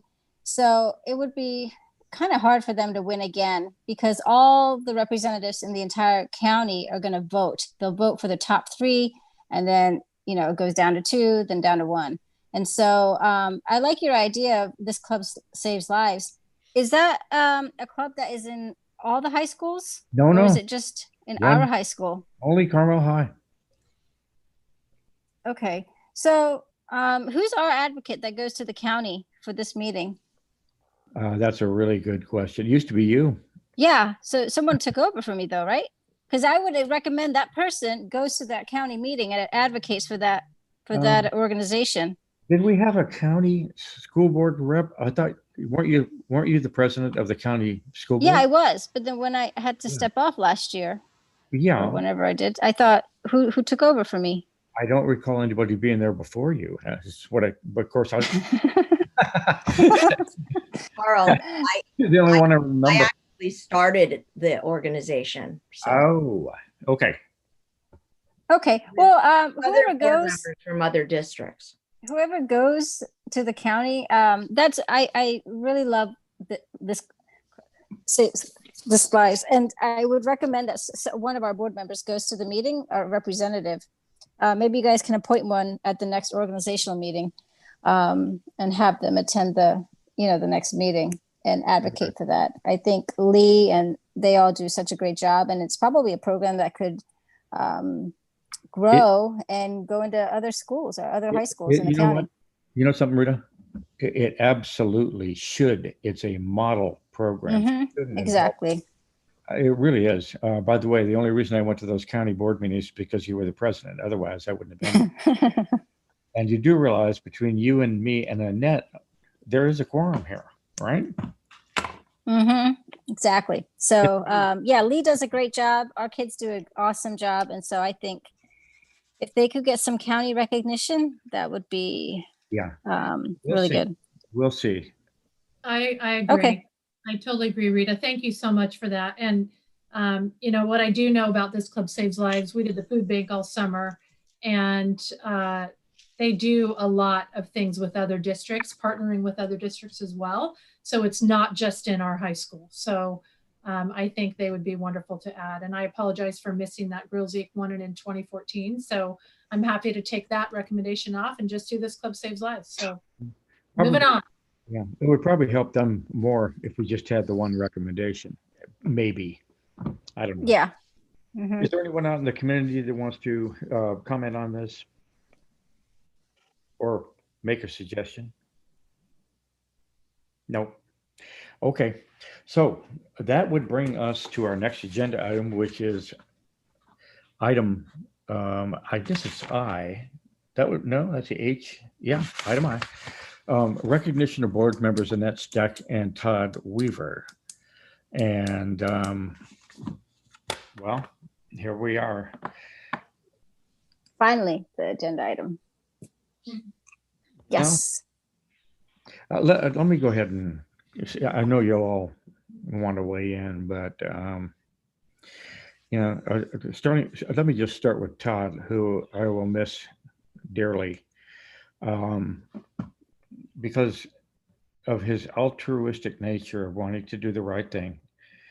Number one. Number two is he brought a tech background to the Board of Education, a seat on the board that we have never experienced at that level in all of the years I've been in this district. And, it's just something that you don't see. Board members all bring something different to the table. And that level of expertise and that clear analytical kind of thinking is going to be sorely missed by me. It really is. So, I can't say enough about working with you, Todd, as a board member. It's been, very rewarding. At first, I thought, no, he's making fun of me most of the time, but that's okay. You've been extraordinary. You really have. And you, my friend, will be sorely missed. Why don't we start with just Todd for everybody, and then we'll go to Annette. Take it away. That's all I'm going to get. No, that's all I'm going to get. So it's fine. Nope. I'm jumping in because, it's been delightful getting to know you, Todd.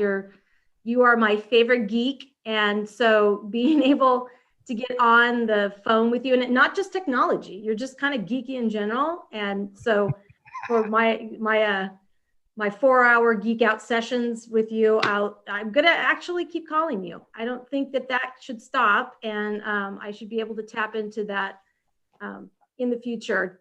Just because you're not on the board doesn't mean you're not part of us and part of the district. And so thank you so much. You're just very level-headed and just really have enjoyed getting to know you better. Thank you. He is a geek. I can go next. Sorry, Carl. Todd, I'm going to miss your ability to self-efface. I love that about you. I think that is a beautiful quality that you possess. I love your discernment at these board meetings. I think we complement each other well. And I'm really going to miss you. And I will look forward to our once a month walks because not only are you a fantastic board member, but you become a great friend. So thank you for everything. All right, I'll go next. I mean, well said, everyone. Todd, I'm going to also miss you dearly from being on the board. I have been so excited to work with you in this capacity since you joined the board. So I will miss you during the meetings. I will miss your commentary. You always ask great questions, even though they're oftentimes questions that I would ask. Just kidding.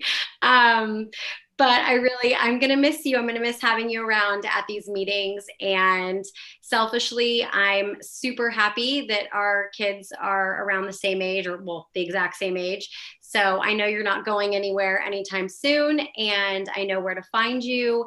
And I look forward to our continuing relationship beyond being on the board and working together.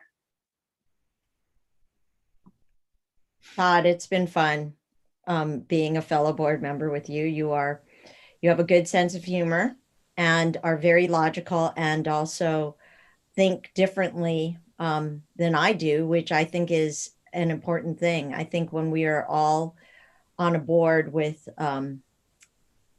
different, coming from different points of view, it's really refreshing to have people who have such different backgrounds and ways of looking at things. And so you have opened my eyes in different ways that I just haven't ever seen, which I appreciate. So thank you for teaching me to be a better board member person.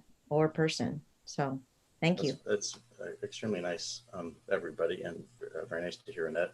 I'm gonna now take over here because obviously Annette needs 27 times the attention, right? Because it's been an absolute pleasure to work with you, Annette. And this community is going to be losing a huge asset, right? And so I've actually tried to figure out a way that I could say, well, my year of 2020 was like way harder, but the fact that you're still on the board, I can't, like, it doesn't work. I can't get it to where you're like, because if I say mine's 20 years, then you're at 47 years. There's no way to.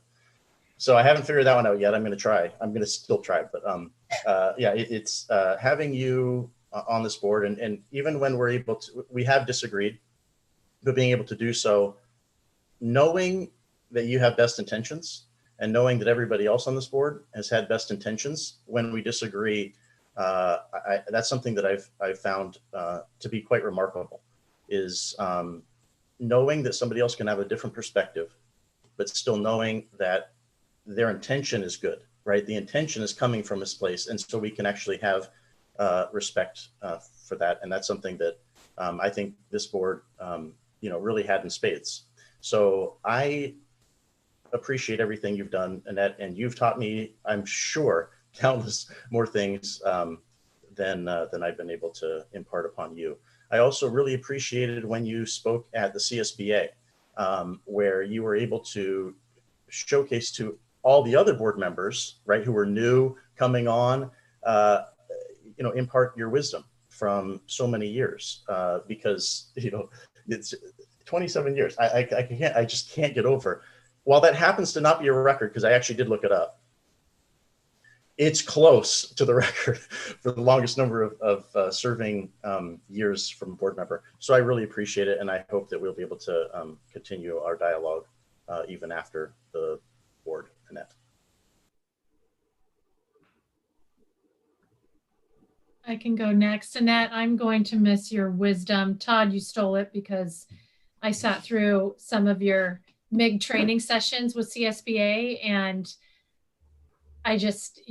we have so much more we could have gleaned from you during our tenure, and I'm hoping to be able to still maintain that friendship and relationship, because I admire your wisdom and your discernment as well. And what I most admire about you is you're very unflappable, you're resilient, and you're good about keeping your emotions in check. And I don't know if that's what 27 years dealing with this has done, but I admire that in you, because I think it's really important as board members that we have to really learn when to keep our emotions in check. And I've learned that from you, because you're fantastic at that. But your heart for kids is palpable, and you always keep that at the forefront of your thinking. And I just very much appreciate you and your friendship. So thank you. I'll jump in. I do think 27 years just sort of numbs you out, right? You've seen everything, but you could probably tell some stories in the last 6 months. I don't know, obviously in that 27 years tenure, you haven't seen a pandemic. And I know you and I've talked a couple times the last couple months about how different this climate is and how intense it has been for everyone.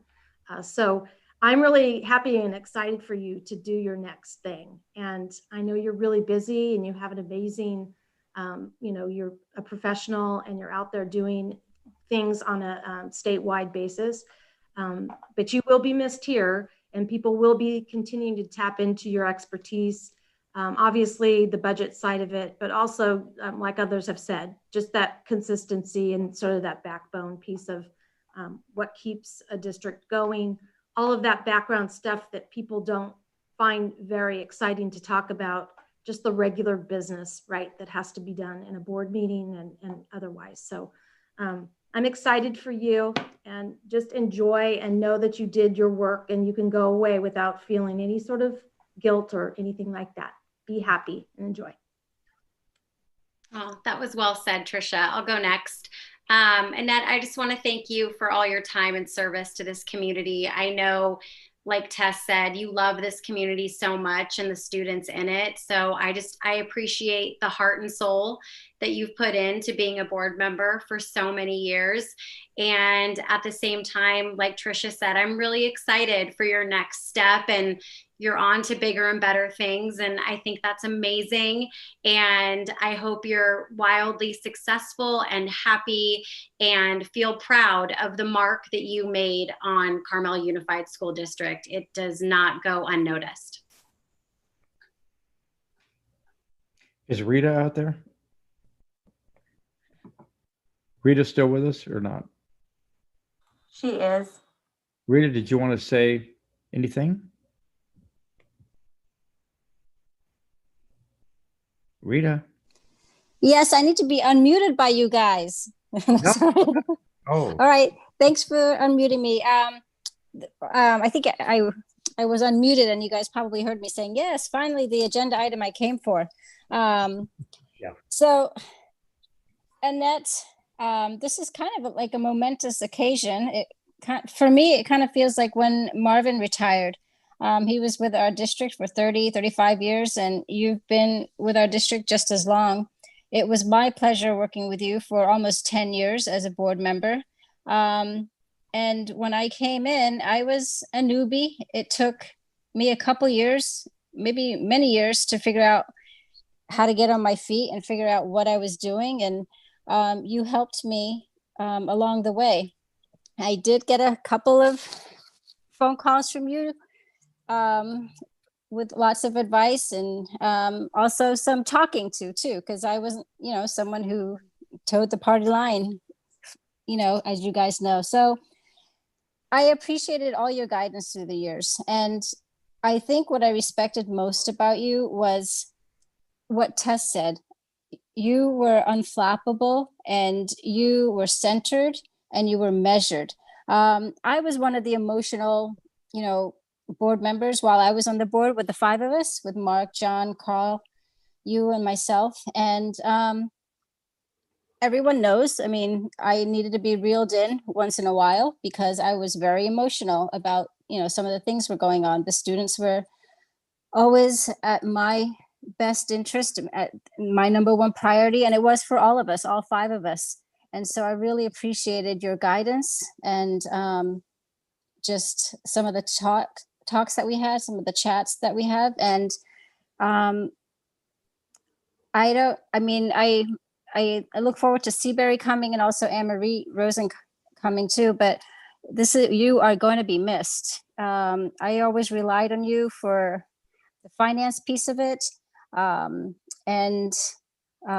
always trusted you with our budget as well. So I'm going to miss you being on the board. I know Yvonne is there and we have a lot of eyes on the books and on the budget, but you were a great asset to our district. And I have the utmost respect for you and thank you for your 27 years of service. Well said. So with Annette, when she first got on the school board, I was the principal at Carmel Middle School. And I remember not really, I mean, I wasn't that into the board elections at that time, but I remember asking, I think it was the superintendent at the time, I said, I guess they're putting a student on the board now. And he goes, student? No, she's an adult. She got elected. And I went, oh, Jesus, she doesn't look any different today than she did then. You know, this young lady coming on and just, you know, being a board member for 27 years. And it's been a lot of fun working with Annette. And, you know, she really made it a lot easier for many of us on the board. It's really hard to learn how to be a good board member. It's amazing. You wouldn't think so. You would think, well, I got elected. Man, I got to do is speak my mind and little of this, little of that. No, there's a lot of protocols. There's a lot of things that you're supposed to do and you're supposed to follow to be equitable and fair and to uphold the bylaws and policies of the district. And she was a master at that in terms of setting the tone. And, you know, all the CSBA meetings that we have gone to together, you know, yes, she's a presenter, but she was also like a mother hen to me. You know, have you eaten something? Did you bring your umbrella? It's raining, you know, all that. So there's a lot of Annette out there that you probably don't see all the time. The other thing too is her expertise on the school budget is extraordinary and not to be found typically by your average school board member, because it's a very highly defined process. And, you know, Yvonne and company can tell you just what's involved in trying to get that monstrous document balanced and working. And Annette, she was our go-to person on it, and always up to date, always current. The other thing I learned about Annette real early on too is she pays so much attention to detail that I didn't have to. And for Carl, that's a plus, because, you know, a little bit of ADD with Carl, you know, fly comes into the room and I kind of get lost. But I knew that whatever we had on that agenda, whether it was consent or whether it was anything to do with detail, she will have read all of the supporting data and information and would bring it forward as either a question or a comment or, you know, something like that. And that's a very complimentary thing to have on a school board, somebody that pays that much attention and is smart enough to be able to do that while having her own job in her own life, in her own world, is remarkable. And so I think as a role model, she taught me an awful lot. She taught me an awful lot about being a better board member. Like Rita says, Rita wasn't the only one that had to be reeled in. You know, as you can see, Carl still, you know, needs to have somebody do the reeling, you know. So I get that. But, you know, you don't see this, and we won't see it again. We're not going to see this kind of commitment and dedication again from an individual in the community that wants to give that kind of time, countless thousands and thousands of hours of time, gratis to the school district and her pet project, which would be Carmel Valley High for her and Lauren. So we're going to have to find a way to live without Annette Steck on this school board. And we will, because we don't have a choice. She decided not to run. But you're irreplaceable, Annette, absolutely irreplaceable. And we all wish you the very, very best in this next phase of supporting the state of California and its school system and monetary goals. So I took my hat. I just want to let you know that Marvin has his hand raised and it looks like Bill has his hand raised. I'm not sure if Paul's back yet. I am back. Yep. I had to reboot. Yep. Well, wait a second, Paul. You know, is Marvin there? He's right here. He's ready. Shall we hit the talk button? Wait a minute. He's my former superintendent, but he's not my superintendent anymore, so I don't really have to listen to you. Plug your ears, caller, or I'm pressing the allow to talk button. There it goes. Hear it, Mark. Hi, folks. Hey, Annette. Couldn't let this moment pass without saying just a couple of things. Of course, it goes without saying that your tenure on the board, despite Todd's investigation, it'll never be equaled in CUSD. I'm confident of that. But as it's been said by others, much more important than the countless hours that you gave to of yourself are the significant contributions you made and the classy manner in which you always did it. Obviously, your fiscal acumen has benefited the district and played a huge role in the financial condition of the district over these past couple of decades.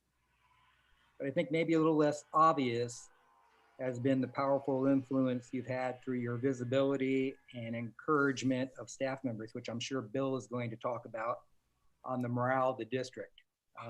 That is so huge when people who are doing the work in the trenches know that you know what they're doing and appreciate what you're doing. It just lifts them up, and you always did that. And then finally, this was also said, because we've all seen you do it so many times, but I've been impressed by your ability, always been impressed by your ability to stay calm and thoughtful, no matter how emotionally charged the situation might be. Tonight was just one more example. So you've not only been the longest tenured board member in our history, but you've been an excellent board member, and I enjoyed every moment of working with you. So thank you from the bottom of my heart. Thank you, Marvin. Let's give Bill a turn. I think, Bill, you should already be unmute, or you can unmute now. Okay, before I mention Nat, I just want to quickly say something about Todd.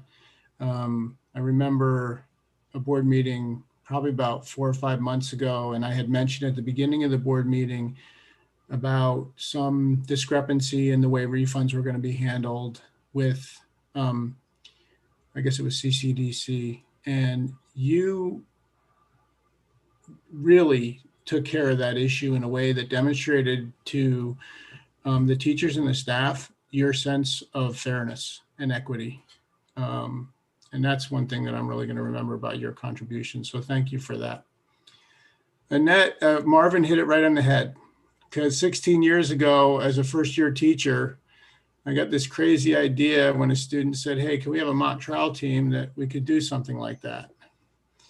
And all of a sudden, there's this board member who, as you can understand, for a guy who was brand new to teaching, it was a big deal to have a board member show up to the mock trial tournament, but then the next day, wait with me by the fax machine for the results to come in. And I would tell the students about that, you know, they weren't laboring in anonymity, that there was a board member that was really interested, and you spoke to them and just showed so much support for the program. So, and what's true is any successes that we've enjoyed and any of the joy that the students have gained from doing that program is directly a result of your support from the program's infancy right up until today. So thank you so much for that. I'm going to miss you. Wow. Well, thanks everyone. I appreciate all the words of, you know, kindness and accolades. It's, you know, it has been so much my pleasure to be on this board. You know, I think I have, as a person, gotten so much out of being on this school board, you know, learning to about, you know, the world of education. You know, I did school district finance, which is very different from the world of education. And, you know, shout out to Barbara Beck, who many of you know, or the long timers know, who, you know, kind of said to me way back when my kid was 3 years old, you should run for school board. You know a lot about finance stuff and we need help on the budget. And I had no clue what it was like to be on the school board at that point, or what it was like, what it would be like. And I was first on a budget committee and helped in that way. But, you know, honestly, it has been my pleasure. And it's as I say to all the new board members every year when, you know, when they get elected and I'm up there talking to them, it is the hardest thing I've ever done, being on a school board, because you are in charge of other people's children. And that is a huge responsibility. And emotion goes into all of their decisions. And although you all, you know, have pegged me as being fairly unflappable, it hits me in the heart. You know, a lot of this, I've had a lot of sleepless nights on this from the school board stuff, and have recently. It's a tough time right now.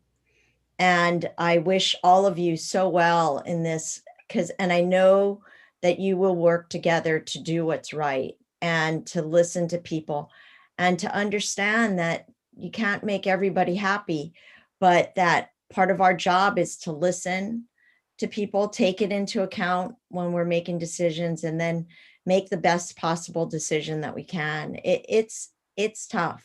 It is really, really tough, but it also has been really, really rewarding. I mean, other than my family, I would say that this was the most important thing in my life. And so I'm still going to be living in Carmel. I'll still be watching all of you. And I am very happy to help in any way that we can, that I can. I mean, if you ever decide to have a budget committee with members of the public, then I would serve on that again, which I did before I became a board member. So that would be a way for me to help if you ever wanted that kind of help. And even without that kind of formal support, I'm certainly happy to help in any informal way that I can. And I'll certainly, I'd love to just stay involved with all the schools, but just not as a board member. So I appreciate all the kind words and thank you all for that. It's been wonderful. I mean, when I came on this board, I was 28 years old. And so I've almost spent half my life on this board. That's an amazing fact. I mean, I hadn't thought of it that way until Todd started talking about the numbers. And actually that's it's been a major part of my life. And I know we will do well. We've had our ups and downs, the district has, but we'll always come up ahead because we have people who care, and that's what's the most important thing. And I know we'll get through this. It's a hard time. So good luck, everyone. And apparently Todd and I are going to be on at the next board meeting. So you're not quite done with us yet, but it's only the interim report. And so we just get to lurk. We just get to lurk on that one. What's that? We just get to lurk and hang out because we already got the, compliments. But I also now realize that you're going to now volunteer for more years. So there's like no chance. I will never catch up. I should just give up now, right? Because you just said like 27 years. No, I'm good. I was before on a committee, and I'll come back. So you're clocking in. This is insane. All right, everyone. Well, thank you. And I really appreciate it all. That was very nice. And I will be here if there's anything that you ever need from me. I love this district, as you could tell. So everyone take care. And Carl, it's 10:18. I know. She knows I don't like real long board meetings. But anyway, I'll tell you what, thanks everybody for all the wonderful comments that you have provided. And Paul, is there anything that we're missing out here now? I do not see any hands raised at the moment, so I think we're good to go. And at 10:18, let's go ahead to the last item on the agenda, board operations.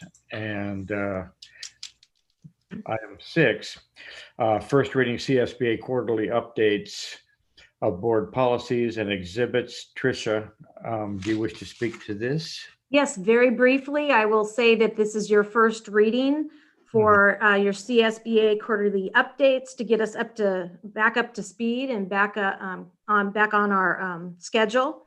And we can thank Annette and Tess for participating on that. We're going to have to find somebody else who wants to go through those word by word, line by line, since Annette won't be part of that committee anymore. But this is just a information item and it's a first reading. So if you have any questions about these policies, please give us a call and we can help you with that. And the second reading will be at the next meeting. Okay, thank you. Future topics. Well, do we have enough future topics or should we add some more?